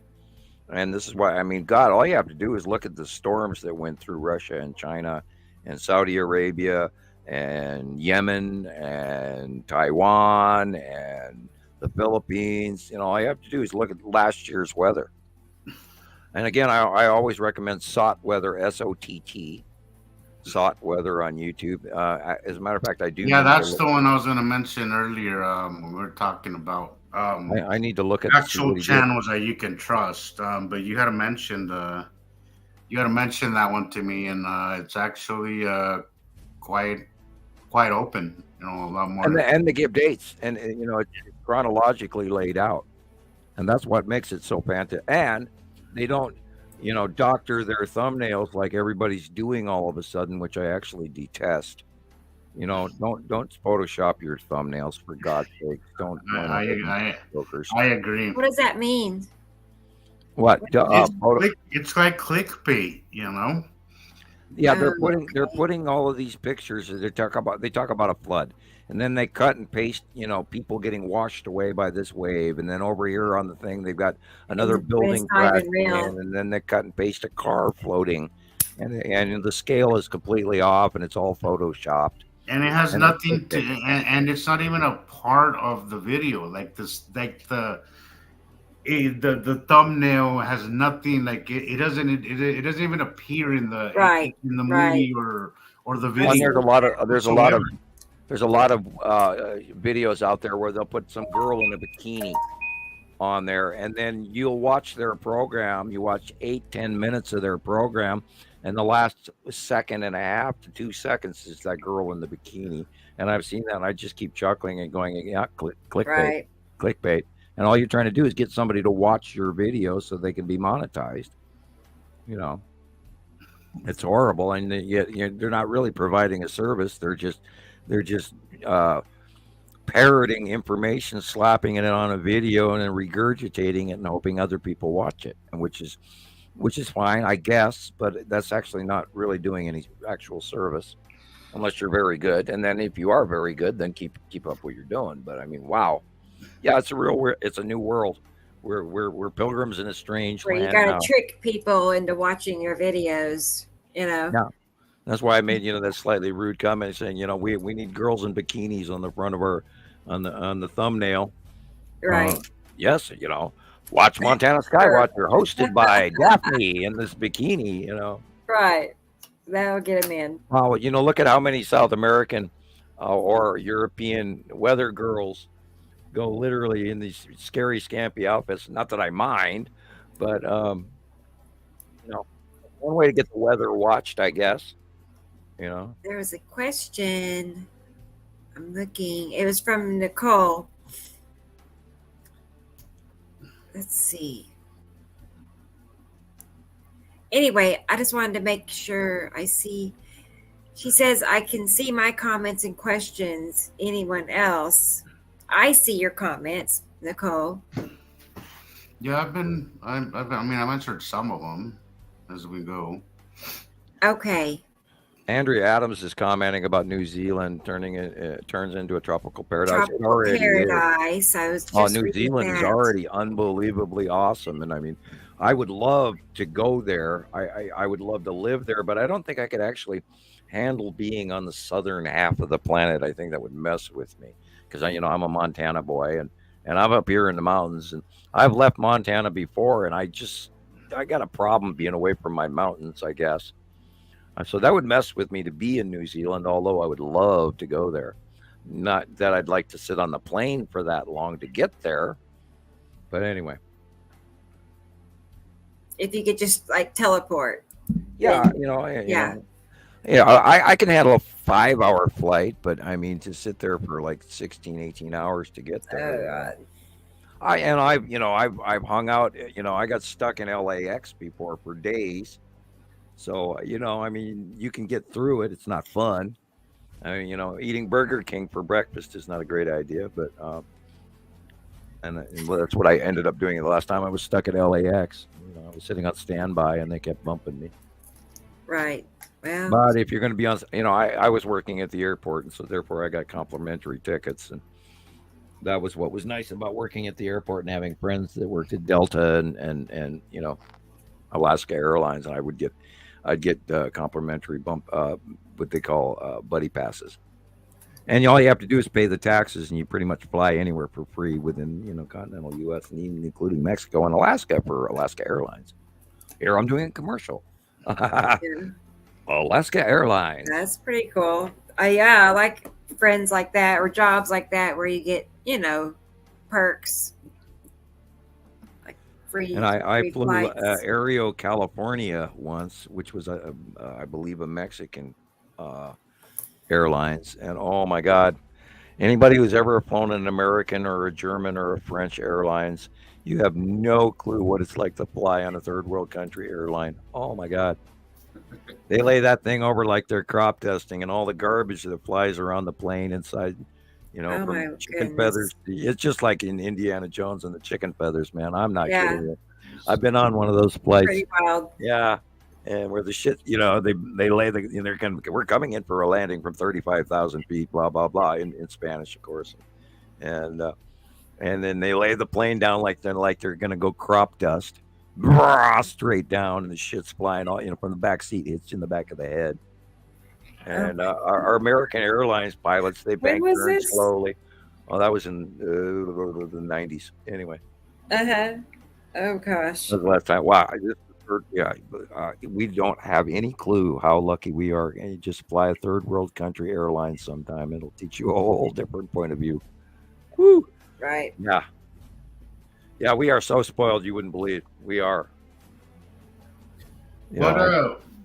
What do you think? What does Nicole mean by La Palma, if that's possible? Do you know what she's talking about, Sam? La Palma is the volcanic islands off the coast of Spain and northwest Africa.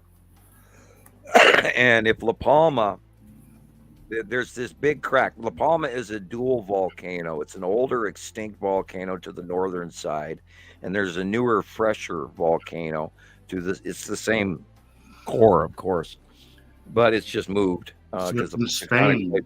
Excuse me. It's one of Spain's Canary Islands, is what I'm saying. Right, one of the Canary Islands, exactly.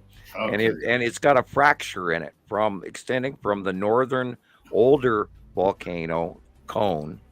They're linked, but the cone, the undersea or the magma shaft has moved with tectonic plates, and so it created a second volcano, or a second island, but they're linked, and that whole face all the way from the northern volcano all the way to the southern shore island has fractured, and it has landslid into the ocean in previous cycles, but I believe it was like 30 or 40,000 years ago.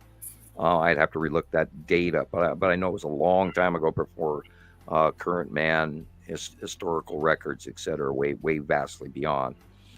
And they expect that with the size of the crack, the fissure going straight down the crest of the volcano, if it was to do a similar outburst volcanic eruption, just like Mount St. Helens did, then all the side material would blow into the ocean, and that would cause a literally 300-foot tsunami on the East Coast from Canada to Cuba and South America.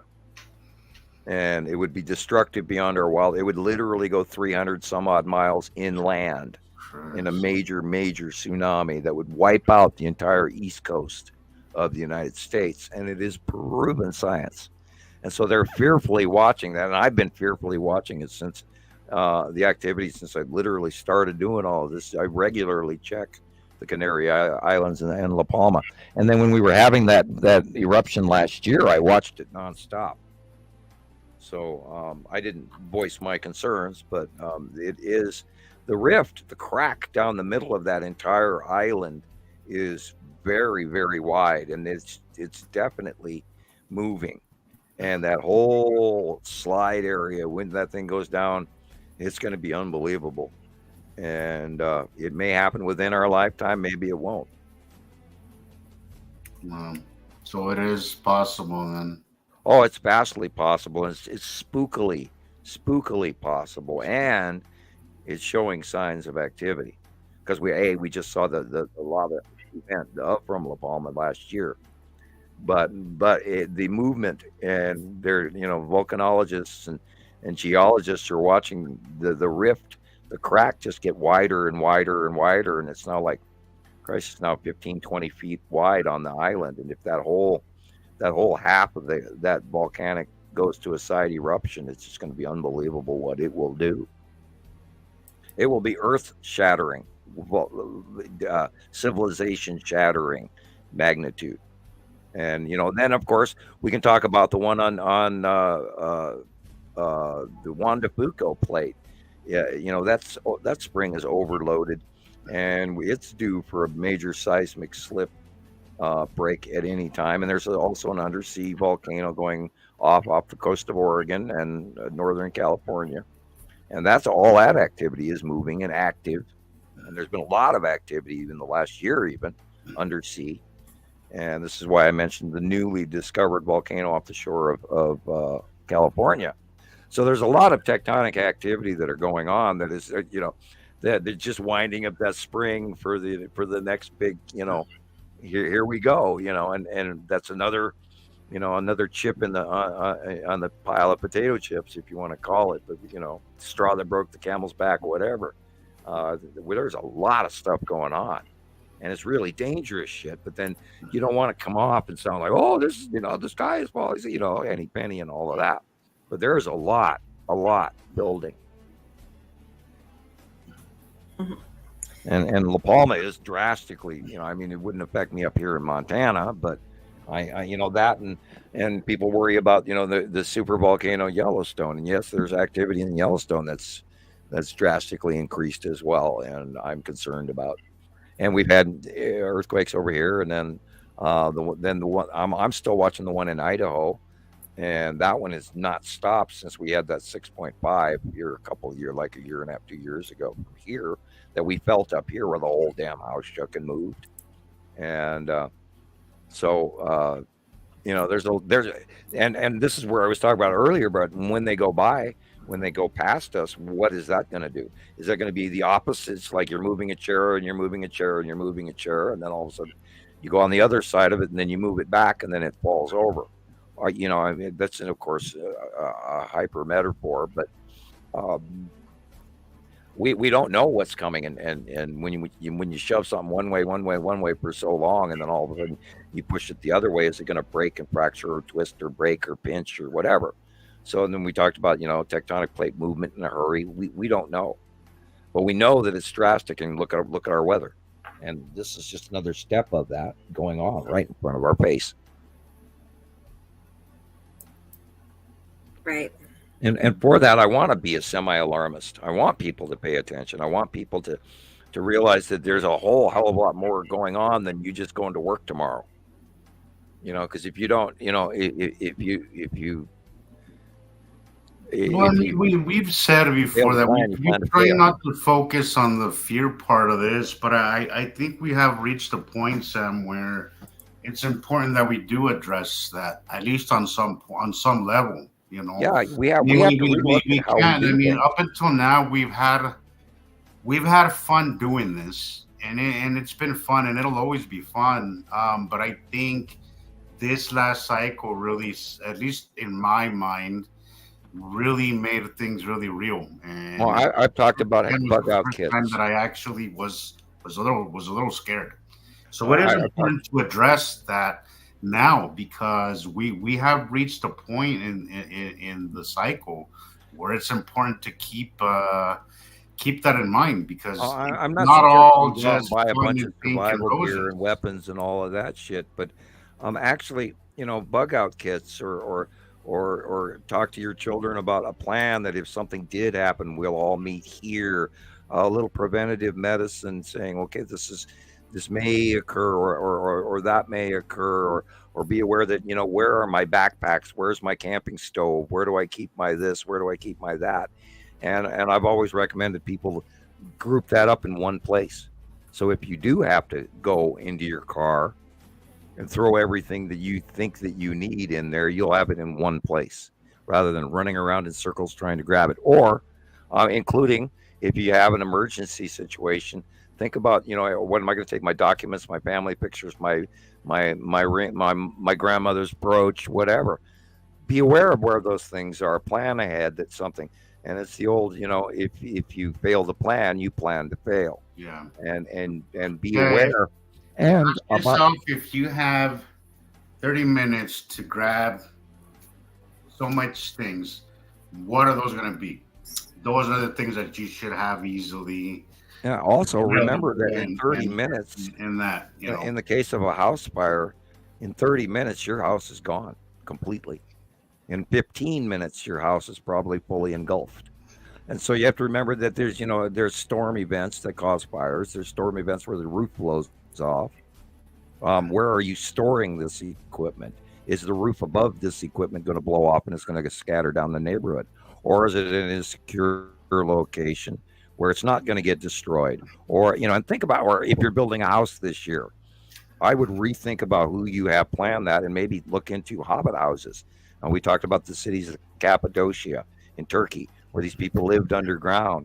I recommend the hobbit house with a very thick cement roof with grass growing on top of it, half buried into the building. And that way you're using half of the 50-degree temperature to save yourself on heating costs. It's a greenhouse. They call them earthship. Look into earthship building. So it's a house that's built partially into a mountain. Now look into this. Look into geodesic domes. I mean, look into, we talk about cars and stuff, and I frankly don't believe electric cars are the answer in Montana at all. I don't think they're gonna fare well here either at all. Period. Batteries and freezing cold don't mix. So if you live near the ocean, on any shore, on anywhere on this planet, you're in trouble.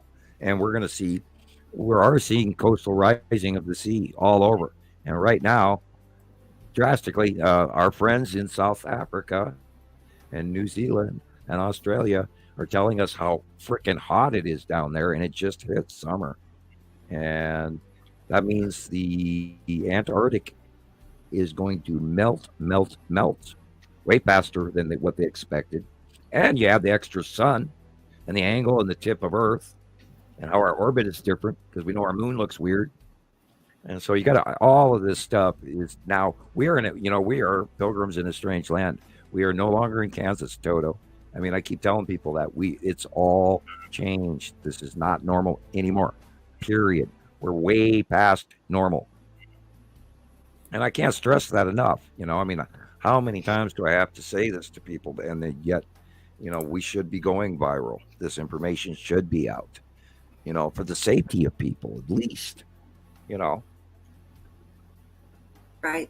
I mean, there are some people that could possibly, save their families' lives just by moving away from the coast, for instance. Even personal education of your children. I mean, don't hand them the whole ball of wax and scare the hell out of them. But point out situations. Point out that, hey, if we ever have to do this or if something like this is, talk about it, and yes, it can be a trouble for relationships. I understand that. We've all gone through it. My 40-year long friends are no longer visiting, and I don't get a Christmas card either. Hello, Punch Cloud. Yeah. And that of course is the flame like bottom clouds of planet, or Saturn's yellow moon, excuse me. And these weather occurrences are happening nonstop, and we've been watching it. We've documented. You guys have got to listen to this. I mean, what am I supposed to say? I mean, how crazy do I have to get before people start paying attention? And we spent the last 13 at least years. 32 or 34 or 5, whatever, how many is here altogether. That many are listening. Well, congratulations and thank you for being here. I mean, you're at the right place. We're I know, we're such an elite group, aren't we? And I want to thank Rocket Man. I just can't. Rocket Man's on a roll tonight. Away. He's like our biggest fan tonight. So okay, whip out the Elton John. Here we go. Yeah, thank you so much, Rocket Man. Seriously, well, you know what? Whenever I had to back out because the music wasn't playing, um, I come back into the app and my monthly bill was due.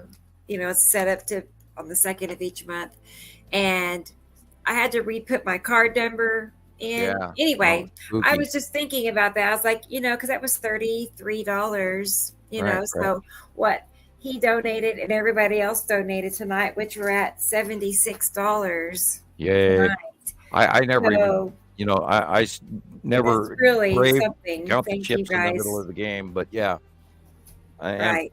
I don't try to focus on money at all. And thank you, But it is everybody. necessary, Oh, I know, Right. but I try to Yeah, I was stay super as far happy. away from that as I can. Like I had gotten my laptop, remember last week, and I had not last week, but a few weeks ago, and I had to pay for it last week. That Right. that stung a little bit, but I love it, and I love that I'm able to do this without my phone freaking out or with the Right. clickety clacky and stuff. So it's Yeah. unfortunately it's necessary. I mean, this No. doesn't.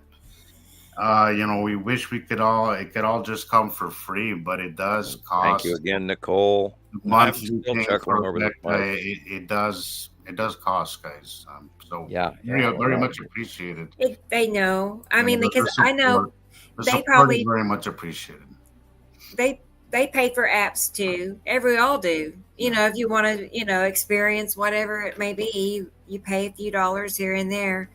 So the same goes for us. We pay for it to make all this happen. So geez, my scroller stopped nice. scrolling along with the thing. I hate it when it does that. I wanted to I address mean, I just appreciate Andrea's it. concerns with Yellowstone. Yellowstone is very well vented.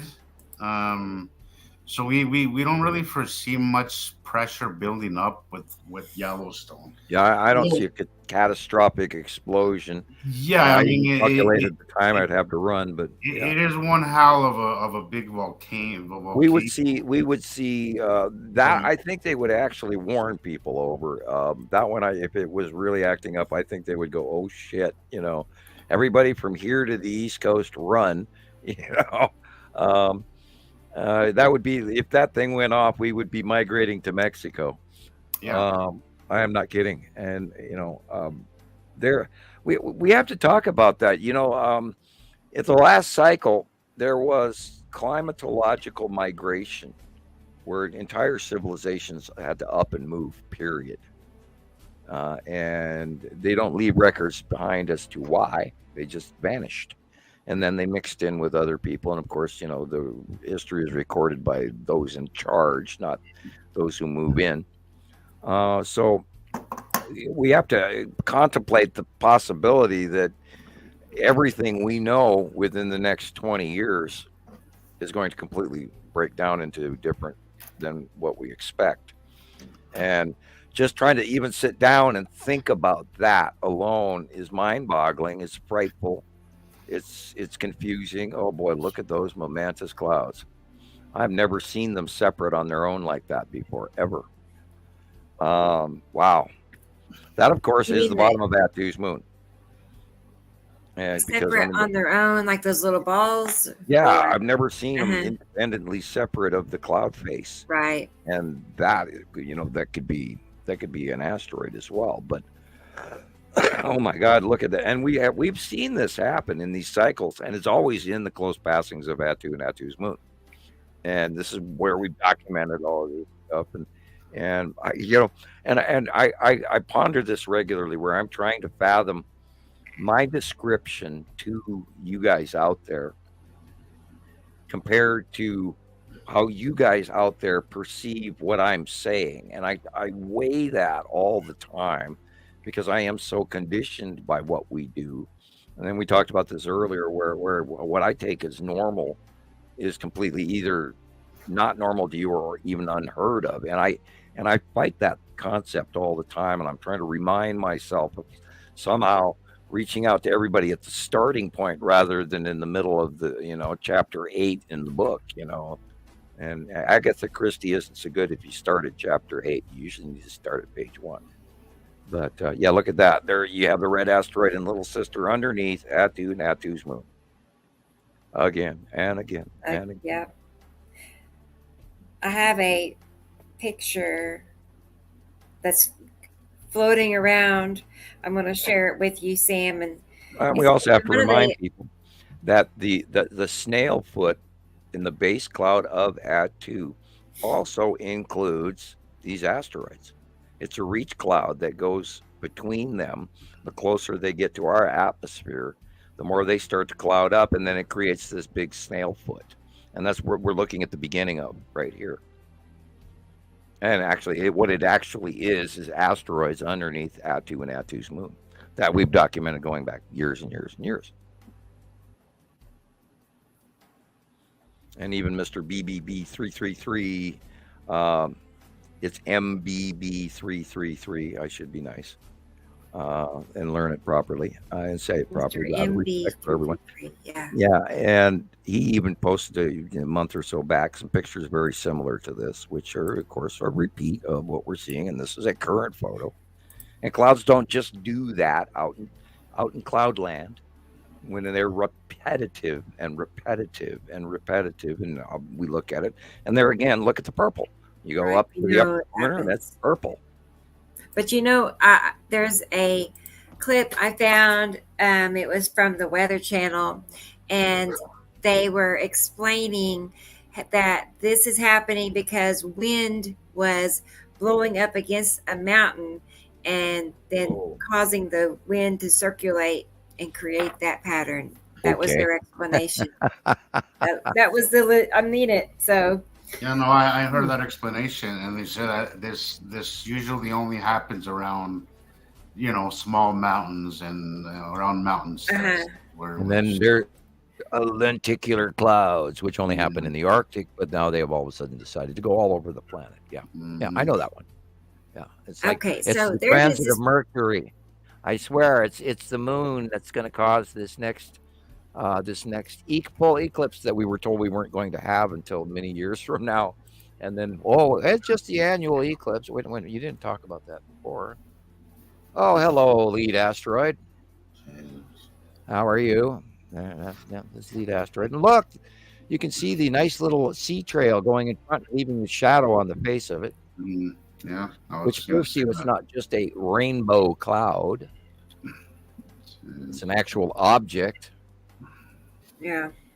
Hello, come on. And what amazes me is how many people buy into this shit and they go, oh, no, that's just this.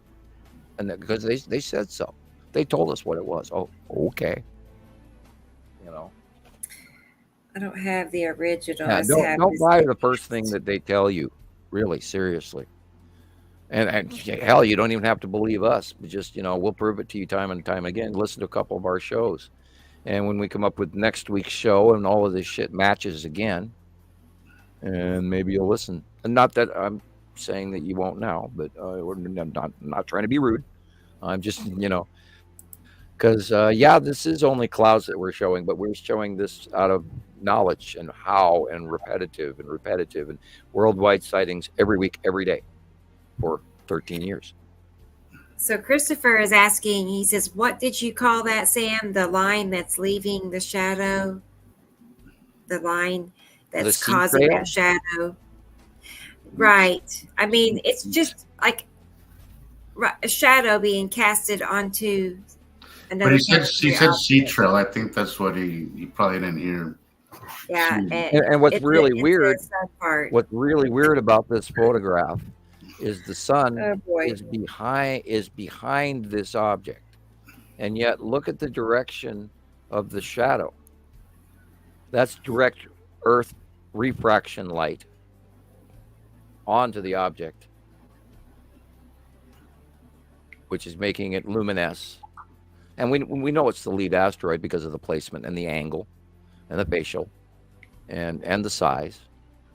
And look, where there's that blue little blob right there that's telling us that the blue asteroid is somewhere in the lens area. I'm going to have to redraw that. I think in this shot, it's in the upper right on the shaft. because I see a little something hiding behind that shaft light of the X there.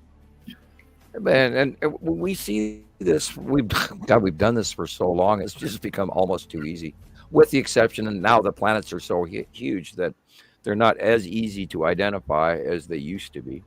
And which is, pardon the expression, as I buff my fingernails and in a semi-arrogant boasting gesture, say, I'm good at this. We've done this long enough. Yeah, I mean, you've proven yourself. And well, you too, Rebecca. I've been watching you. You've been answering everybody's questions for me, and there's a lot of people who go, Rebecca, what is this? They don't even ask me anymore. They're asking you, and you're accurate. Sometimes, yeah, right. Well, no, most of the time you are accurate now, and I don't. Okay. When was the last time I had to correct you? It's been a long time. Wow. I haven't had to correct you in forever. Oh yeah, I remember a lot of times. I was just going to say, I remember a lot of times, like, because I didn't want to be wrong. It's a horrible feeling. It's right. Yeah, I understand, because I hate being wrong. Right. I dread it. I would still go ahead and share something, even if I wasn't sure. Even if I was over 50% sure, let's just say, well, you learned this, and this is why That's how I learned. I mean, I would go ahead and share it. You earned your scientist. It was right. You earned your lab coat. That's nice, Sam. Thank you. Really. And yeah, and people are showing you that by respectfully asking you, and they trust your opinion, and that's why I try to, when I see your comments to other people, and I'll just reach over and hit a like button on your little thing on your comment there, and so that way that I saw it, and right, and that you would tell me if it was something right. And I don't get mad at you if I have to correct you at all. You've earned every inch of what you've earned your place. You do your science. Oh man, and it was like I was telling Mark as well. I was like, thank you the other night for posting what you did post, and while we were in the middle of the show, and his information was informative and perfectly timed, and it matched what we were talking about. And so, and anyone and everyone out there, all of the citizen scientists out there, you can all earn your spot and what you're good at. Now, this is a picture of the bottom of Nepacity, and we've seen this so many years in a row that we know it automatically. And because Nepacity is the only one that looks like that, with the exception of Saru, but its base cloud would be much thicker at the bottom and quite a lot more oily and bright, whereas Nepacity is shadowy. And believe it or not, Nepacity is a pretty small planet in comparison to Saru, completely different size. Yeah, thanks again, Rocket Man. Rocket Man, our biggest fan. We could write a song about Rocket Man. Thank you again. Goodness. Again? Yeah. He's very supportive. Very, Audrey, very. Thank you. That's a very important question. The answer is yes. Cool. And I briefly touched on that earlier in the show, and I didn't want to put my foot in my mouth or the gun at my head. Not my gun, but somebody else's gun at my head over this. That's a topic I can sort of hint at. Yeah, that's exactly what is happening. And there's the old term tribute to the gods that I could answer. Well, hello, red asteroid, spiral asteroid, a whole bunch of little sisters. And there's that same pattern again. Underneath, if you look up above it, there sits Natu's moon. And there's probably not a mountain in sight, the mountain theory. Yeah, probably not a mountain in sight. Well, although there are pine trees. Pine trees do grow in the mountains. Yeah, not a mountain in sight. Yeah, and this is, unfortunately, I ran into this when I was briefly with the government, where they believe people are generically stupid. And unfortunately, I am going to partially agree with that statement. There are a handful of really, unfortunately, gullible folks out there. And I would love to spend a little time helping you in any way I could possibly do so. Although a lot of them get mad at me for doing that. Look up, people think we are crazy. Yep. Yeah, Mark was even going on. I was kind of a little shocked about that when he said that he didn't dare look up in public. Oh, really? Yeah, well, Ireland, they're very social. They're like 1950s America in some cases. You gotta say, I have felt awkward in a crowd, but it hasn't stopped me. Oh hell, I'll stand in the It Walmart hasn't parking lot stopped for 10 me. minutes and stare up. Yeah, it has not stopped me from recording, and Same. yeah, no, but I have lived in small towns, small community before I moved to Salt Lake, where nobody really gives a crap here, you know. Um, I have lived in small communities where it's so small that people have nothing else to do but then to gossip. So I kind of get it, you know. And again, I've even had the cops call me a couple of times out there. Again, because people just have way too much time on their hands, and small town folk could be a little judgy, Yeah. but it never stopped me from doing it. I'm reading a It never side thing here to not just completely change the topic, but Sabrina, she says, I can always hear the music in the background. And at the end of the comment, it says, I'm autistic. I don't view autistic people as autistic. I view autistic people and people with Asperger's syndrome and ADHD as gifted. You're hyper gifted and focused on your special talents, not the rest of the world. And that's the rest of the world's way of categorizing you and slamming you and down you. And don't ever do that to yourself. You are gifted and special, not autistic. You are thinking on a different train of thought than everyone around you, and that is okay. As a matter of fact, I congratulate you for an outview that might be wondrous and beautiful and fantastic. And I have levels of what you would refer to as my point of view and my IQ and everything. I'm sort of Asperger's. I have my oldest daughter has forms of it, and that has to do with IQ. And don't let them tell you that. Go the other direction. Congratulate yourself in your special gifts. Anyway, I saw that. I felt important to talk No, about it. yeah, I saw that comment too, and I'm That's kind of glad true. you addressed that, Sam, because Because my youngest son has levels of Asperger's. Well, and they're just because they focus on different things. They're lost in another train of Right. thought, and that's okay. honestly, that's the only way I can get to sleep. I need some kind of background noise, or else I'm in my head all night, and Right? Yeah. Oh, and I suffer from that I will greatly. put on an interview with Sam. That's helped me a I lot, put you to sleep, huh? really. Um, or um, or I'll just put something, that Yeah.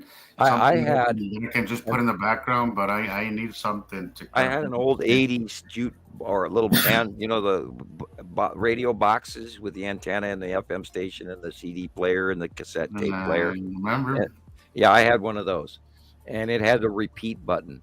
And when in the early years after being abducted, I had serious. I would go great deals of period of time. I had what do they call that? Insomnia repeatedly because I couldn't unwind, couldn't get it out of my head. And I used to play Enya's Shepherd Moon in repeat loop, and it would just play it over and over and over, and I loved it. Shepherd Moon yeah, and yeah, Enya. yeah, yeah, yeah. It's always something different. But Home chant. I Yeah. will say for like the past 10 years, my theme has been either an interview with one of your old interviews or something like that, Cool, cool. or something related to this. Holy crap! Another My one. calming, subtle voice. Yeah, okay. I find that funny, but I'll take it as a compliment. Thank you. Oh, wow. Hello out there in world land. Yeah, and here we're doing our podcast, trying to, talk to people out there about the Nibiru passing planets. And oh my God, you guys, it's just the coolest damn thing that ever was. And every time I talk to anybody about it out in public, they'll give me the weirdest damn look, and I just go, okay, here's my card, you know. And Nibiru You is here. guys. Nibiru is already here, and Nibiru followers anonymous. And And I'm constantly promoting your YouTube channel now, I Rebecca. know. I I just do know. my own. Sam's a big fan too. Thank you. My goodness, Rocket Man. I don't know what to And say of at this course, here point. we Yeah, are I'm looking at kind of most running likely. out of things to. I don't know. I Stinking. know. Really. I know. I know. It's a huge Rocket Man. Really. It adds up. I know. But wow. that'll help out tremendously, honestly. Yeah. Kind of.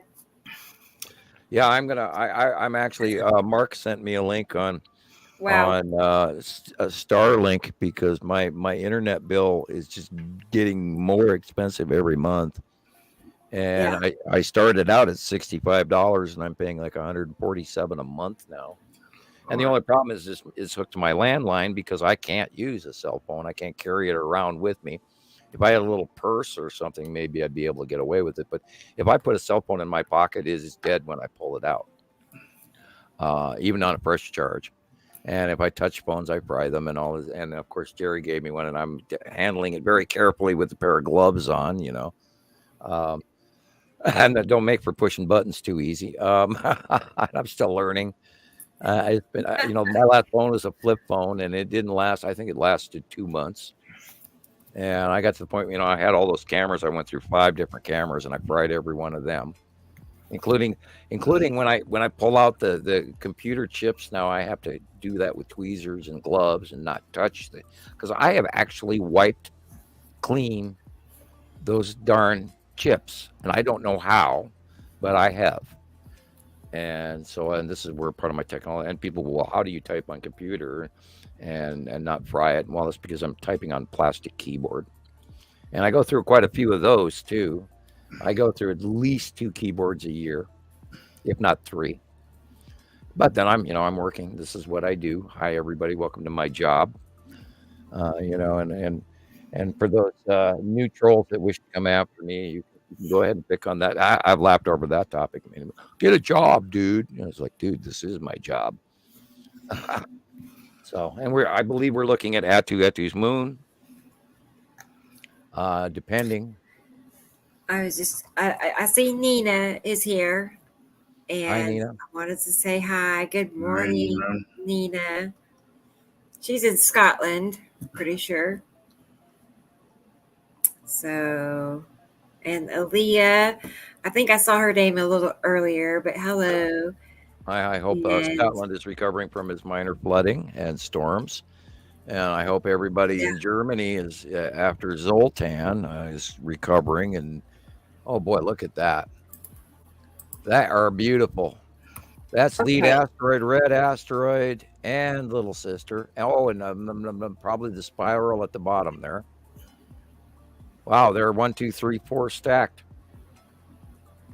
That's a cool picture. And yet there it is again, guys. And once you learn the shapes of each of these, after time, especially if you check the monthly site drawing.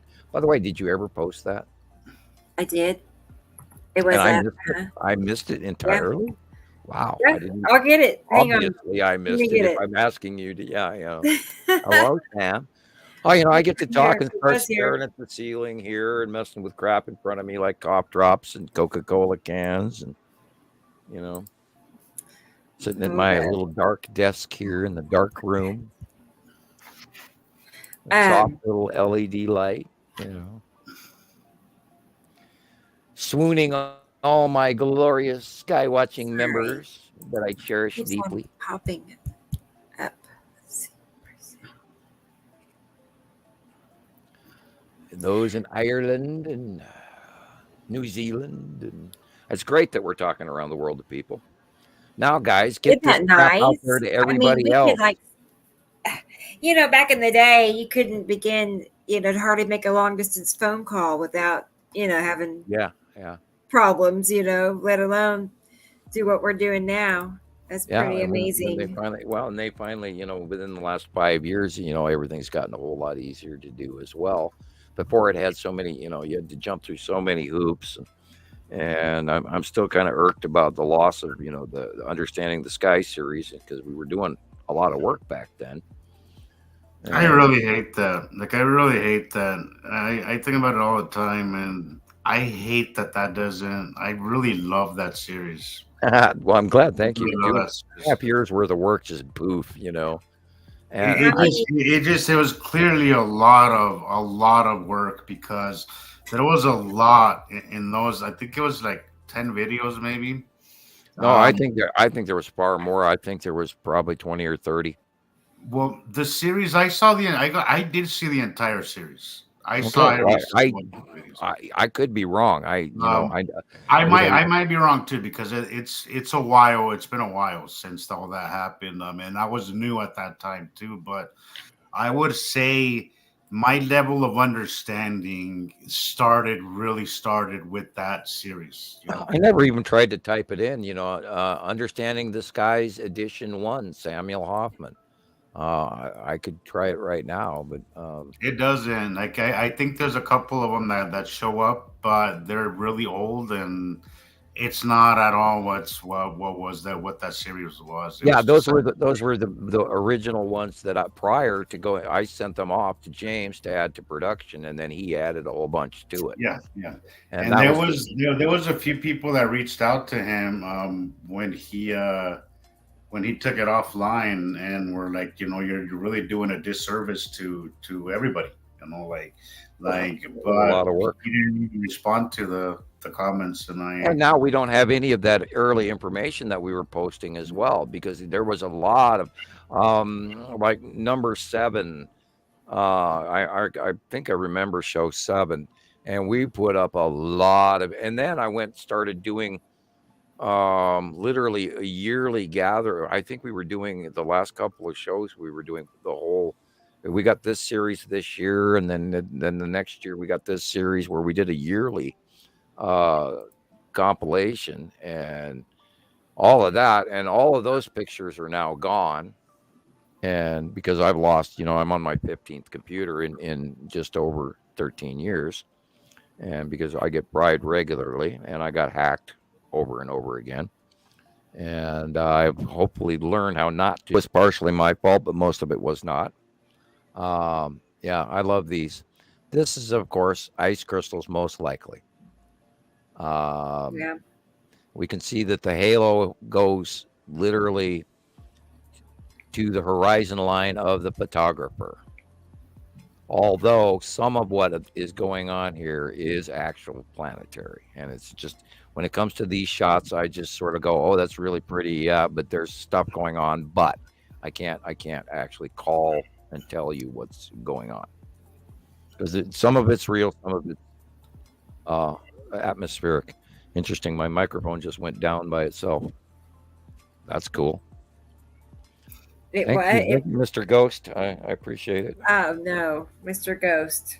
He's going to be a regular on the show. Oh, we have regular walkthrough visitors here. So yeah. And so I saw one this afternoon that was so blatant I couldn't believe it. Was like, oh, hi, white blob that just walked by. I have something I thought we could address. Okay. It's something I see a lot on these other Nibiru groups, and it's the orbs on the FAA cams. Oh, we haven't really ever talked about that, but I feel like there's a lot of confusion. Yeah. I was just seeing somebody post that I think I saw one today. On lens flare. Yeah, big time. Yeah, those multiple dots show you that it is a dust refraction. There is no red. It's not even the red asteroid, which would be right there. And you could see right there. You could see it double too. You can see it, and sometimes like a glass double. It's a refraction. Yeah, but you can see them multiply.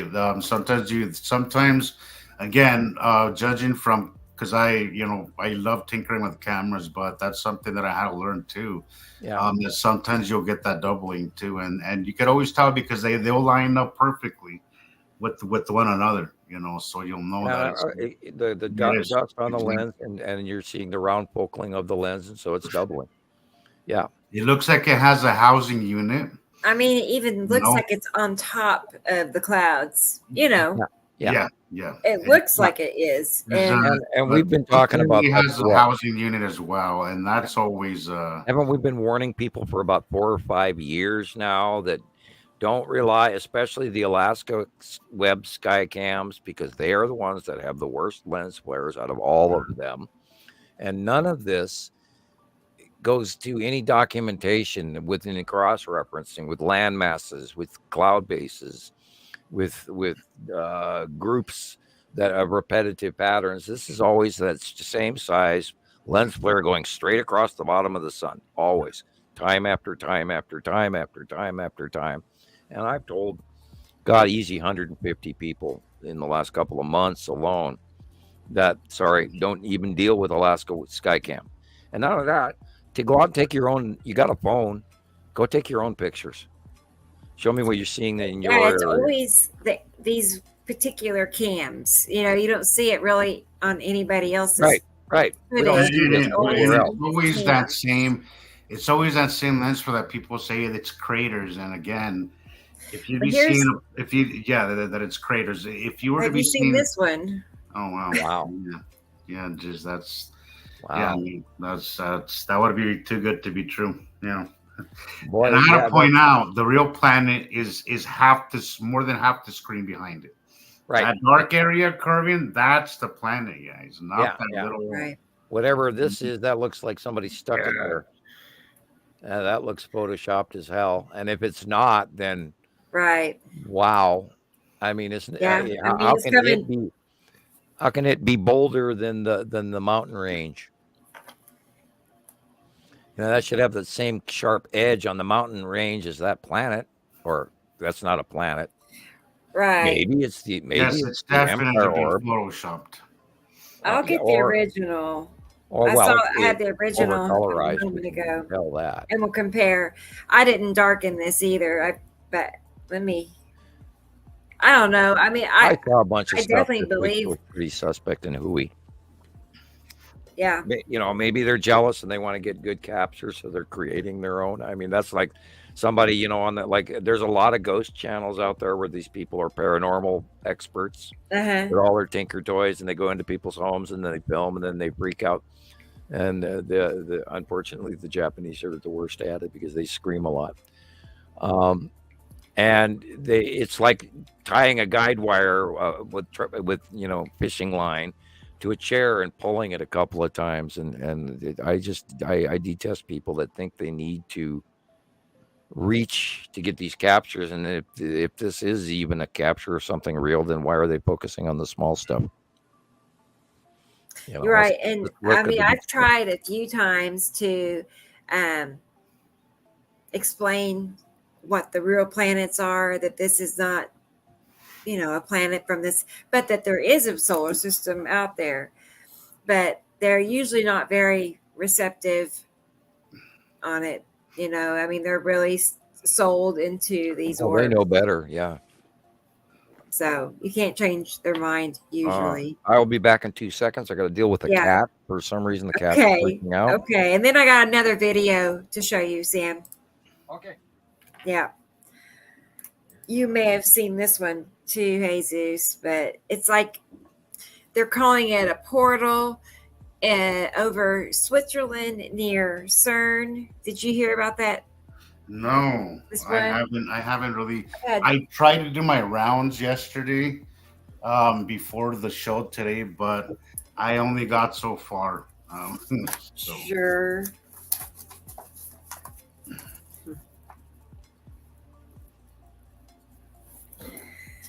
Oh my goodness. He's at it again. Rocket Man has struck again. Oh boy. I'm going to get spoiled here in a second. Thanks, Rocket Man. thank you, Rocket Man. That's And Oh, always yeah. nice to be spoken going to. to help in all my- of us. Always good to be spoken to in my native language. So Okay, so now tell me what it says so I don't have to spend the next 10 minutes trying to decipher it through my terrible Spanish. okay, so he said, I'm a paisa, you know, mucho gusto. He says, paisanos like, Well, I know what paisano is. okay, all right, so you know, Italian. so- Yeah, Um, I understand some Italians. I understand some Latin. I understand French. I understand a little bit of German, a little bit of Dutch, a little bit of this and that and the other thing. My Spanish is, however, terrible. yeah, no, so he was just saying, you know, nice to meet you. I'm Yeah, like, that well, part I got. So I said, Aki- yes, sir. Aki is here. I said, And yes, sir. I am Mexican. From Chihuahua, actually. yeah, From my I got family. that part. Well, I must have. I read Um, all of it, and yeah. So same. muchas Very, gracias very nice por to meet estar you. aquí. Very nice to meet you. Thank you. Very nice to have you here with us. It wouldn't have actually, if I'd have slowed down, I would have probably read that a lot faster and understood it. But I Yeah, do need to you spend seem more to time learning got Spanish. most of it down. So yeah. As of 2010, when the ascension started, all of a sudden my language skills did improve. Interestingly, I understood Latin better, and I didn't know how that worked. But and I got better at my Latin, and I got better at my Italian, and I did get a little bit better at Spanish, and my both my parents spoke 7 different languages, so they Well, would. I like to think my sky watching obsession has come from my Mexican side, is because my ancestors really Yeah. they were obsessed with the skies as well, and are Oh, for good reason. yeah, for good reason. They And they your ancestors have recently met the people that live on the cube. I That was a that's hint, by the way. I saw your yeah, head that's turn. I was gonna say. That's a conversation I might bring up later in a personal message, but it's Wait and see. my And and if you people are up on the cubes and you are listening to this podcast, thank you for listening. We'll talk to you soon. I know I have an appointment, and we'll work that out then. Okay, go ahead. There's a showstopper for you. but I yeah, know I have that's an appointment. What? You have an appointment. So Yeah, you right. yeah, find out. Yeah. yeah. Well, Rocket You Man, win. Rocket Man is from my neck of the woods, I guess. Well, yeah, that's really good to know, Rocket Man. Mucho gusto. Castilian. It's great to know. That's right, good to know. But yeah, that's where our obsession with the skies come from. Our Mexican culture has Oh always yeah. had a love for the skies Oh, and the and cosmos, and they yeah, were your really good at culture it. has been drastically underserved. I mean, have you seen the lidar information recently posted by Modern Science about northeastern South America? I was I was seeing how Unbelievable. I was seeing how what's his name had brought it up in the episode that I was in, but he was a little old. So the episode that I That was seeing that with Graham the Hancock's a whole the little. whole I of don't know nothing up to date, but northern half of South America was occupied by vast cultures that aren't even listed when they talk about the Incas, the Mayans. We're not even talking about the same group of people that were there prior to them. And there's so many other civilizations that have lived that aren't even recorded. It just blows my mind. And like if we turn to dust in the United States, they might find the Capitol building and look at it and go, oh, look, it's Stonehenge. And if you cross reference the completion date, not the beginning start date of when Stonehenge was first originally started, the completion date was right before the end of the last cycle. Right, and that's why that work on Stonehenge quit, was because they were watching the planets come in. They knew the planets were coming in, which is why they needed a solstice dial. And anybody that wants to go back and look it up and look at what happened on solstice day for the last 13 years as taken from Stonehenge, and see the pictures that have come out, you'll get answers. And all of this is connected. And there have been other races here. There are, and we had to deal with 1947 with at the end of World War II with the aliens and all of this, and Antarctica and all this other stuff, and including stuff between the American and Mexican borders. And that's about as all I dare say too much about. But there's a whole bunch of stuff going on that we are not even being told about. And this also goes into where I've been telling stories about a little bit of hint here and a little hint there out of what the off-world information says, and I try not to throw too much of that out there. But there's God, there is so much. And I mean, if I, if I stood on a soapbox in the middle of town and said all of this shit, they would lock me up. They really would. Well, there's so much that's still being discovered that's in ruins. I think they're barely, when it comes to archaeology and that kind of stuff, they're barely scratching the surface. Barely scratch the surface. I think Yeah, lidar it's hard to dig all that up too. is absolutely gonna change the game. It's already changing the game. And You only got heavy equipment if you have a road. that's right. You can't climb up to the side of a mountain and actually get anything done without a shovel. And if you really want to move some dirt so that you can actually do a discovery, it costs millions and many. There's archaeological sites that have been going for 80 years or 25 years or 30 years or 10 years. Look back at some of some of these major rock tombs that they call them in Ireland and Scotland and Switzerland, and a lot of those were probably having to dealing with the high temperatures, and they were all hiding under these rocks in villages where these mass amounts of effort went to build them. And you don't create a huge mound of this, that, and move giant stones without a whole bunch of people working together. And it's got to be a strong enough reason. I mean, you're not going to get your entire village to do this for one holiday. This is something where you're doing it because you have to. You have no other choice. And we have to take that into account in some of this archaeology. It doesn't have to do with religious, as often as they say, but with some of it, I'm sure, because that's all mixed in too. But it's not a religious site. It's probably a pragmatically important site that they had to have, and an establishment of social behavior or whatever. There's so much misinterpretation because of the limited outlook of modern empirical science that says, oh, people were stupid before they were smart, and we need to look at it and remember that these people were smart and they did shit for a reason. Yeah.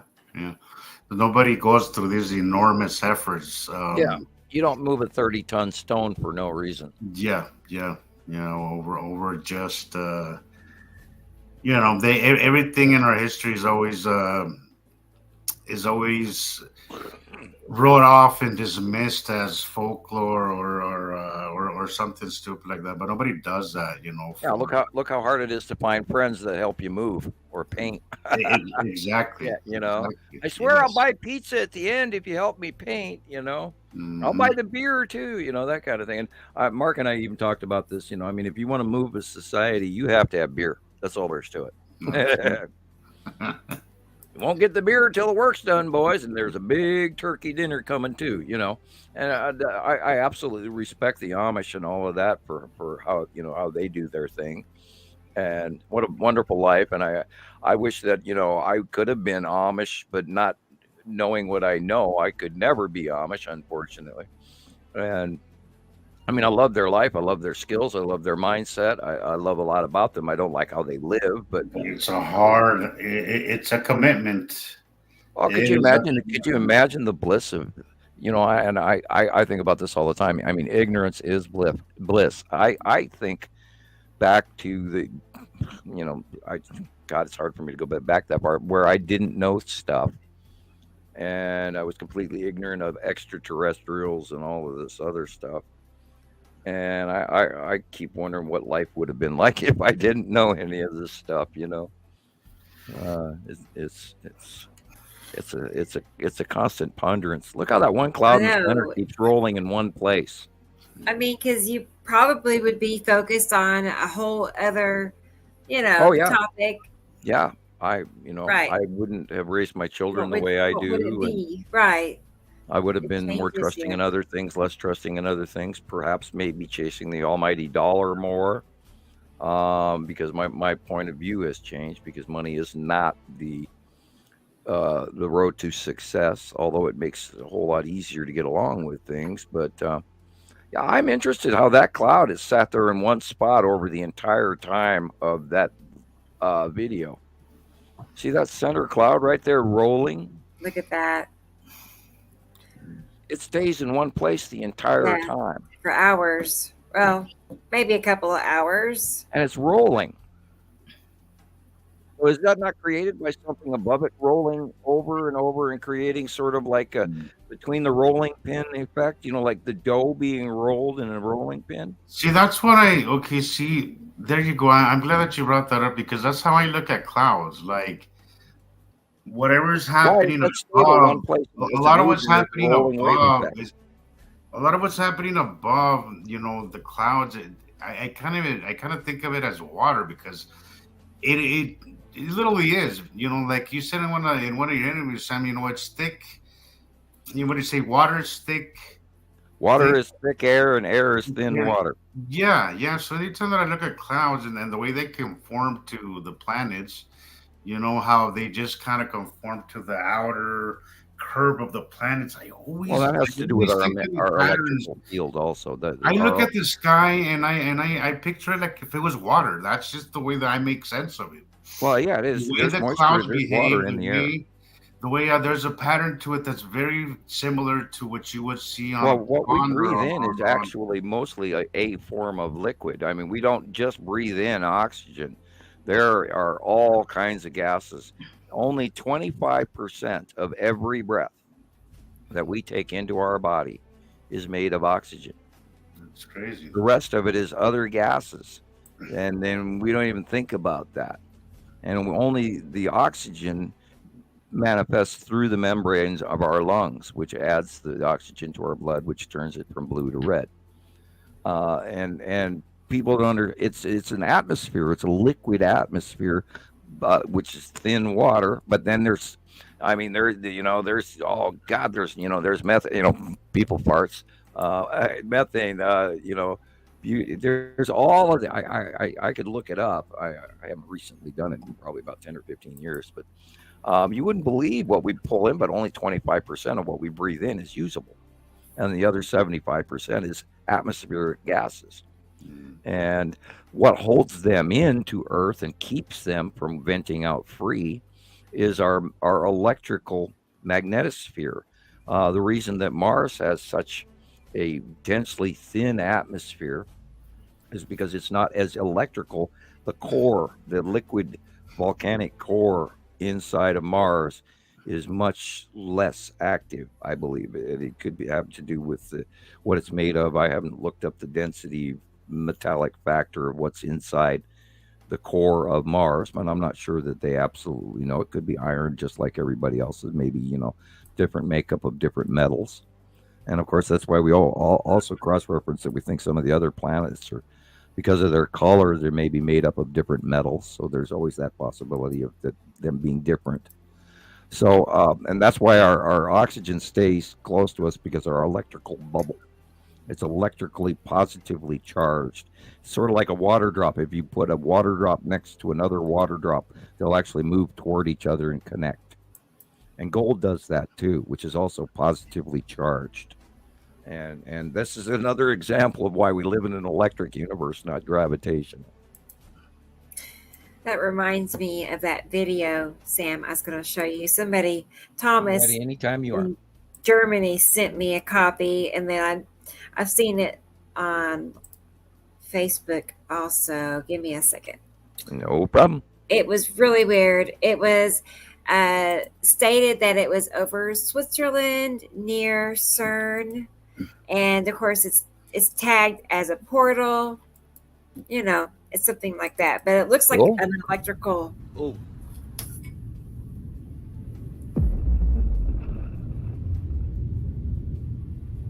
Whoa, righteous. Holy shit. Yeah, that's exactly what that is. That is a craft opening a portal. Wow. Yep. And we've seen that. That's also the Canadian Spiral did exactly that. This guy's trying to open a really big one. Huh.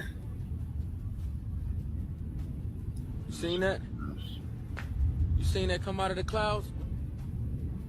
Man, what was No, that? it's like Rue. It was on the left. Hold on, Jay. And it looked like a disc, which would be a lander. See the shape? And then Ooh. that's sending open the shaft, the beam, the connective, and then it forms the Wow. portal. So what's doing that? Wow. Who They're or what? opening a gate. Who? We? Us Whoever? humans? No, that's UFO. That's a lander. That's a disc. So Oh. that's a smaller Oh. craft. The discs are smaller out of the big star destroyers. But yeah, this is a smaller one. And it's probably some other faction, but they are opening. That is a portal opening up, and that matches the Canadian spiral portals and the Norway spiral and all of that. And you can actually hear the zorching in the background sound effect. And we've seen this when they now pity we don't have the ending of this where they actually go into it or something else comes out of it. That's opening a wormhole, a gate. Wow. Wow. It doesn't appear to be doing it very well. Unless we missed something. Wow, that was the end of it. It's repeated itself and it's slowed down on this. I didn't see the ship go in it. I wonder. It looked to me like they were having trouble opening it. Because usually they're smoother. Where, of course, look, there's something in the clouds. There isn't there. There is an object. Let's go back and look. It could have come right through, and I missed it. But that's how the Empire orb got here. It came through that big Norway spiral, which was ground projected from somewhere in Germany or Norway. And if this is near CERN, I would say this is where that connected. But this is because this is the seventh marker, so this is of course where they'll show up is above Germany, and that's why the Texas cube showed up above Texas because they have a collider also. Maybe something does come through. Yeah, right there. Is that it? Like that light? Yeah. What is that light? That dark object on the far right there, right in front of the hole. There is a dark circular object right there. And it might have popped right out. I don't know. We may have missed that. This is pretty choppy. But yeah, that's the opening of a gate. Oh, I love this. This matches the Canadian spiral and the other ones that we've seen. Although I've never seen the emitter ray from the front of the. Remember that one that we saw like a couple of weeks ago? Also, it was much smoother and more constant. Like the beam was a lot. Look how this beam is looking more like a fire hose than a straight beam. This is weird. Yeah, and it looks like it's opening a hole. Man. But that almost to me, it almost looks like it failed. But then maybe something's there that we don't see. Man, what was that? Yeah, what was that? Jay. I gotta rewind. Oh, yeah, that's a ship, and they see the beam comes out of it, and then opens it over to the right, opens the wormhole. Goodness sakes! It's a gate. What? And we've seen this before. What do you think? It's being so close to CERN. You think that's related? Oh, yeah. Okay, remember the movie? Oh God, Earth's Brain. Stargate. And they were looking for the seventh marker, the address. Well, you need to watch Stargate. Right. The whole movie is probably available everywhere. They need, in order to travel in space, you need a number of mathematical designations. And in order to get here, oh God, I'm reaching into I can't. I can't give that information out. Yeah. In order to get here, they have to have a set of conditions. And there's 2 locations on Earth that we know of that can give those conditions. Huh. Okay. I'll leave it at that. And that's why we have seen the Empire orb appear where it appeared, and then that's why we've seen the Texas cube appear where it appeared. And many other smaller ships leaving through designed wormholes that we've seen in evidence time after time on YouTube. You seen that? including the Canadian seen that come out of spiral the all the clouds? way back in 2010, Man, 11. what was that? Thank you again, Rocket Hold on a Man. second. I gotta Rocket rewind. Man. Very, very generous tonight. So thanks so much. Wandering around making Yeah. collections. Yes. I know. Go to your I know. local bar past the house, past the hat. I He's walked into the pub. awesome. I passed the hat for your live show. Well, it's like someday, Yeah. maybe if we ever go viral, we'll get the So opportunity nice. to Comic-Con and stand here and have these open conversations. Oh, would that be great? Yeah, I but guess we'd have to get all dressed up, We'd have to be popular enough, and we'd have to have funding, and all of that, because none of us can afford to even jump on a bus right now, let alone a plane.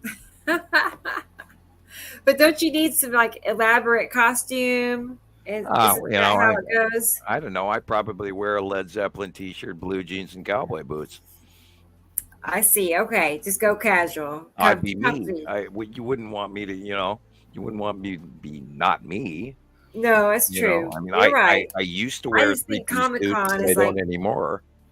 Yeah. I have quite a few left. I have a really expensive cashmere sports coat made with Russian Mongolian cashmere, but nice. Yeah, well, it's probably retro, worth a small fortune, and I might wear one of my really expensive older 1950s retro vests. I have some really nice vests for those three-piece suits. Right, you just need a place to dress up to go. Yeah, put the old cowboy boots on, which is what I wear when for dress shoes up here. Unless it's raining, you don't wear cowboy shoes, because when you walk in on linoleum with wet cowboy boots, you go for a slide. That'd be bad. Right. It's like standing on a skateboard.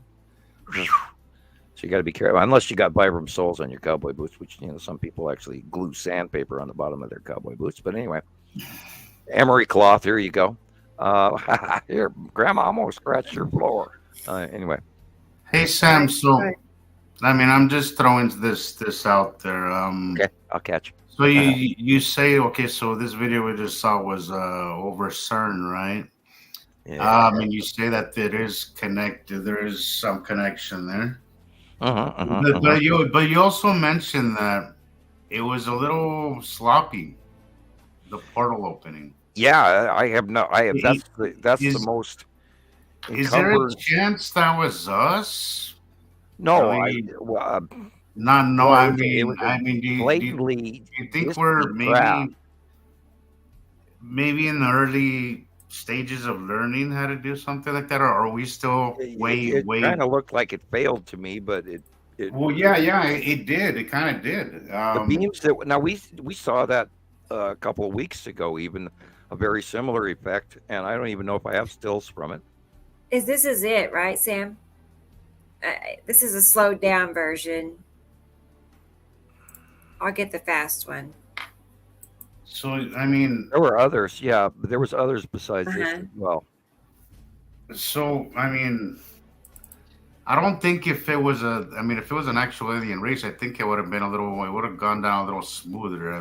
Right. The beams are smoother, and you can see the portal open, and we've watched them fly into it, and including a double sonic boom, where we went boom, boom, and then it echoed. The sonic boom echoed this. That's especially the Canadian spiral, and that was up for years. And I've tried to find it, and I can't find it.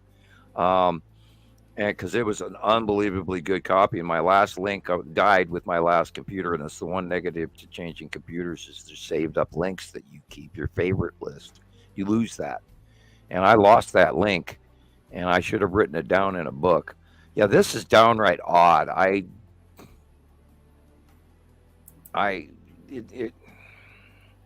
I'm not completely convinced this is what it is, because we could be looking through glass here too. Yeah, but you can see. Well, the question is it a glass refraction? Somebody in the window behind the photographer has got a toy. Yeah, but I see a lot of the landscape lighting up at the right at the same. We have never seen anything like this before, ever. Not in 13 years have I seen this. I've never seen this behavior. So Never. I, No. and we've seen a lot of ships and we've seen a lot of videos, and I've never seen anything like this before. So, I mean, it's interesting. Again, it has that same little light, like the other video. Well, I'm wondering if somebody's Look doing at a that. circle 8 Like there, and something's then an spinning up and a around. down again. So if they had a flashing toy and they were filming through the glass behind the photographer, then you see there's the flash of lightning, and whatever these sparks off on the right is all about. Yeah. I don't, and then see it, the flare comes in front of the roof, and if it was distant, the flare would go behind the roof. That's what threw me the moment I was watching that, and then the flare gets down and comes in front of the roof on the bottom. Right. See that right there? Yeah. And that to me screams refraction. It would be behind the roof if it was in the distance, wouldn't it? Yeah, I mean, Yeah, I'm looking at this, trying to understand it literally. well, I'll see this video is a little bit more questionable than the one we just saw. Right. But But there was another one we had. I believe Gillian was here for, where we had some pictures of this what looked like a space wheel, and then it was putting this energy beam to what we assumed at the time was an open. Yeah, I think I saw that. Yeah, and that was the one that was remarkable, like this previous one that we were talking about. See, it looks like a little disc at the. Yeah, I'm what it could. Yeah, well, did you ever find that Empire Orb one we talked about in the video? So I mean, it could be just the disc, and then a lot of the other stuff that we're seeing could be the refraction. Well, I'm wondering, but look how fast it's bouncing up and down. That means it's a small craft. Because if there were people on there, if there were beings, animals, creatures, alive people, and you move a vehicle that fast and change direction that fast, you go splat into the side of the wall from G-forces alone. I mean, you'd squish. So whatever that is small enough or robotically droned that it can move that quickly. Okay, I'm gonna check for the. Unless you got stabilized internal, gravitational whatever. Have a good night, Rocky Man. Thank you for being here. Yes, Thanks for all your support. thank you so much. Really, I just don't know what to make of this. It's rather freaky. Now, if we see it again next week and the week after, and we see a couple more sightings of something similar, I'll go, wow, this is a phenomenon. But I still feel like I didn't is it possible, Sam, that we're experimenting with technologies that we don't really understand yet? Oh, absolutely. I'm sure they've got crashed craft left and right. Yeah, but I mean, like this last video that we saw, not this one, but the one before that.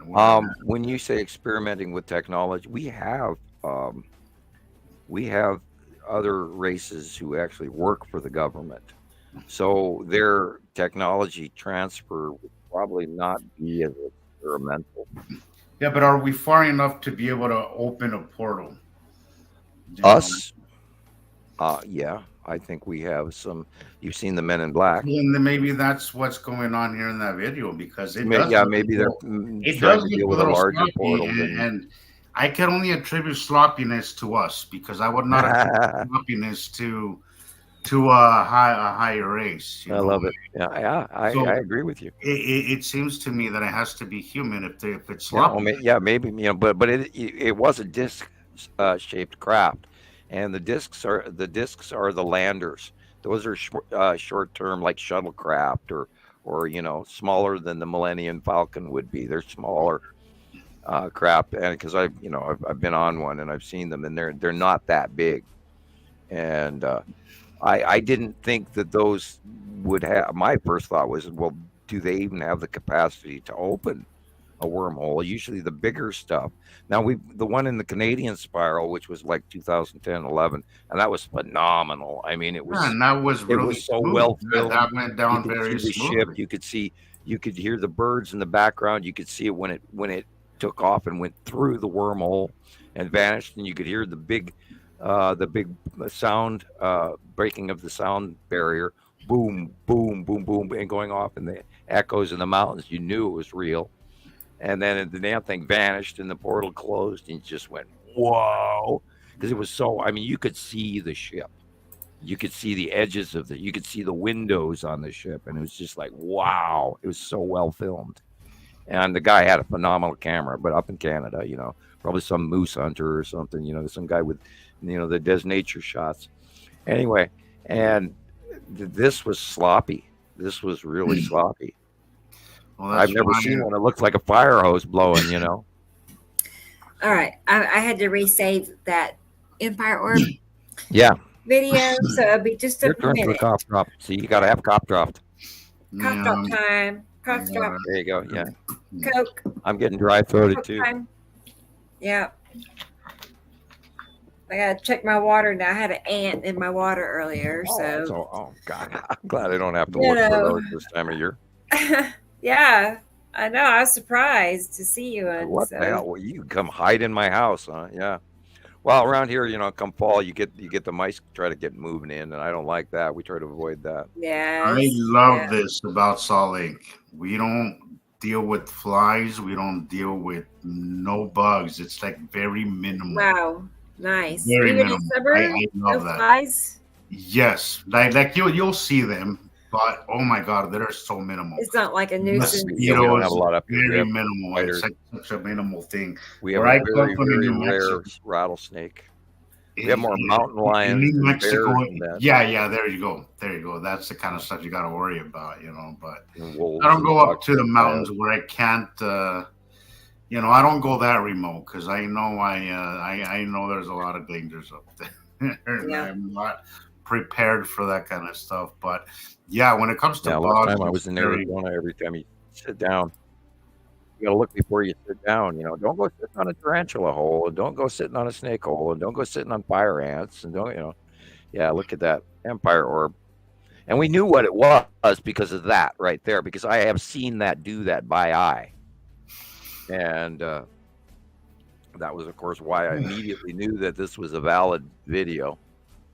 Yeah, and the pixels just really add up. Yeah, and then these guys that Usually fly in when afterwards. when you have Photoshop, the pixels don't match the rest of the landscape, the rest of the video. And those are the matches smaller everything. craft behind it.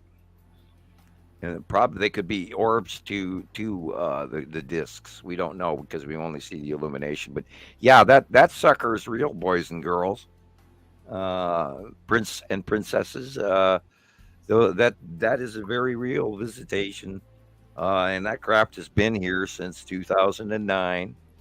We believe it came through the Norway spiral. We watched it. We did.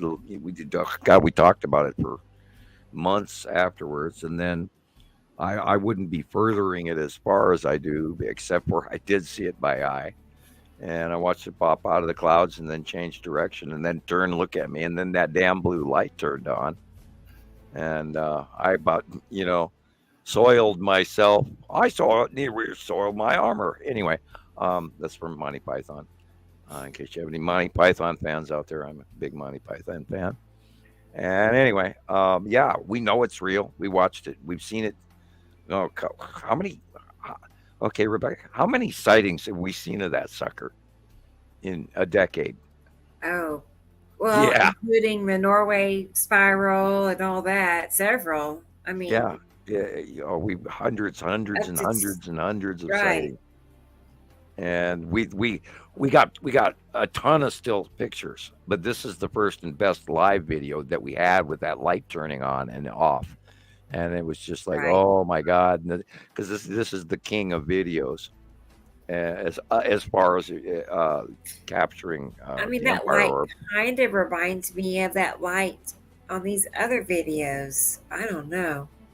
Well, how it has that. it was when I saw it by eye, it was like them turning on, a high definition camera, LED lamp.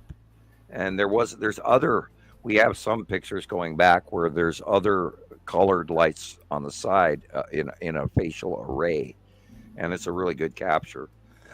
And that goes all the way back literally to 2009, 2010, in the early stages of this, where this capture was maybe 2020, 2019. What do you remember when we got this? No, I sure don't. But it was recent. It was within the last 3 or 4 years. Oh, this video, right? this I want to video. say around 2020. Yeah. Around the And- time, when I was starting to accumulate help, like moderators and such, and it seems like it was around that same time frame. So Yeah. yeah. Right. And had I not seen it, I probably would have been twice as, if not 5 times, skeptical. But once I saw this by eye, and then we saw the same video again, this is why, it was very important that we save a copy of it. And then, of course, Rebecca made a short video out of it, which is great, because then that'll be there. And, this is why we're doing these shows as well, because as time goes by, all of this background information that we're laying out right now in a recording, we'll be able, a year from now or 2 years from now, or however long we're at this, we'll be able to go back and go, well, yeah, I remember when that event happened. And, this place is all in this part of the documentation. And we get the dates and we get the times. And we said, so-and-so saw this, so-and-so saw this. And so this is part of the citizen science as well. So Jermaine asked, is that real? And then Christopher is asking, what is the Empire Orb? I understand it's a craft, but what is its purpose? Well, So it's an yes, it's intergalactic craft that came through a wormhole, probably from another galaxy. And they were the advanced people. At the time of the Norway Spiral, the G7 country world leaders were all in Germany having this big G7 meeting on that very day. Actually, it was the next day after they got there. And I to this day do not believe that was a coincidence. I don't, of course, have proof on paper that says, well, they all went there for that, and here's your invitation, sir.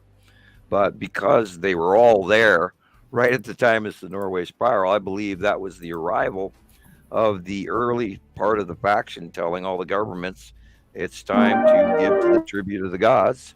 There you go. This is the Norway Spiral. Now, this is not the complete video of it. The ending of the video has been cropped, and they brought it back, but this is the Norway Spiral. And if you look inside the Norway Spiral, you will see what we just saw flying across the screen a couple of minutes ago with a little bit different facial marking, but it didn't turn the light on. Now, there you go and see what's inside this big damn opening hole. See, they end the video here. In the original of the Norway Spiral, it actually comes out of the hole. And it goes through, because when you're looking at it into the other dimension, it is a little bit more magnified. But when it comes out of the hole, it becomes more defined. And I've got some early photographs of it. I don't post them a lot. I don't want to scare the crap out of people. But I have quite a few actually. I mean, it seems like they just explain this away as being a rocket. Isn't that what they normally say? This is people do see it. A missile test, I think, was this one. No, they said something about a missile test, right? And they just discounted it, and it went away about a month later. But it was actually talked about for quite a while by a lot of people. I, of course, kept talking about it because I understand a premise behind the colliders that perhaps not the average Joe Facebook does, but and that, of course, is just my basic scientific brain kind of thinking things aren't exactly what we're told, right?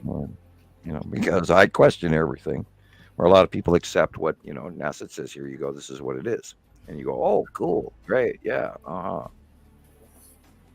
So there's a lot more going on.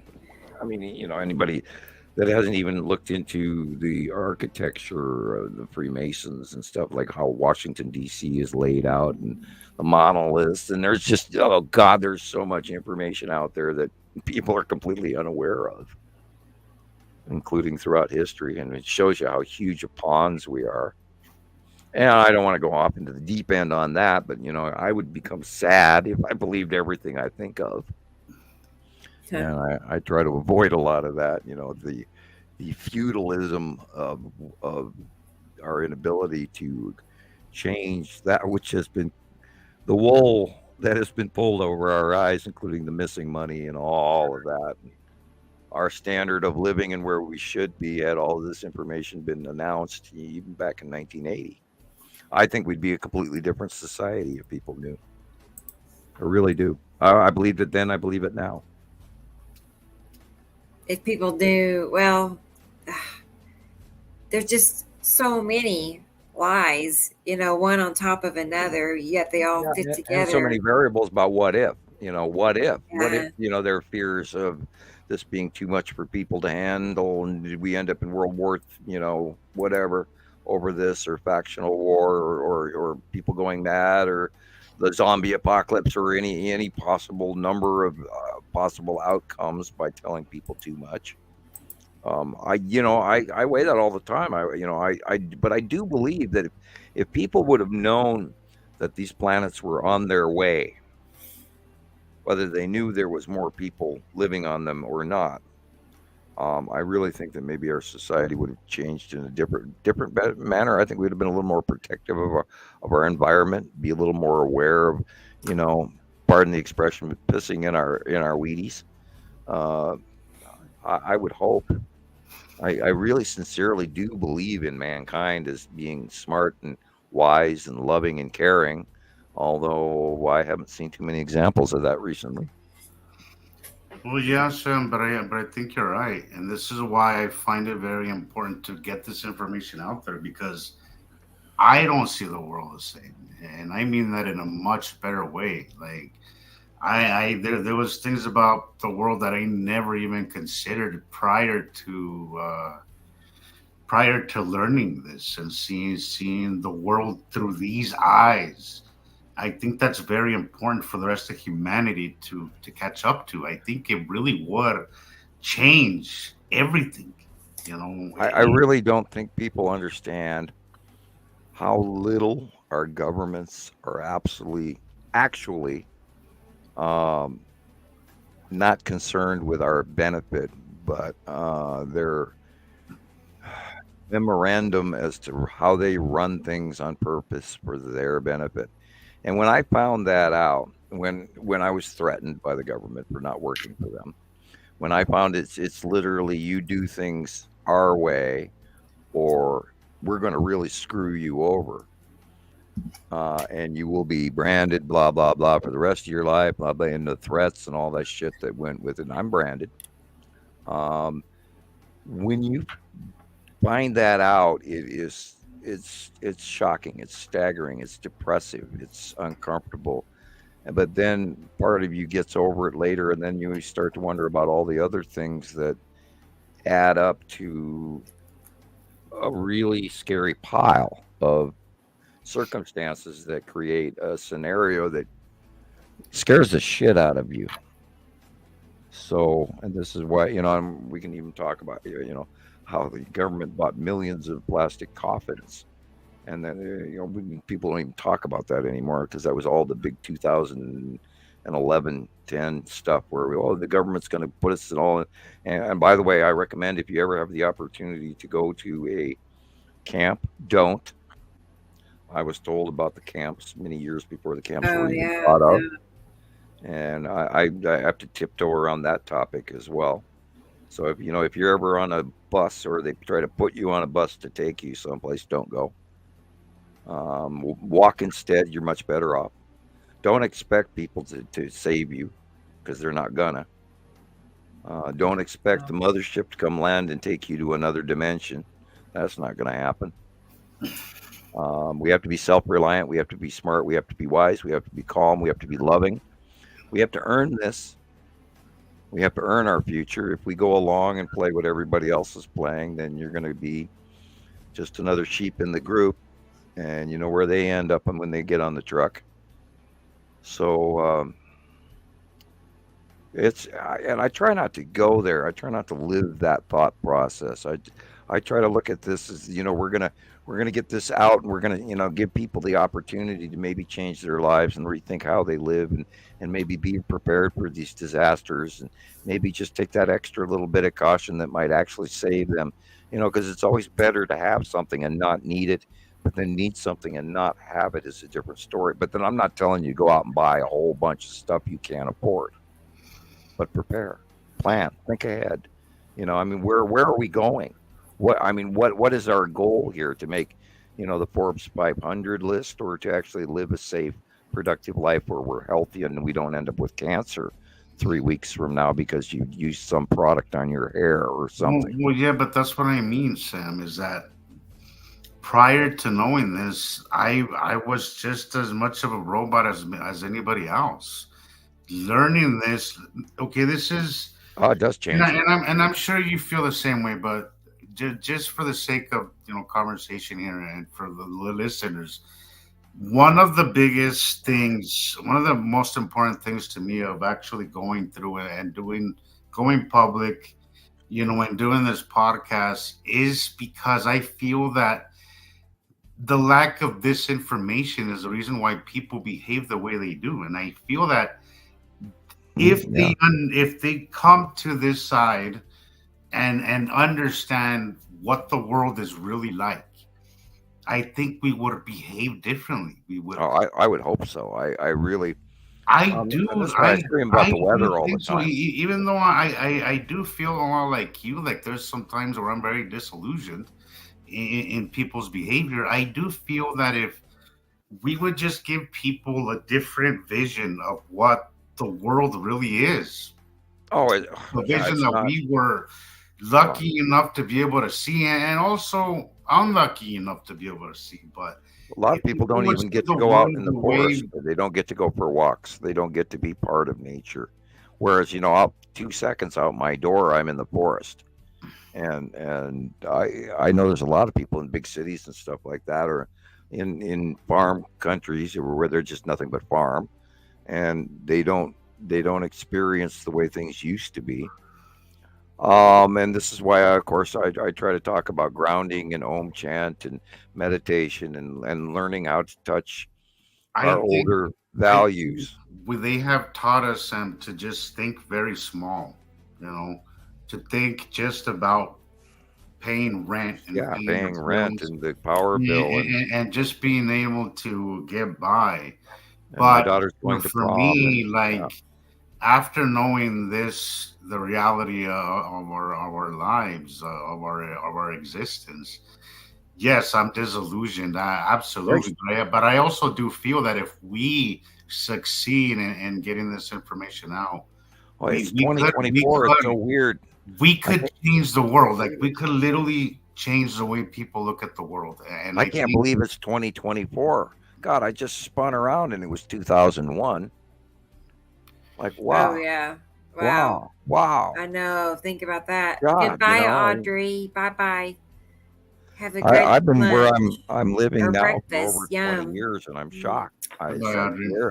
where did this last 2 decades go? And they just flew by. And here we are, 13 years, 13 years straight watching Nibiru, and it's still not out. Oh my God. Um, That's frustrating. I get it. I'm frustrated. I'm actually laughing at it because I can't believe people can't see this. It's just, I mean, I sat there for, in 2011 and 12, watching it come up from the Antarctic, and then here it's in my south sky between the mountains, and I'm watching it. Just this big, huge ass, massive freaking planet with two moons going around each other. And oh, look, there's this middle, and it's rotating. Here comes this land mass, and look at those oceans. You know, 2012, and here we are at 2024, and we're still going on to like, "Ah, it's out there, I promise you," and people are going, "No, I don't see it." I'm absolutely to the point of just laughing my ass off because I cannot believe people do not see these freaking planets, especially the red one or the purple one or the big, the big. ion tail going across the damn sky. I mean, how are you missing this? Oh my God. And But they're not missing it. A lot of people see it, but they are, caught up with all the conspiracies. So they think it's the clouds, government's doing man. it Yeah, all. I see cloud. Okay, yeah, those are No, clouds. but they think the government is doing it. Oh yeah, there's tons of that. Oh God, I see that Whatever all it the time. is, they think They the blame. Oh government yeah, is doing they're to it. blame. They're doing it. It's They're man-made. manipulating the sun, the clouds. That be them Jewish space lasers. Yep.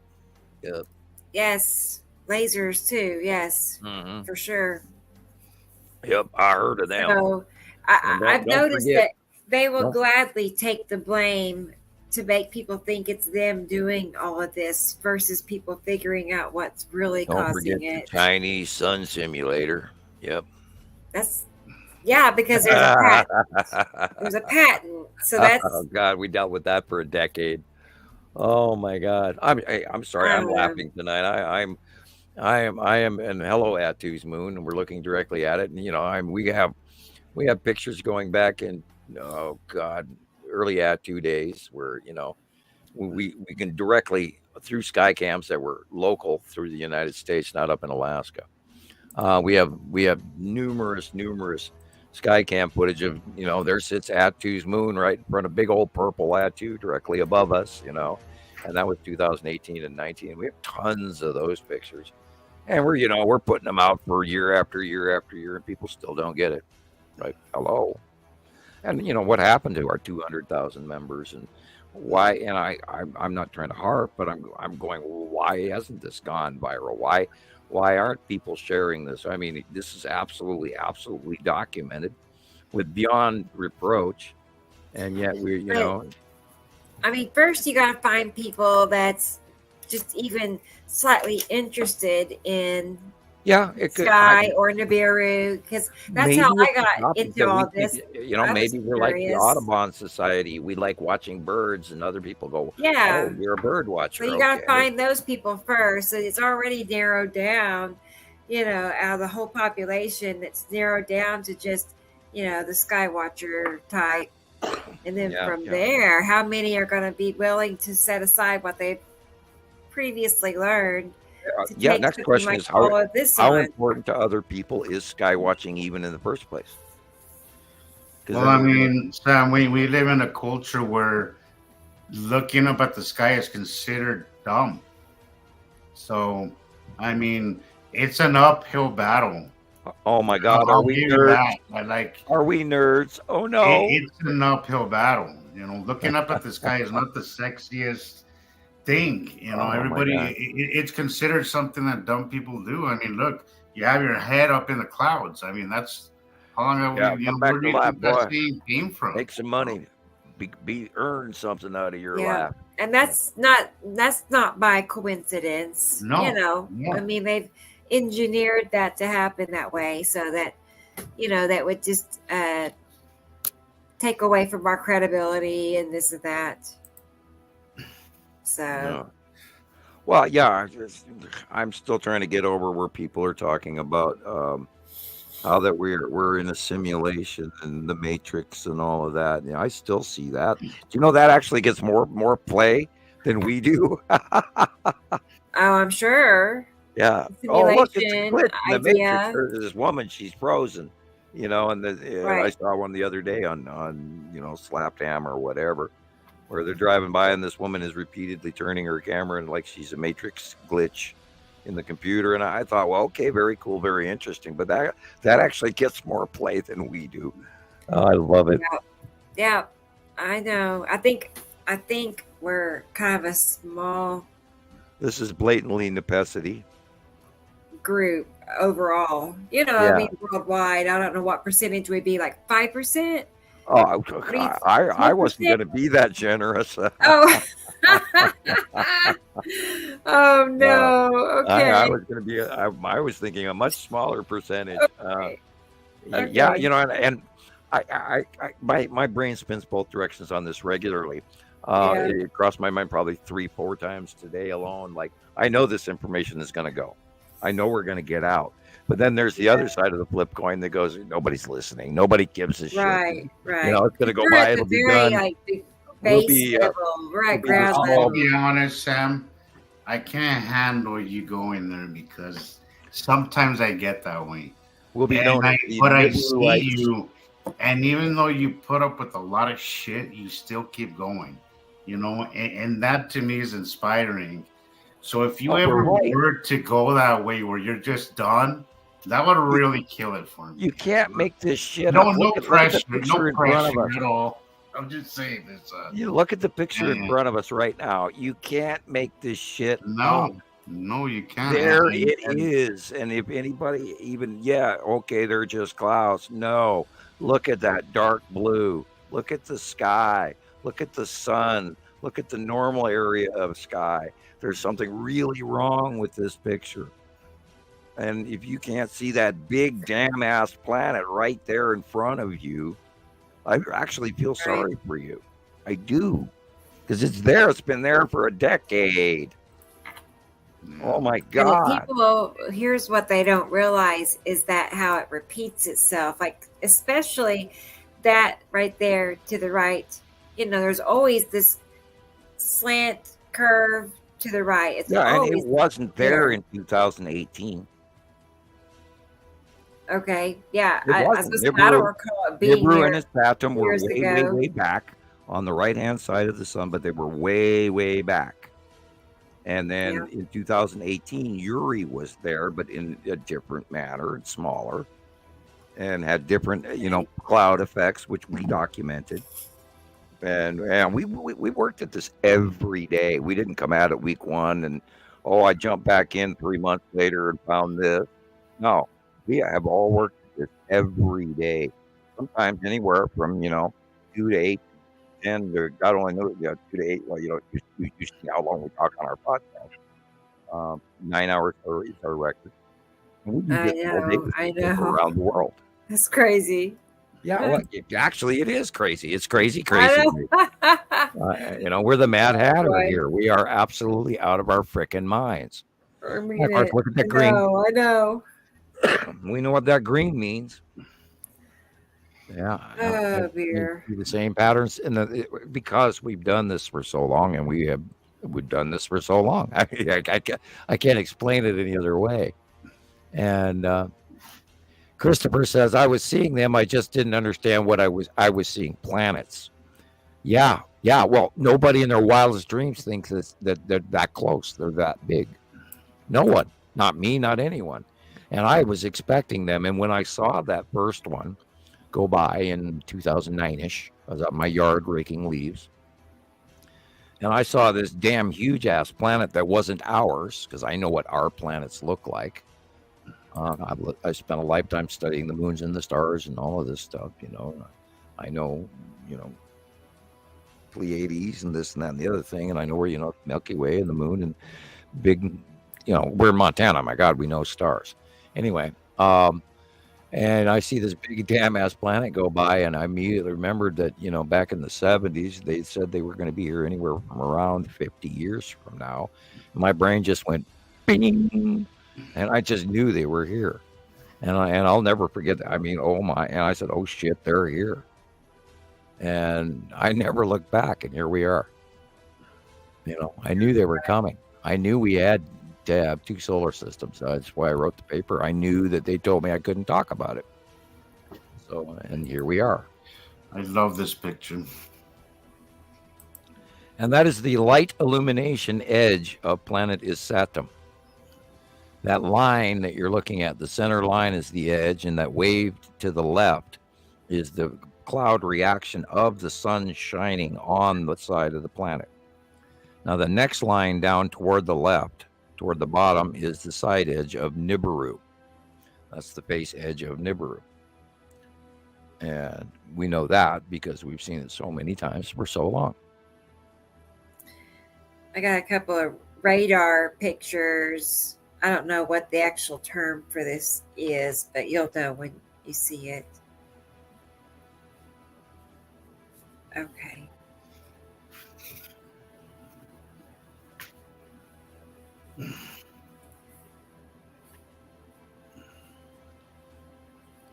Yeah, this is one of I'm those just moments when I'd curious. like to have a little sound device that I push the button and I got some weird, recorded.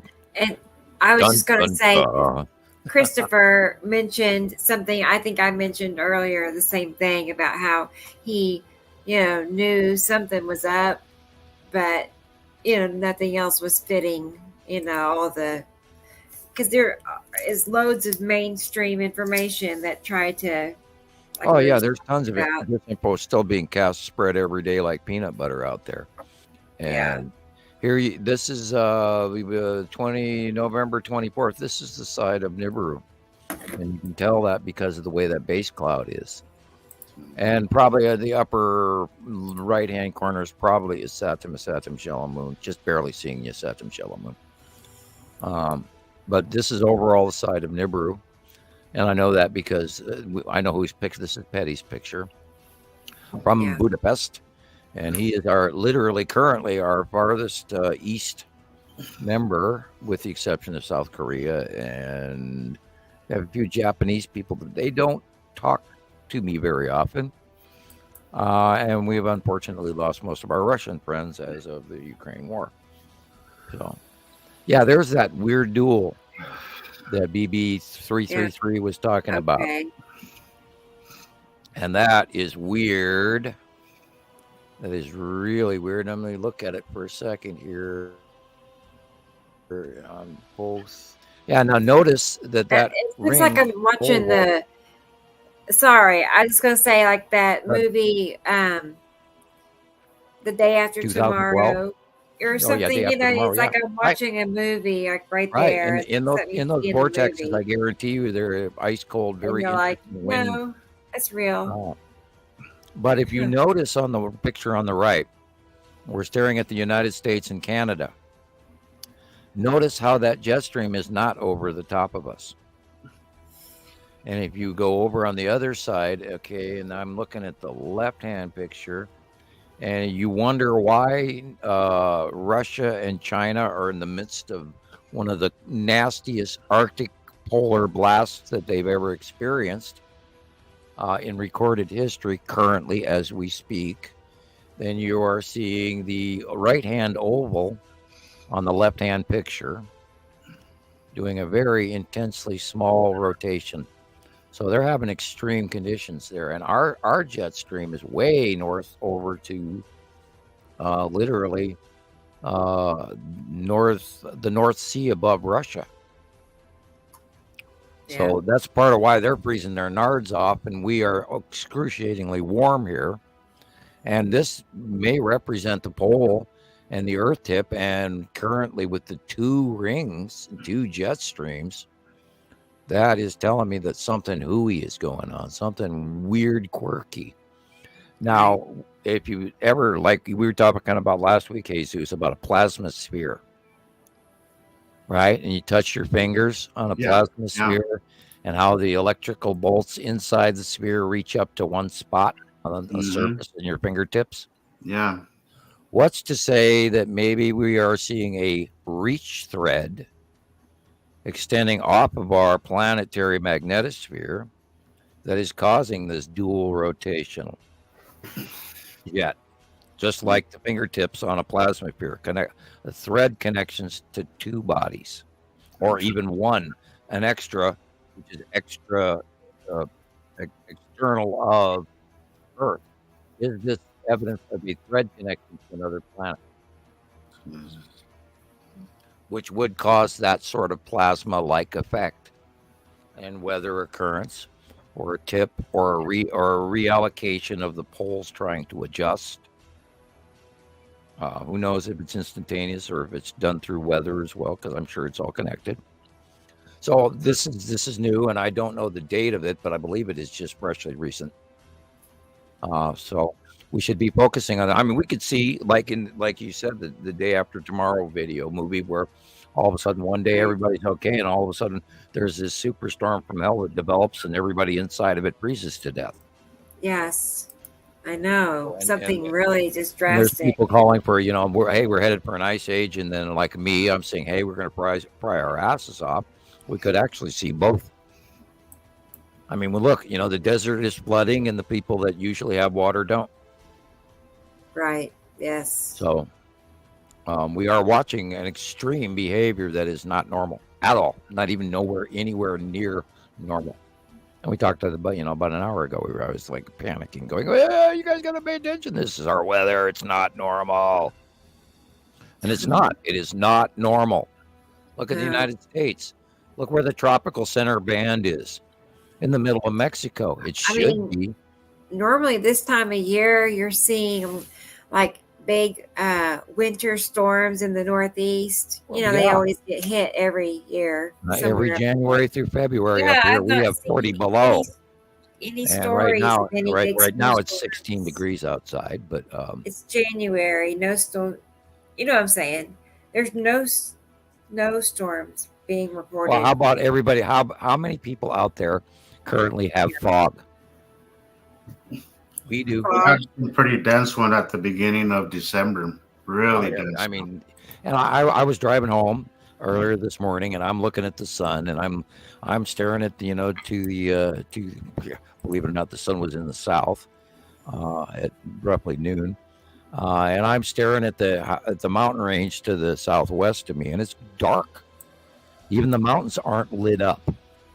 And it's like there's that weird cut-off light that nobody notices that makes everything weirdly shadowy. And I've been screaming about for months and months now on every podcast. And I'm absolute people don't notice the light's all messed up. Yeah, look at that. We've got, and see, of course, that same thing is going on over the top of us in the 2023 picture, but it's not into a jet stream pattern like it is in the picture that you showed previous. And that means it's a major high jet focal rotational jet. And the other green one in the 2023 one we're looking at, yeah, that is severe. Those are high level jet stream force winds. That's crazy. Upper atmosphere. Yeah, that should not be doing that. We should have one, not two. Do we know when this was? I mean, unfortunately, he posted it, I believe, today. We need to probably watch it. Oh, I see. Okay. Yeah, I've got it posted. I'll watch it later. Right. Wow. I don't know. I'm less enthusiastic now that you said that he doesn't believe in Nibiru. Well, which is probably I know. I was kind of a little let down a little bit. I was just like, yeah, it's probably why he's never gotten back to me. Probably wrote me off long ago. Right, but he was just kind of nasty, not very nice about it. Very dismissive and just like I'm not going to go there. It's his loss, not mine. Okay, that weather site again. Is Earth, all in small, lowercase letters. Earth.null, Null, school, SCHOOL.net. Earth.nullschool.net. No, I'm gonna write that one down too. It's the one I use, and you can scroll it out. And of course, I don't know if it works for you phone users. It's the one I use on my computer. And you can do all kinds of things with it. In the left-hand corner, there's a little word that says Earth with 3 bars of lines on it. You click on that, and you can adjust your air, your ocean, your chems, your particulate. You can check all of those readings. You can check space and bio and how the sunspots are affecting the planet and the particulates, and you can look at ground level radar versus 500 meters versus 800, etc. You can check the upper jet stream. You can check the lower jet streams. So really, it's a simple, useful tool.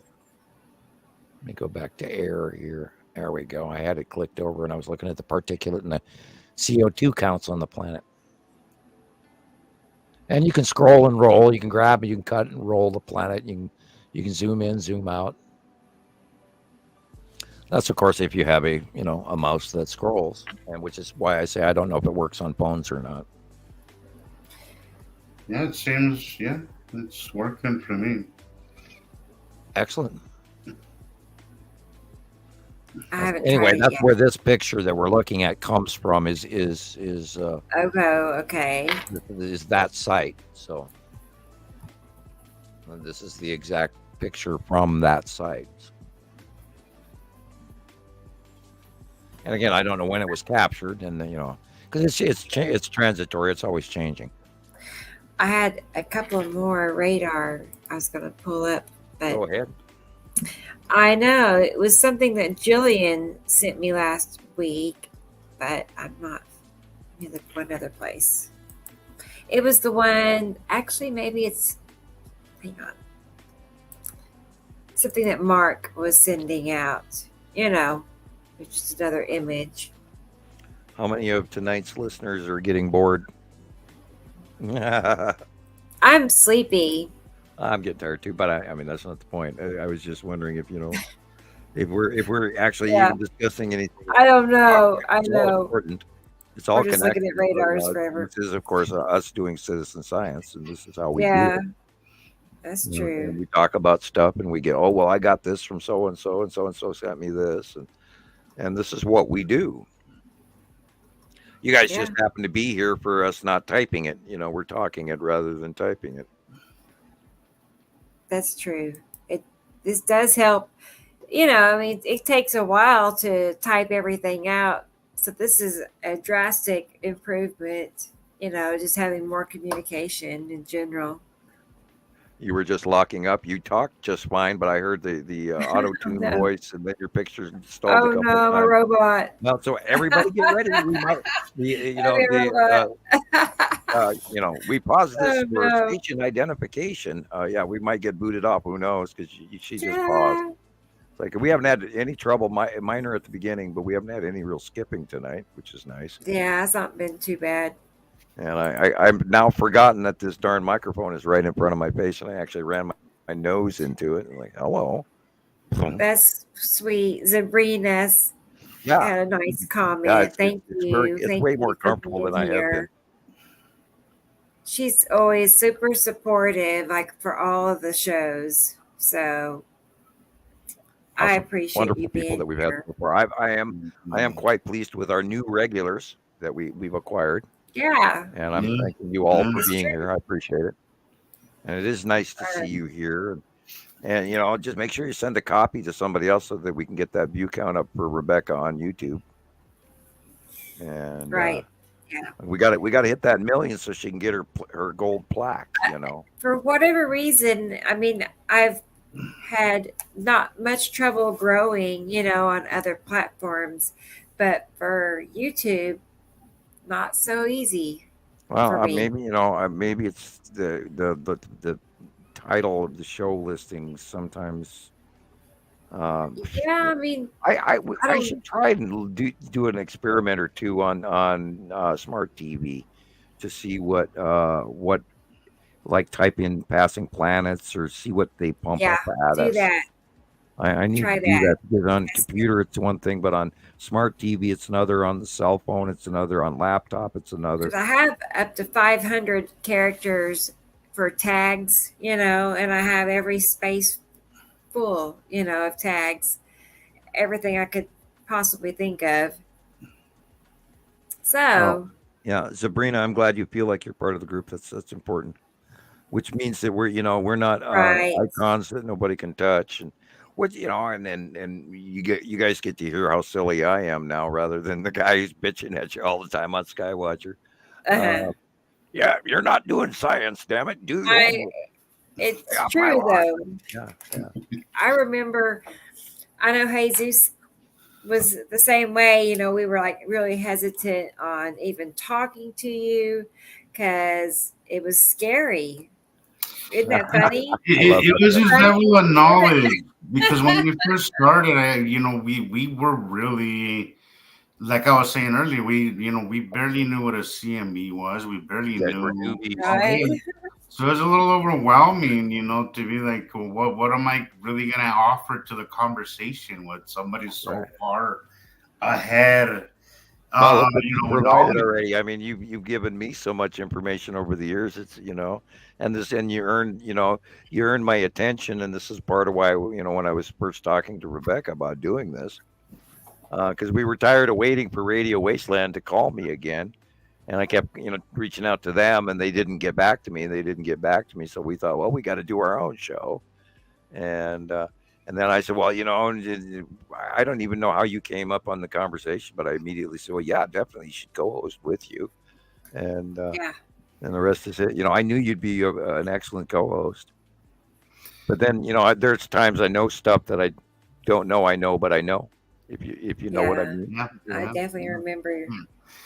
I love when Rebecca posted about doing this. I think I was the first one to comment. Like, hey, I'm Probably Mm. Let right. me in. Let me in. I Yeah. know. I can't remember what I said, but it was along the lines of, we're going to start a new podcast. Yeah, and I was going to be an occasional guest, and then But Yeah, I had been thinking about that's doing true. something like this for so long.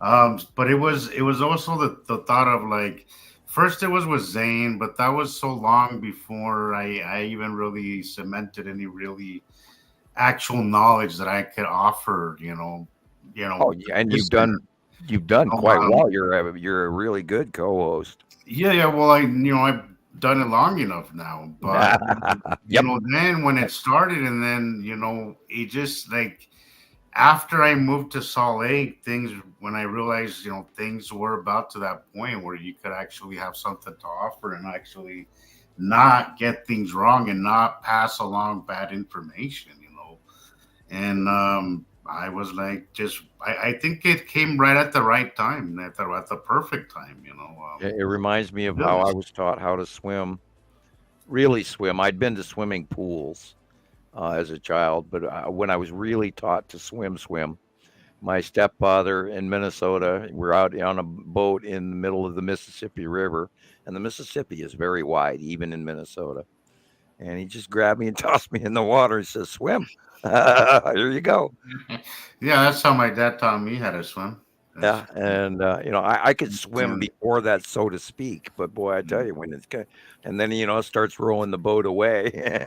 Wait, dog paddle doesn't get you anywhere that way. You got to learn. You got to stretch across and just. no, sometimes it's sink or swim, Yeah, you got to get in the water and just Yeah. go. And then this, Yeah. what are And you if doing? you overthink And it, you're not. If you overthink it, you're not gonna do it. right, and it boils down to some of our guests as well, or guest co-hosts, or whatever whatever we want to call them. And guys, if you're out there and you want to even just be here for 10 minutes or a cameo, hi, this is my face. I live in Michigan, I live in Louisiana, or I live in Texas, or whatever. And I watch your show every day. You're more than welcome. Come on. And then after you do it a couple of times, I'm just, wishing you the best, whatever, or happy Halloween or whatever. And then after you do it a couple of times, it becomes a totally different thing. And I mean, I'll never forget my first show with Radio Wasteland was hugely nerve wracking. And then after about the fifth or sixth show, and I just pulled out, no problem. And Chauncey was a little bit. I was a little bit.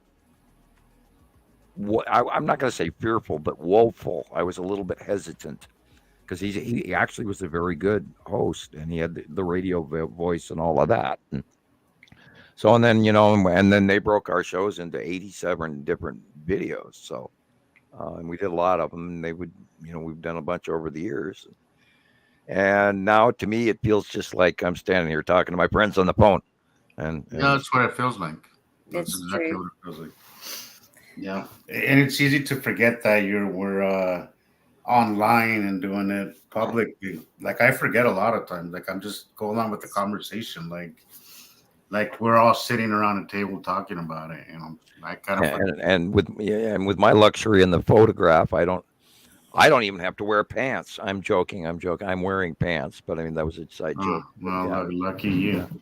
Well, yeah. Well, I wish my internet worked better up here in Montana. It would be a whole different ball game. Yeah, I'd lucky. be able to upload my own videos.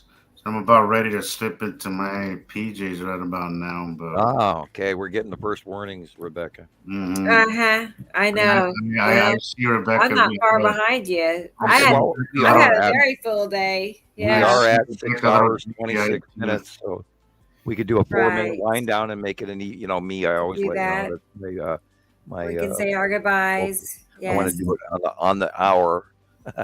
or the I'm half gonna hour. find us some good goodbye music. So like the last 5 minutes, we'll have There you goodbye go. music. Yes, Oh, we'll I'll say work on goodbye, and that. then we'll spend the next 10 minutes And talking about it. Hmm.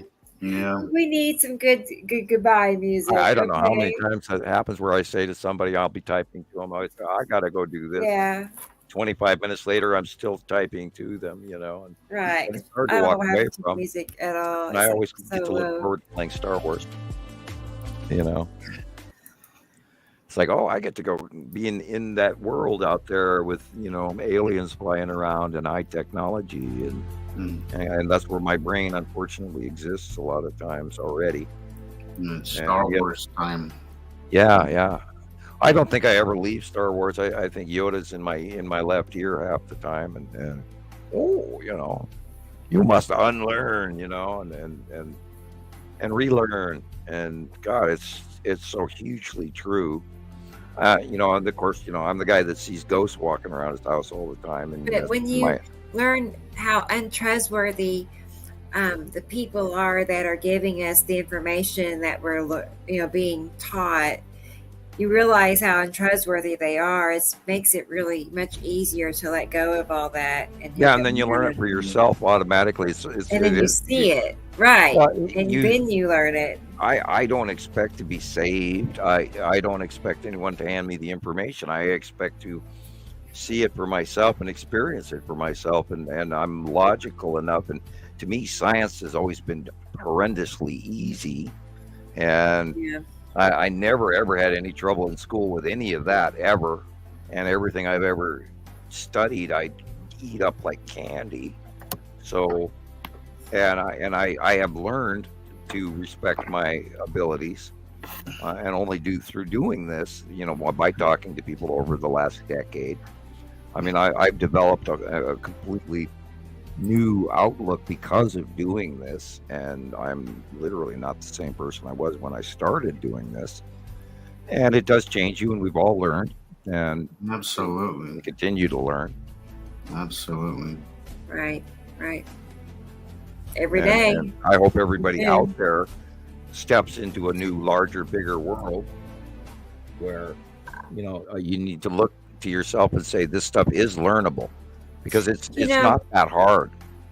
Before we started this show, how we have really sped up the capabilities of people learning by a long shot, just by doing this show. Because before, the information that you give out in 5 hours could take 5 months to accumulate.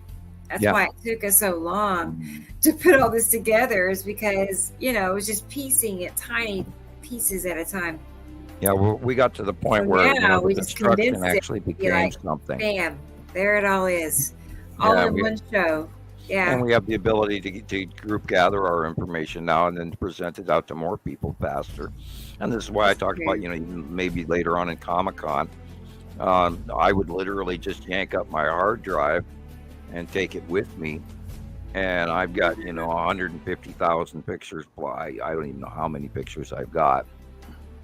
But I've got damn near a decade's worth of pictures sitting here on this. Thanks, machine. Rodney, for being here. And we could demonstrate it in a larger way that way. But the point is that we keep working, and we keep going with the science, and we don't skip, and we don't jump or lose track of what is actually. And I mean, it's happening so fast that you have to pay attention. And Sabrina, and it's the same thing and the same thing over and over again, Thank you. We have to stay on top of this, and the more people that do learn this, the farther the science is going to grow, because it'll become exponential. It'll become this rolling, moving mass of people that go, "Hey, I saw this," or and get our. I'd like to be very busy again. There are days like the other day where I wanted to post my crickets chirping. Hi, Andrea. Thank you. Because sometimes it does get slow. Right. Oh, Andrea's saying good night. Good night, Andrea. Yes. And I agree with Christoper. I would love to see Nibiru. I want to go to the beach of Nibiru as well. I would like to just have a bird's eye view of what's happening right now. That I would die in peace if I could see that. Wow. Yeah. God, on one hand, careful I can't even imagine the claustrophobic reaction of me going outside Earth's atmosphere and being in a tin can, going up to even the ISS, let alone going to another planet. Because I've been in airplanes and I don't even trust their air, and I'm quite happy staying on the ground. Thank you. Leave me in Montana. I'm just wondering, like, how much, if it's like just completely different in every possible way, it'd be totally like a head change. Oh, it is. I've walked the deck of a two-decker disc lander and seen their technology in the rooms and the upper deck and the lower deck and the little gray guys running all around waiting on the boss. And it is a complete, we didn't even leave the ground, and it is a complete unbelievable. It's Star Wars in your head, like you have no concept, and it is so immensely separate from your reality that on one hand it's like you completely accept it. On the other hand, later on you go, wow, and you spend years trying to even, and I spent years trying to even believe that I was right, not dreamt that somehow, some way, and I never questioned it. But the preponderance of the doubt kept saying, "Oh, dude, you must have dreamt that." I don't recall it that way, but I keep telling myself, well, some part of this has got to be, not real, and yet here we are, many, many years later, and then the damn planets show up on top of it. Yeah. Wow, and so, and everybody here that is listening to this will be affected by it one way or another, right? Either it's good humor and you can laugh at me, or you can actually let it teach you new things, or you can evolve and grow and maybe live a better life for yourself, or a more enlightened stage. But that's why we do this. And I'm still tickled. Right. Tickled. Right. Tickled, I sleep really well at night. I have a peace of mind, even though I know about all of this. I don't let it worry me. I used to have horrible migraines for many years. Yeah. And then once I started talking, they dropped completely, literally out. I haven't had one in a very long time. I was suppressing all this information for the longest time and pushing it back, and then after I finally came out and started, in 2010, started talking about it, then all of that changed. And recognizing your inner self and trusting you, and your friends may tell you you're crazy, but as long as you believe what you believe, then that's okay. And inclusion, you have to include yourself in this big movement of everybody's, supposed to be, nice to, right? And we need to be nice to each other, but you also need to be nice to yourself and trust you and what you believe. And you'll find it's a lot easier to learn when you believe that you can learn, other than you saying, well, I'll never get this. And then you'll never get it then. You have to believe in why you're here. You're here because you're supposed to be here, and you're supposed to learn this stuff. It's about just following, because I agree, like with what you said a while ago about just knowing. Sometimes you just know. You don't know how you know, or you just know. You just know. If you're here, just keep following that intuition. Just keep following that, and it'll lead you in the right place. Right, because that's what I do. Very small percentage of people that are here. That is exactly what I do. This entire time, it's just what exactly I've been doing, is just going with what I feel is right, and it's led me down this way to taking some of the coolest videos of some of the coolest sightings, and it's just led me to this incredible journey. It's just the greatest show on earth, man. I'm telling you. Yes, absolutely. Really is. But it was absolutely just following that intuition, and then just going with just following that, and it took me to sightings that I would have never seen if it wasn't for me following just that intuition. Because sometimes you're just at home in your room, and something tells you to just go outside, just follow it and just go outside, and something will sure enough happen, and just follow it, don't fight it, just follow it, Yeah, trust you. Trust in what you're doing, because you're here for the right reasons, and this is why we're all doing this, is for the right reasons. Right, for sure.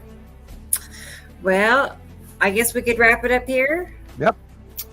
All right, guys. Well, thanks everybody for Good night, everyone. being with us, and we'll be back this Saturday, 2:00 Central. So I hope to see all of you there. And thank you, Jesus and Sam. Thank you, have guys. a good night. Thank you, everybody. Thanks again for being here. Night. And Night, everybody. we'll see you next week. You have a good night, guys. Okay. Bye, guys. Bye.